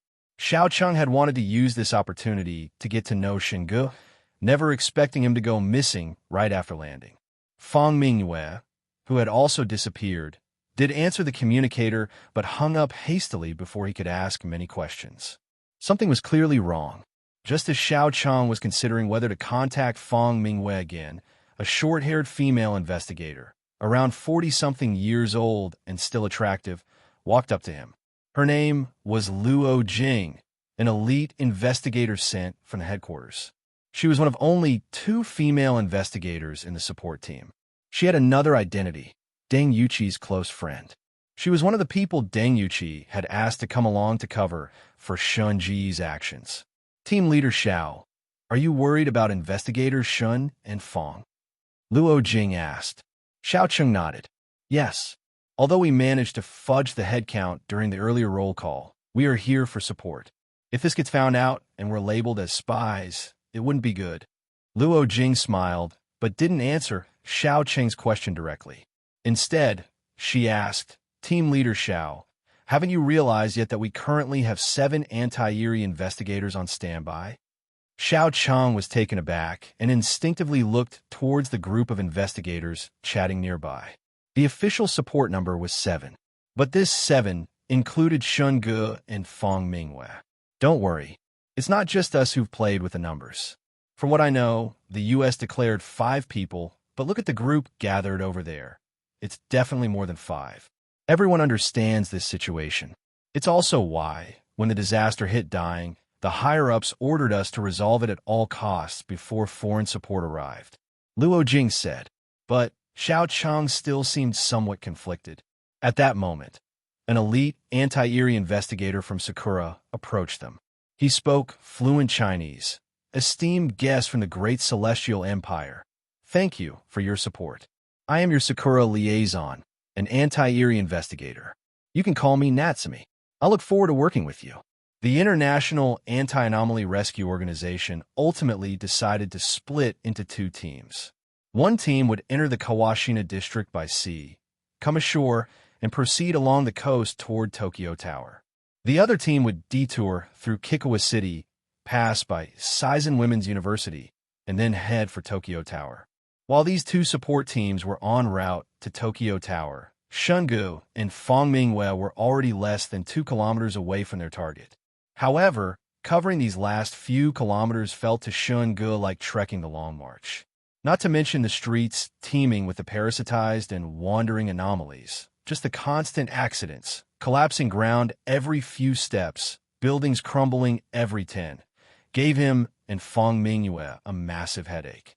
Shen Ge finally understood why Japan had chosen to request international assistance from the anti-anomaly organizations without hesitation, even knowing it could invite trouble from certain parties. This conceptual type ability, misfortune, was a serious headache even for Shen Ge. Since his encounter with Silence, he had seen plenty of anomalies, but never one so troublesome. Imagine fighting an anomaly with full concentration, only for the ground to suddenly cave in mid-battle. While falling, the adjacent building collapses, triggering a gas explosion and a raging fire. And that was just the beginning. If you stayed in one place too long, a relentless series of disasters would follow. After entering the Kawashina district, Shen Ge and Fong Mingwei had chosen the coastal road to Tokyo Tower. They stopped at a gas station to refuel and grab a bite at the convenience store, staying only for tens of minutes. Somehow, the gas station inexplicably exploded. Barely escaping with their lives, Shen Ge and Fong Mingwei were immediately hit by a tsunami. Yes, a tsunami in the inland sea, an incredibly low-probability event, had struck the 2 of them. Shen Ge and Fong Mingwei sped along the road in their vehicle, feeling for a moment like they were starring in a disaster movie like Star 2012 Star. Investigator Shen, the fog ahead is getting thicker, Fong Mingwei said, driving. A waterspout chased them from behind, while dense fog loomed ahead, making it difficult to see anything clearly. Driving into that fog at their current speed would likely mean a crash. It was around 4 p.m., but the sky was shrouded in dark clouds, making it as dark as midnight. The streetlights along the road weren't completely dead, but some flickered erratically, as if affected by some interference, adding to the eerie atmosphere of the dark street. Boom! Lightning briefly illuminated the sky, followed by a clap of thunder. A storm broke out instantly, with howling winds and torrential rain. Fang Mingwei felt the car could spin out of control at any moment. Shen Ge glanced at the waterspout out at sea. Under the influence of the lightning, wind, and rain, it resembled a watery dragon, leaving ruins in its wake wherever it swam over land. They now had two choices: continue racing the waterspout along the coastal road, or turn left into the city. However, the complex road conditions in the city might make driving impossible, forcing them to either abandon the car and proceed on foot or find shelter. Turn left, head for that large building in the distance. Shen Ge pointed towards the city. But wouldn't entering the city now be even more troublesome? Fang Mingwei asked, turning the steering wheel. Not long ago, she and Shen Ge had been forced to take the coastal road precisely because the city's roads were in such poor condition. Shen Ge explained, "We can't outrun the waterspout. New ones are forming ahead.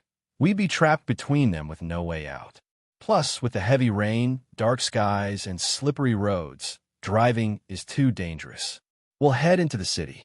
If necessary, we'll find a place to wait out the storm and proceed after it stops." All right. 20 minutes later, Shen Ge and Fang Mingwei stood beside a large 6-story building. The moment they approached, Shen Ge's system alerted him to the presence of a Tier-5 anomaly. However, the system only indicated the tier, not any specific characteristics, suggesting this was just an ordinary high-tier anomaly. Upon entering the building's lobby, Shen Ge signaled Fang Mingwei to wait. He didn't rush to explore the surroundings or head upstairs. Based on the pattern Shen Ge had deduced earlier, staying in one place for about 20 to 30 minutes would trigger the misfortune characteristic, causing a series of accidents. But now, something incredible happened. After Shen Ge and Fang Mingwei entered the building, they waited for over 40 minutes, yet no accident occurred. "Looks like our gamble paid off," Shen Ge sighed in relief. Fang Mingwei was also surprised that no accidents had occurred after 40 minutes. "Investigator Shen, why is that?" Shen Ge explained. "Remember the Chongqing incident? Dongyu Village was divided into multiple zones by layered anomaly spaces. The high-tier anomaly fused with the anomaly energy building had the characteristic of entry only, no exit. Once inside, escaping through spatial collisions alone was difficult. But while that high-tier anomaly was powerful, its influence was limited to the anomaly energy building. So, I hypothesized that such characteristic abilities have minimal effect on areas of overlapping anomaly spaces. Although misfortune covers the entire Takaguchi city, there are also many high-tier anomalies within the city, creating multiple overlapping anomaly spaces.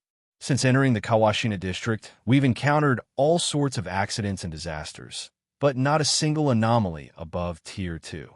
So, I suspect that area was solely within the anomaly domain of misfortune, without the presence of any other Tier 2 or higher anomalies possessing their own anomaly spaces. Now that we've entered an anomaly space inhabited by a high-tier anomaly, this area is an overlapping space. Therefore, the effects of the misfortune anomaly domain are reduced. That's why we've waited nearly 50 minutes without any accidents." Fang Mingwei understood. "I see. So, by using this, we can effectively avoid accidents and approach Tojo Castle." "That's the idea," Shen Ge said. "But entering an overlapping anomaly space means there are other high-tier anomalies here. The danger might be just as great as facing misfortune." The place resembled a hotel lobby. On the surface, it seemed normal, with no obvious signs of an anomaly or any lurking threats. It looked like a hotel that had been closed for a long time. However, it had only been about a month since the anomaly disaster outbreak in Takaguchi City. This was the downtown area. It was unlikely for a hotel to be abandoned so quickly. "Otamari desu ka? Will you be staying?"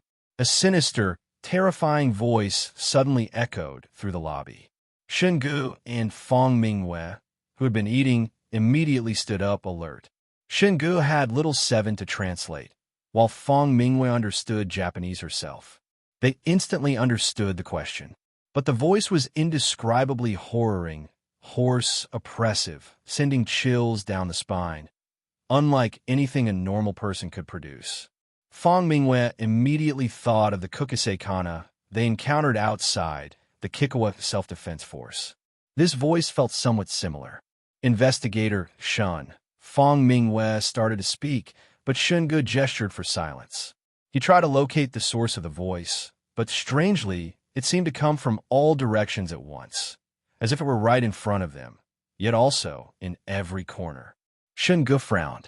Compared to anomalies that, like zombies, retained only the instinct to feed on living beings, he found the evolving parasitized, influenced by the 12 branches, more troublesome. Although the parasitized they'd encountered so far, like the flower heads from Parasite, the Kukase Kana, and those from Leho Lake Water City that hatch parasite-like anomalies, posed little threat currently. If they evolved to perfectly utilize anomalous power like the leaders of the 12 branches, even developing anomaly domains, they would be more troublesome than characteristic-type anomalies. Otamari di Suka, will you be staying? The question echoed again in the lobby. The feeling was indeed very similar to the Kukase Kana. If Shen Ge responded, it would likely trigger the next step. Shen Ge pressed a few buttons on the watch on his left wrist, projecting a screen. He typed a message, "Don't speak. Don't answer. Best not to make any sound at all." Fong Mingwei read the subtitles projected by Little Seven and nodded. She activated the anomaly arm gauntlet on her left arm and gripped the anomaly bone rod tightly in her right hand, remaining vigilant. Shen Ge cautiously approached the front desk. Behind the counter lay a headless corpse, its internal organs hollowed out. The blood on the floor had long dried, indicating the person had been dead for some time. "Stay here. Don't respond to any sounds you hear. Wait for me to return." Shen Ge continued communicating via text, instructing Fong Mingwei to wait at the front desk. Fong Mingwei nodded. Shen Ge activated silence and slipped past the front desk into a pitch-black corridor beside it, proceeding deeper inside. Using the advantage of silence, Shen Ge quickly searched the first floor, the lobby, the kitchen further back, storage rooms, and other areas. He found nothing on the first floor except corpses similar to the one behind the front desk, decapitated and eviscerated.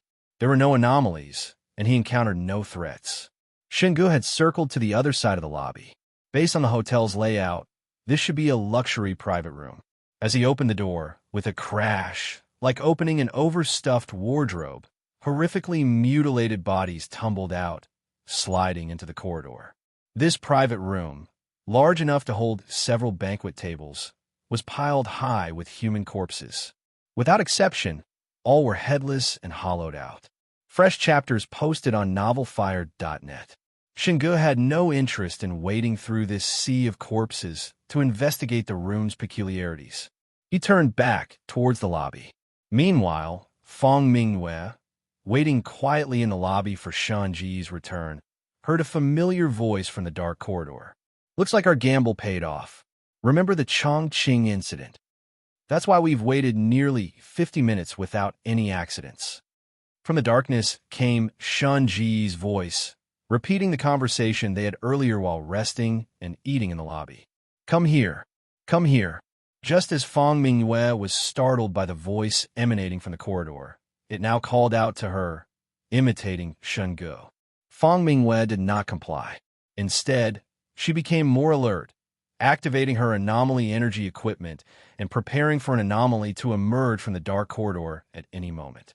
"Otamari di Suka, will you be staying?" This time, the Japanese phrase was spoken in Shen Ge's voice. Fong Mingwei frowned. Thankfully, Investigator Shen had foreseen the problem with the sounds in this hotel and warned her not to respond. Otherwise, like with the Kukase Kana, answering the question might provoke a more aggressive reaction. The reason wasn't hard to guess. Although these evolved parasitides were more troublesome than those from the Great Capital Anomaly disaster, their intelligence hadn't significantly improved. It was less that they had developed independent wisdom, and more that they were like early command-based robots, only capable of fixed prompts and taking the next step only upon receiving a specific response. Tap, tap. Suddenly, a light tapping sound came from the front desk, not far behind Fong Mingwei. She assumed a defensive stance and turned around cautiously. Shen Ge was now standing behind the front desk, having appeared there silently. Fong Mingyue's face lit up with relief, and she started to move towards him. But Shen Ge made a shush gesture and pressed his palm down, signaling her to stay put. Then, Shen Ge walked over to Fong Mingwei, took a grenade from his backpack, pulled the pin, and tossed it towards a corner of the lobby. Shen Ge did not infuse the grenade with silence energy, so it made noise as it rolled across the floor towards the corner. With the first clack, as it hit the ground, the floor suddenly cracked open, revealing a mouth over a meter wide that swallowed the grenade hole. Boom! The grenade exploded underground. Shen Ge and Fong Mingwei, standing not far away, felt a slight tremor through the floor. After a moment's thought, Shen Ge signaled Fong Mingwei to remain still. He activated silence and moved to another corner of the lobby. Then, he deactivated silence, deliberately stepping heavily towards the wall. Thud! Thud! Shen Ge intentionally made noise with his combat boots. Immediately, the floor cracked open again, and the bloody mouth reappeared, lunging to swallow him. But Shen Ge was prepared. The moment he made the sound, he was already watching the floor. As the mouth appeared, he activated silence and dove forward, avoiding the bite. Simultaneously, he tossed 2 Molotov cocktails into the gaping maw. Whoosh! The flames from the exploding bottles illuminated the inside of the mouth. It resembled a bottomless dry well, with no end in sight and nothing discernible inside. Investigator Shun. Investigator Shun. Now, Fong Mingyue's voice echoed through the hotel lobby. Shen Ge looked towards Fong Mingyue's actual location. She had one hand over her mouth and was waving the other, clearly indicating that it wasn't her speaking. Shen Ge nodded to show he understood. Meanwhile, Fong Mingyue's voice called from the dark corridor. Investigator Shun. Come here. Come here. I'm coming right now. Shen Ge called out towards the corridor, deactivating silence and keeping an eye on the floor. Strangely, the floor didn't crack open this time. Instead, the voice in the corridor continued its questioning. Otomari Disu Ka? Will you be staying? Shen Ge couldn't help but laugh. Sorry, no offense. I can usually hold it in, but this is really a bit much. So you can only repeat what we say and speak Japanese? Is that it? A genuine local Japanese anomaly? Ahem. Shen Ge cleared his throat and had Little Seven translate into Japanese. Yes, I need a room. Give me a room with a double bed. He had pretty much figured out the rules of the parasitized hiding in the hotel. Similar to the Kukuse Kana's Am I Pretty? Question, this one probably required an answer, stay or not stay, before it would take the next step. Regardless of what that next step was, Shen Ge had also found this parasitized weakness. It lacked vision and could only locate targets by sound. Sure enough, as soon as Shen Ge answered yes to staying, the entire lobby shook violently. A distorted, ferocious human face appeared on the wall, speaking in Japanese. Come here. I'll make sure you stay comfortably.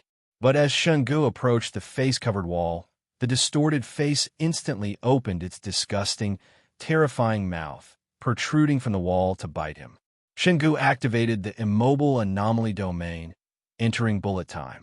The lunging, blood-filled mouth seemed to move in slow motion, allowing Shen Ge to sidestep it easily. In the next instant, Shen Ge was beside the ghostly face, bringing his butcher knife down hard. Thwack! The wall was slashed open, gushing a dark, viscous substance. The ghostly face contorted further, becoming even more ferocious. It let out a piercing shriek, a blend of Shen Ge's and Fong Mingyue's voices, slowly morphing back into the initially terrifying, hoarse, oppressive sound that echoed through the lobby, painfully assaulting their eardrums. Shen Ge prepared to press the attack with his knife, but noticed something squirming within the black liquid flowing from the wounded wall. He stepped back and saw it wasn't liquid at all, but a mass of thumb-sized black worms packed so tightly they resembled flowing fluid. Not just on the ground. Even from the gash he'd made in the wall, nothing but disgusting, terrifying black worms poured out. However, In the second or two, Shen Ge was distracted.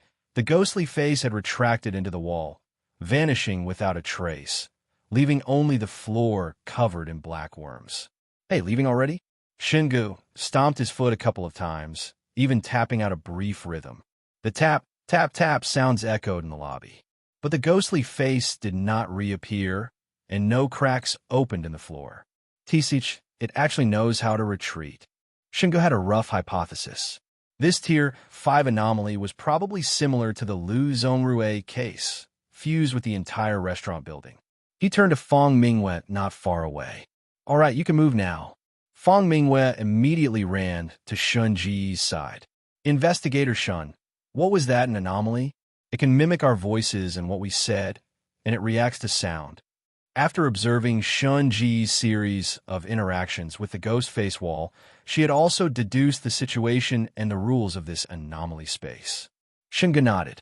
Similar to a parasitized, fused with a villa that I dealt with at Lahu Lake Water City some time ago. Earlier, I found a room filled with headless, eviscerated corpses.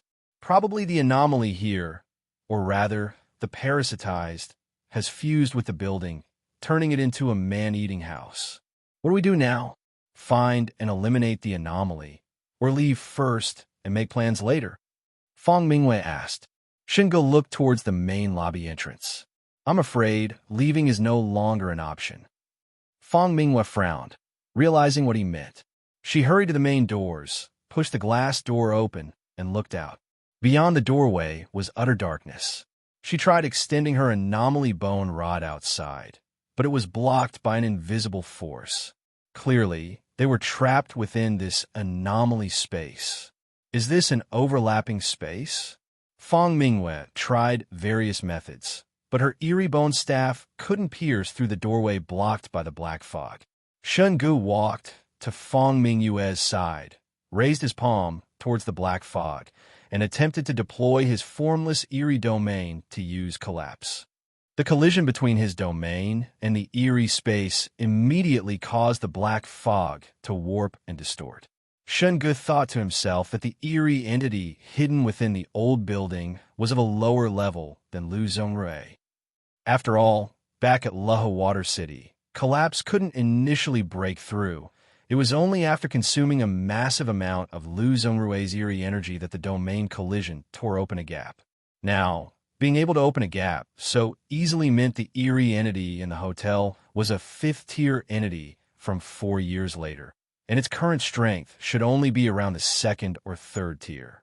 But regardless of its tier, Shen Ge had no intention of letting it go. Investigator Shen, how did you do that? Although Fong Mingwei understood that distorting space was necessary to break an eerie space, she had just tried various eerie energy equipment and failed to achieve any spatial distortion. Yet, Shen Ge merely struck a pose, seemingly doing nothing, and spatial distortion appeared before him. Just spatial distortion. Isn't this basic knowledge at the Special Investigations Department? Didn't your headquarters provide training? Shen Ge retorted. His tone was so matter-of-fact that it made Fong Mingwei question her own understanding. Could it really be my problem? A bewildered Fong Mingwei followed behind Shen Ge as they headed towards the front desk. Shen Ge rummaged through the counter, finding some key cards, a VIP client register, a fire escape map, and other items. This is a new type of artificial eerie created by the 12 branches. Its eerie energy has a fusion effect, like the high-tier eerie entity from the Chongqing incident, or the fusion with the villa at Lahu Water City. There are many parasitic-type eerie entities inside. They act like antibodies hunting down intruders. For example, the ghost face earlier. Shen Ge briefly shared the intelligence he had gathered earlier with Fong Mingwei in case they got separated later due to the chaotic space. This way, she could use this information to escape.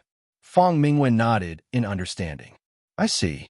To deal with an eerie entity fused with a building, we need to find its heart hidden somewhere. But if every room or every floor might have chaotic space, doesn't that mean it's entirely up to luck? Based on what we've seen, maintaining chaotic space also consumes eerie energy. If you have a way to deplete the entity's eerie energy, You can gradually correct the chaotic space, Shen Ge explained. Fang Mingwen nodded thoughtfully. She didn't have Shen Ge's crimson mist armor and couldn't drain eerie energy through absorption. Her only method was to hunt down the parasitic eerie entities within the host as much as possible, reducing their numbers to decrease the overall eerie energy. Shen Ge had already searched the hotel's first floor, so he and Fang Mingwei entered the stairwell and headed directly to the second floor. Stepping onto the second floor, Fang Mingwei, looking down at her eerie energy detector, suddenly felt an immense pressure. The dark corridors stretching left and right were like the gaping maw of a terrifying beast, ready to swallow anyone who took a step forward into the belly of the gigantic monster. Click, click. Shen Ge and Fang Mingwei turned on their flashlights almost simultaneously, shining them down the dark corridors. However, the standard-issue flashlights, which normally had a range of over 10 or 20 meters, seemed to have their light abruptly cut off after about 5 meters. As Shen Ge moved forward, the illuminated area advanced slightly. The two proceeded cautiously for a short distance, sweeping their flashlights left and right. Spotting a slightly ajar door, Fang Mingwei whispered to Shen Ge, asking if they should check inside. Shen Ge patted Fang Mingwei's arm, signaling her to go ahead and investigate while he provided cover from behind. Naturally, Fang Mingwei didn't question Shen Ge's decision. She lightened her footsteps, approached the door, and slowly pushed it open. The standard suite room was bathed in an eerie, sinister red glow. Although the red light was unsettling, it provided just enough illumination to see. The feeling was reminiscent of the deliberately atmospheric lighting used in horror films. Somber, oppressive. Fang Mingwei passed through an entrance hallway a little over 2 meters long, deliberately slowing her pace, but faintly heard a sticky, squelching sound with each step. She instinctively shone her flashlight down at her feet and discovered a dark red, blood-like viscous substance flowing across the floor. Stepping on it produced the disgusting noise. Inside the room, 2 single beds had their white sheets stained a dark red. A group of people were gathered around each bed, gnawing at the things on them. These people had heads of various kinds. Some had 4-petaled flesh-petal mouths, others had scythe-like sharp beaks, some had spider-like mouths where half their face seemed to split open. In short, all those crowded around the beds devouring the food were the infected. Their targets, the ones being eaten, were actual humans, but like the corpses downstairs, they were headless, and the infected were feasting on the internal organs from their abdomens. Noticing the movement at the door, the infected individuals turned their heads in unison to stare at Fang Mingwei and Shen Ge. Under the ominous red light in the room, the scene was exceptionally horrifying. These infected individuals opened their disgusting, terrifying bloody mouths, opening and closing as if trying to speak, but the only sounds that came out were gurgling swallows. This wasn't the first time either Shen Ge or Fang Mingwei had witnessed such a scene, though the last time was during the Capital Eerie disaster, where the people eating the eerie corpses hadn't fully mutated yet. The people here had already become more terrifying than the eerie entities themselves. Without the slightest hesitation, Fang Mingwei raised her assault rifle, equipped with a silencer, aimed at the heads of the infected, and unleashed a burst of gunfire, sending flesh and blood flying. Shen Ge casually tossed a Molotov cocktail into the room. With a boom, it erupted into flames, instantly igniting one of the beds. The fire spread rapidly. Fang Mingwei fired while retreating, emptying 1 magazine, but only managing to blow apart the heads of 2 infected. Just as she was reloading, one of the infected lunged at her. She raised her left arm, and the eerie leather arm guard suddenly deployed an inflating airbag, knocking the charging infected individual flying. Although Shen Ge had fitted Fang Mingwei's assault rifle with a silencer, the gunshots still attracted infected from the surrounding rooms. After Shen Ge enveloped himself in his full body armor, he flicked his wrist. The black bone spine whip cracked through the air with a sharp snap, instantly whipping the head off the lead infected in the corridor. Then, Shen Ge swept the black bone spine whip sideways. It wrapped around the flesh-petal necks of two infected, and the sharp bone spines on the whip ripped their heads off with a sickening tear. The two fought cooperatively, pushing towards the end of the corridor. More and more infected poured out from the surrounding rooms. The corridor was soon littered with corpses, piling up like a mountain. 15 minutes later, Shen Ge and Fang Mingwei finally fought their way through the horde of infected, reaching the end of the corridor. Strangely, there was no room here, nor a stairwell leading to upper floors. There was only a plain black wall. Shen Ge reached out, attempting to deploy his formless eerie domain and use collapse. Oddly, passing through this wall didn't lead outside the hotel, but into an even darker, more profound corridor. Shen Ge immediately felt something was wrong. Even accounting for chaotic space, this dark, deep corridor wasn't part of the hotel's design at all. It felt like it didn't belong to the hotel. Just standing at the entrance to this corridor, an inexplicable chill enveloped them. Fang Mingyue's body trembled uncontrollably, and she instinctively moved closer to Shen Ge. Gurgle, gurgle. From the depths of the corridor, the distinctive gurgling swallows of eerie entities could faintly be heard. With only this path forward, and needing to find the hotel's heart, they had no choice but to proceed with the exploration, fully aware that this corridor was problematic. "Follow me," Shen Ge said in a low voice, stepping first through the black wall.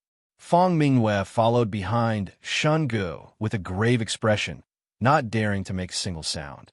Unsure if this bizarre long corridor was related to the ghost face wall in the lobby, she knew that even the slightest noise could potentially draw an attack if there was a connection. Shen Ge and Fang Mingyue passed through the black wall and entered a completely dark corridor. The flashlight beams had even less visibility here. Strangely, upon entering the corridor, the floor felt soft and spongy underfoot, as if covered with a thick layer of padding. The long corridor was pitch black and quiet, terrifyingly so. Apart from the occasional gulp, only the sound of their own breathing could be heard. Fang Mingyue subconsciously slowed her breathing. Shen Ge also slowed his, though not because of the intangible pressure in the corridor, but because ever since entering, the system had been constantly warning him that he was approaching a fifth-tier eerie entity. Check latest chapters at novifire.net. Warning: host is approaching a fifth-tier eerie entity. Detection indicates the host's current strength is no match for it. Engaging recklessly will likely result in a near-certain death. Host is advised to value their life and flee immediately. Near-certain death? Receiving the system's confirmation, Shen Ge's confidence surged. He immediately quickened his pace, moving towards the source of the gurgling sounds ahead. They reached the end, blocked by two sliding doors commonly found in hotels. However, these two doors weren't the usual rectangular or arched shape. They were irregular, set side by side. Shen Ge tried pushing the door, but no matter how much force he applied, it remained immovable, as if he were pushing against a solid wall. "Investigator Shen, do you think this door looks like a heart?" Fang Mingyue stood behind Shen Ge, sweeping her flashlight over the door's outline. The overall shape reminded her strikingly of a heart diagram from a medical textbook. Shen Ge immediately deployed his formless eerie domain and used collapse on the door. Oddly, the door didn't open. Instead, it warped violently. This was the effect of his formless eerie domain colliding with a massive amount of eerie energy. In other words, the eerie entity creating this eerie space was likely behind the door, its powerful eerie energy blocking Shen Ge's attempt to break through. It wasn't that Shen Ge couldn't force the door open with collapse, but doing so would likely consume a tremendous amount of his own eerie energy. Step back, Shen Ge decided to conserve energy. He and Fang Mingyue retreated to the middle section of the corridor. Then, he pulled a rocket launcher from his bloodskin backpack and hoisted it onto his shoulder. Fang Mingyue's expression became slightly peculiar. While times had indeed changed, using a rocket launcher to open a door seemed a bit too much change.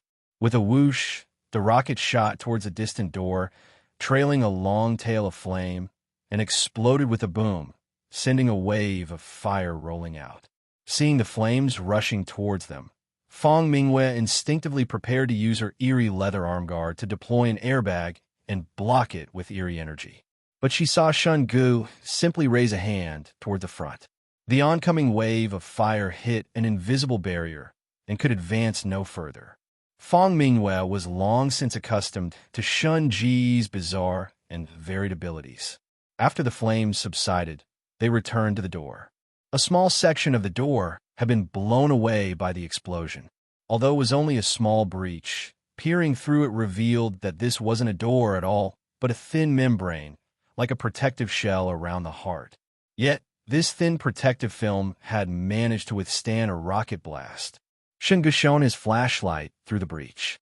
The light illuminated what seemed to be a flesh wall about half a meter inside. Looking closer, the flesh wall was visibly pulsating with a thump-thump rhythm. Investigator Shen, the door is healing rapidly. Just as Shen Ge was observing the heart, Fong Mingwei noticed that the breach created by the rocket was visibly regenerating, quickly sealing the gap. Gurgle, gurgle. Just as Shen Ge was about to fire another rocket, a series of gurgling sounds erupted. Simultaneously, the door became distorted and grotesque, and a human face slowly materialized on its surface. It was the same face Shen Ge had seen earlier in the lobby. It opened its bloody maw wide and lunged directly towards Shen Ge and Fong Mingwei. Shen Ge shoved Fong Mingwei aside. She stumbled against the wall, narrowly avoiding the ghost face's attack. The ghost face, however, clamped its jaws down over most of Shen Ge's body. Investigator Shen, Fong Mingwei cried out in alarm, scrambling to her feet to charge forward. But then she saw Shen Ge, from within the ghost face's mouth, use his right hand to pat the ghost face's nose with his butcher's cleaver. Then, Shen Ge's voice, somewhat muffled, came from within the ghost face's mouth. Hey buddy, if you're gonna swallow me whole. What's the deal with stopping halfway? What are you trying to say? It wasn't that the ghost face lacked follow-through. Rather, its chewing attacks were completely neutralized by the rotten flesh armor. With that level of bite force, not only was crushing and swallowing Shen Ge out of the question, but even breaking through the outermost layer of eerie energy attachment was doubtful. Schlick! Suddenly, the butcher's cleaver thrust sideways into the ghost face's nose. Then, Shen Ge gripped the handle and sliced downward vertically, splitting the face open from the nose down through the mouth. He stepped out from the cleft. The ghost face let out a piercing shriek and retracted back into the wall. In the next second, not only was the ghost face gone, but the original door had vanished as well. Shen Ge walked to the wall and knocked on it.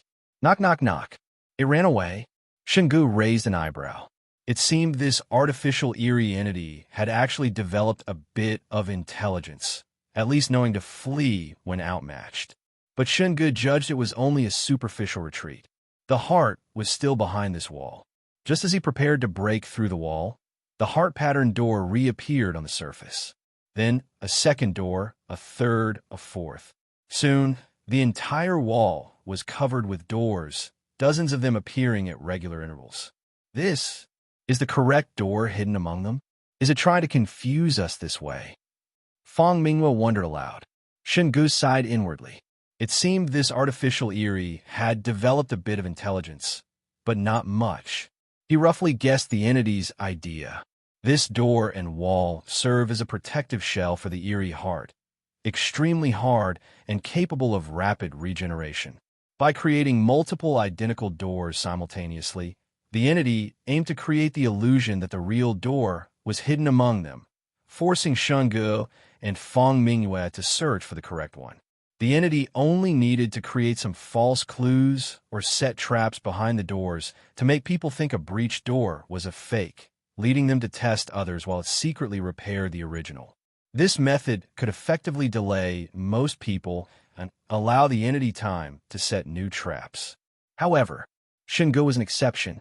He took out a high-explosive charge, stuck it near the corner of the nearest door, and with a deafening boom, blasted a hole in the door.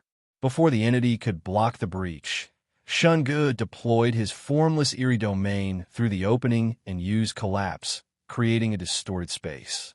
"Wait here," Shen Ge said. No sooner had the words left his mouth than he vanished from Fong Mingyue's sight. Before she could process her shock, a series of violent explosions echoed from behind the wall. The entity's obstruction tactic was theoretically sound. Unfortunately, it encountered someone who could cheat by phasing through walls, allowing direct entry into the ventricle, where various explosives were unleashed upon the heart in a frenzy of bombardment. Boom! With one final loud explosion, the heart pattern door was blasted open from the inside. Shen Ge emerged, dragging a pulsating heart larger than a person. Investigator Shen, is this the eerie entity sustaining the space here? Fong Mingyue asked, looking at the throbbing heart. Shen Ge swiftly carved the heart into pieces with a few strokes of his butcher's cleaver, then incinerated the chunks using the crimson eerie fire of his red mist form. Host has eliminated a 5th-tier eerie entity. Reward: 1,000 system points, 3 F-grade supply items. The eerie corpse can be sold for system points to draw various equipment and items. Sell 5th-tier eerie entity. Value: 3,000 system points. The reward for the kill was the same as for Lu Zongrui. However, Lu Zongrui had the 3 heads and 6 arms trait, fetching 7,000 system points, while this entity was only worth 3,000. Suddenly, the ground began to shake violently. The ceiling and floor started collapsing incessantly, as if the entire building was about to implode. Let's go. Shen Ge grabbed Fong Mingyue and started running, not forgetting to sell the 5th-tier eerie corpse as they fled. The two quickly sped through the narrow, pitch-black corridor, passed through the black wall back into the hotel section. The eerie red glow within the hotel had now vanished, leaving everything in utter darkness. Crash. Boom. The collapse happened faster than Shen Ge anticipated. They had just reached a window in one of the rooms when the entire building gave way. Shen Ge and Fong Mingyue plummeted downward, falling through one floor. Before Shen Ge could use his armor's strength to push aside the collapsing rubble, a human face emerged on the ground below them. It opened its bloody maw wide and swallowed both him and Fong Mingyue. When Shen Ge and Fong Mingyue finally landed at the bottom of their fall, they felt as if they had landed on a soft cushion, similar to the texture of the earlier intestinal corridor. At that moment, the system's prompt sounded in Shen Ge's mind. Warning! Host is approaching a 5th-tier eerie entity. Detection indicates the host's current strength is no match for it. Engaging recklessly will likely result in a near-certain death. Host is advised to value their life and flee immediately. A second 5th-tier eerie entity. Shen Ge clearly hadn't expected both a crouching dragon and a young phoenix to exist simultaneously within one hotel. After all, checking the system's map, the red dots representing the hotel area were so numerous they had merged into a solid mass of red, making it impossible to distinguish large dots from small ones. After encountering the familiar texture, Fong Mingyue also realized she had fallen into the entity's belly. Initially, she felt some tension and worry, but seeing the faint hint of pleasure on Shen Ge's face, her anxiety inexplicably vanished. Shen Ge's confidence subtly influenced Fong Mingyue. She assumed his happiness stemmed from the chance to eliminate another high-tier entity, which would solve a major problem for both survivors hidden in the city and future support teams. Little did she know Shen Ge's thinking was simpler.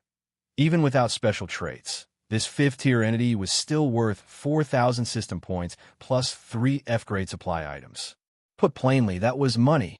While having Little 7 detect the surrounding eerie energy density, Shen Ge and Fong Mingyue shone their flashlights around. The area looked similar to the intestinal corridor behind the black wall upstairs in the hotel. An eerie red glow permeated the corridor, and heart-like doors lined both sides. Shen Ge walked up to one door and tried deploying his formless eerie domain to use collapse. Strangely, this time the collision between his domain and the wall created intense spatial distortion, warping the entire wall surface, but the door wasn't torn open. Without a word, Shen Ge directly used high explosives. With a deafening boom, the entire intestine shook violently. When the dust settled, the door remained intact. Interesting. Shen Ge moved closer to the door, seemingly trying to discern how it differed from the ones upstairs. These two tests gave Shen Ge a feeling of being targeted. The moment he used his ability in the bomb, Little Seven detected the entity gathering a massive amount of eerie energy precisely where he placed the explosive, successfully blocking the attack. Was the entity this smart now? It knew how to counter? Something felt off to Shen Ge. He and Fong Mingwei continued forward, constantly trying various methods to destroy the doors. Eerie domain collision, bombs, Molotov cocktails, high explosives, rocket launchers. These had minimal effect. However, the anti-eerie revolver, with its strong penetrating power, could shoot through the doors.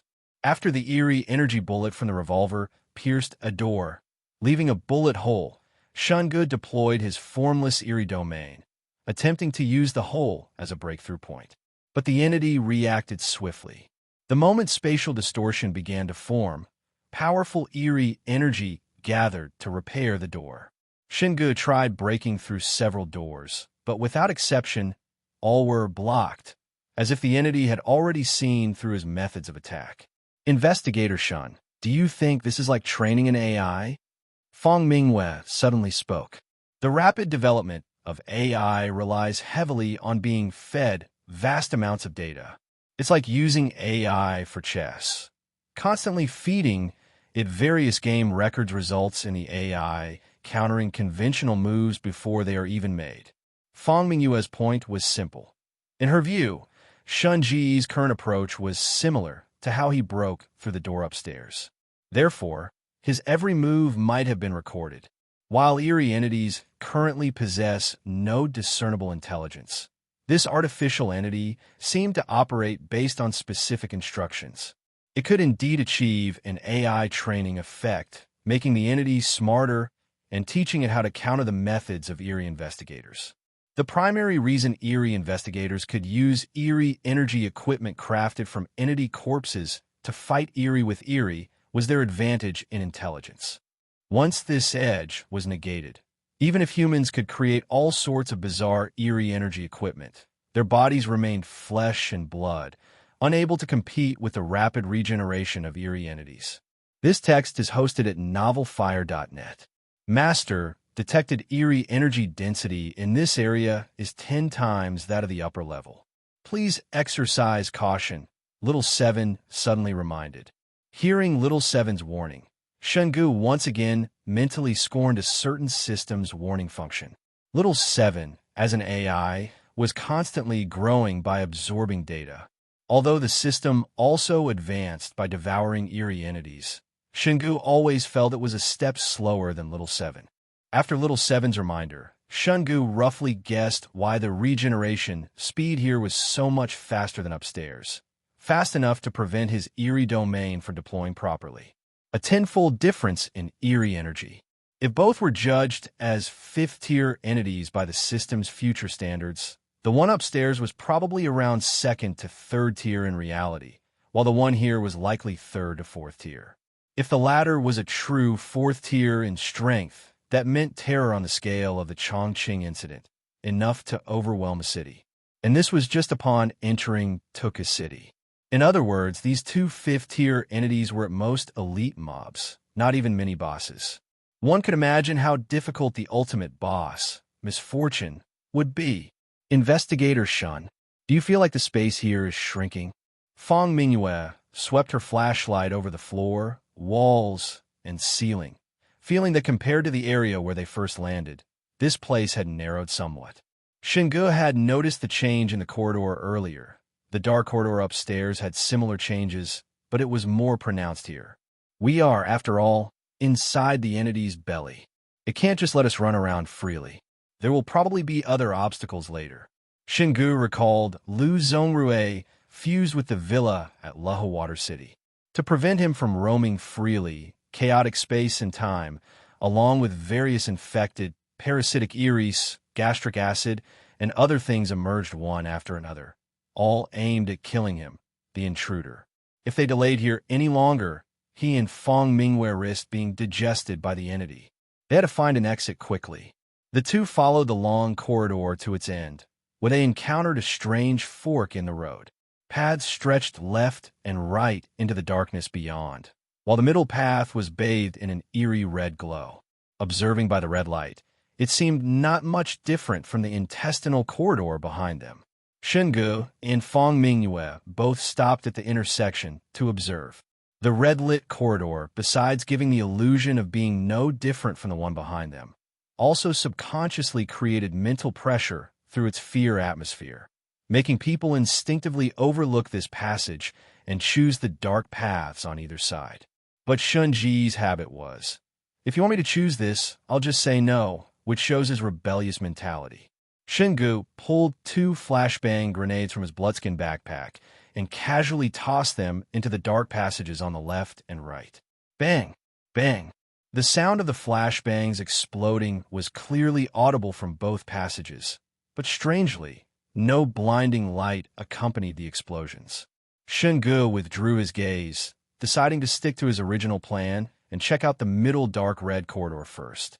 Just as he prepared to step forward, his flashlight beam swept over the blood-red carpet on the floor, revealing strikingly clear black footprints.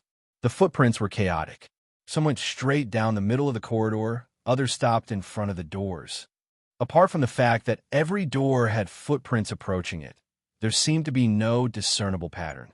Fang Mingyue crouched at the corridor entrance, shining her flashlight closely at the footprints. Investigator Shun, these footprints look freshly made. Look on this blood-red carpet. They don't seem fully dry yet. Could other survivors have ended up here?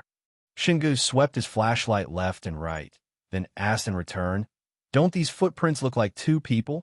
The ones on the left go to check every door, while the other set always follows behind the first person. Although they also approach every door, they don't get close to inspect. These are our footprints. Fang Mingyue was momentarily stunned, then understood Shen Ge's meaning. These 2 distinct sets of footprints corresponded precisely to the patterns and routes she and Shen Ge had taken while walking through the previous intestinal corridor. While Fang Mingyue was still reeling from the discovery of their own footprints, Shen Ge had already stepped into the red-lit corridor. Investigator Shun, this path feels strange in every way. Why are we still choosing it? Fang Mingyue followed behind, somewhat confused. Shen Ge used a matter-of-fact tone. Precisely because it feels strange in every way, practically begging us with a sign to choose the other paths. That's why we're choosing this one. Fang Mingyue understood the concept of protesting too much, hence guilt, but she knew she couldn't make such a decisive choice so confidently. After all, they were facing a high-tier entity. One misstep could lead to dire consequences. Entering the red corridor, Shen Ge first noticed it felt narrower than the previous one. Secondly, Little 7 detected that the eerie energy density was trending higher again. The other party was gathering all its eerie energy to envelop the corridor, preventing Shen Ge from using spatial distortion to escape. Is it planning to trap us to death in this intestine? It seemed the entity realized his wall-phasing ability was troublesome and was taking countermeasures. But now wasn't the time to dwell on whether the entity had evolved again. The space was shrinking faster than before. Any further delay, and they would truly be trapped. Shen Ge quickened his pace towards the end, wanting to test another hypothesis he had. Investigator Shun. Fang Mingyue's startled cry came from behind. Shen Ge turned around to see Fang Mingyue in his vision beginning to distort. More accurately, the area where she was located was distorting. Chaotic space. Shen Ge had experienced this in the villa at Lahu Water City. He instinctively tried to step back, but upon passing through the distorted air wall, he found himself back in the same spot. It felt like he had stepped forward, but actually moved backward, and Fang Mingyue had vanished from his sight. Investigator Fang. Shen Ge called out a few times, but there was no response from Fang Mingyue in the dark red corridor. Not even an echo. Shen Ge immediately deployed his formless domain and used collapse on the air wall before him. After his domain collided with the air wall, a visible distortion appeared in the air again. Shen Ge, clad in his full body armor, attempted to pass through the distorted air wall. The next second, he was back in the same spot, exactly like before. Shen Ge frowned slightly. If this path was blocked, he could only move forward. After all, destroying the eerie space was also a way to rescue the trapped Fang Mingyue. On the other side, Fang Mingyue watched as Shen Ge, less than 2 meters away, suddenly disappeared from her sight along with the distorted picture. She immediately drew her black bone dagger, gripped it tightly with both hands, and thrust it fiercely at the air wall in front of her. The black bone dagger was blocked by an invisible force. If Shen Ge were still here, he would probably quip about at Fields, but Fang Mingyue was in no mood for that. Fang Mingyue wasn't worried about Shen Ge. Given his strength, she believed he could overcome any danger. But she worried about being a burden to him. If Shen Ge encountered danger because he tried to rescue her, she would never forgive herself. Fang Mingyue decided to take the initiative. She took an eerie energy canister from her backpack and inserted it into a slot on the eerie leather armor on her right shoulder, charging it with eerie energy.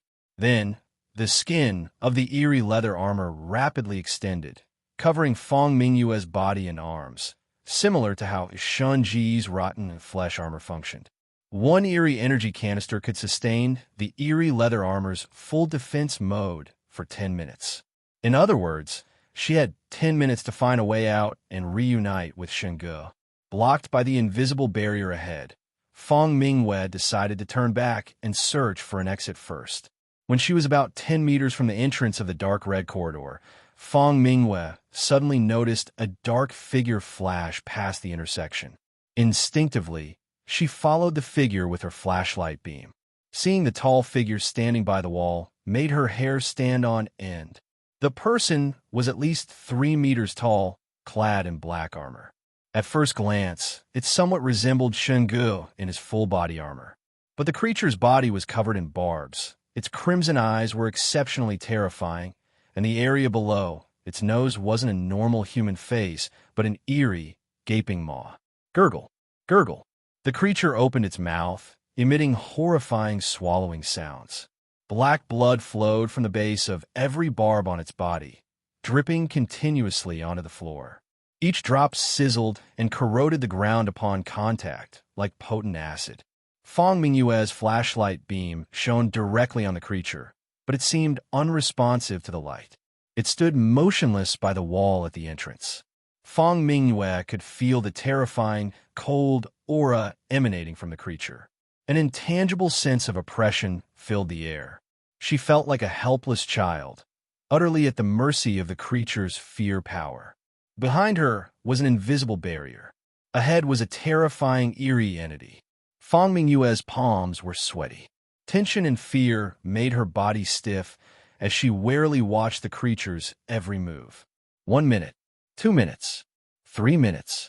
Every second felt like an eternity to Fang Mingyue. But she soon noticed something odd. This creature, suspected to be an eerie entity, had been present for so long, and the distance was only about 10 meters. Why hadn't it taken any further action? Fang Mingyue forced herself to calm down. What would Investigator Shen do in this situation? As soon as the thought formed, an image flashed through her mind. Shen Ge walking towards the creature with relaxed and leisurely steps, raising a hand casually in greeting. Yo! Good evening. Eaten yet? Fang Mingyue vigorously shook her head, dispelling the unrealistic image. Investigator Shen's confidence and flair were built upon formidable strength, something she clearly lacked. Having calmed down, Fang Mingyue didn't retreat in fear because of the creature's terrifying appearance.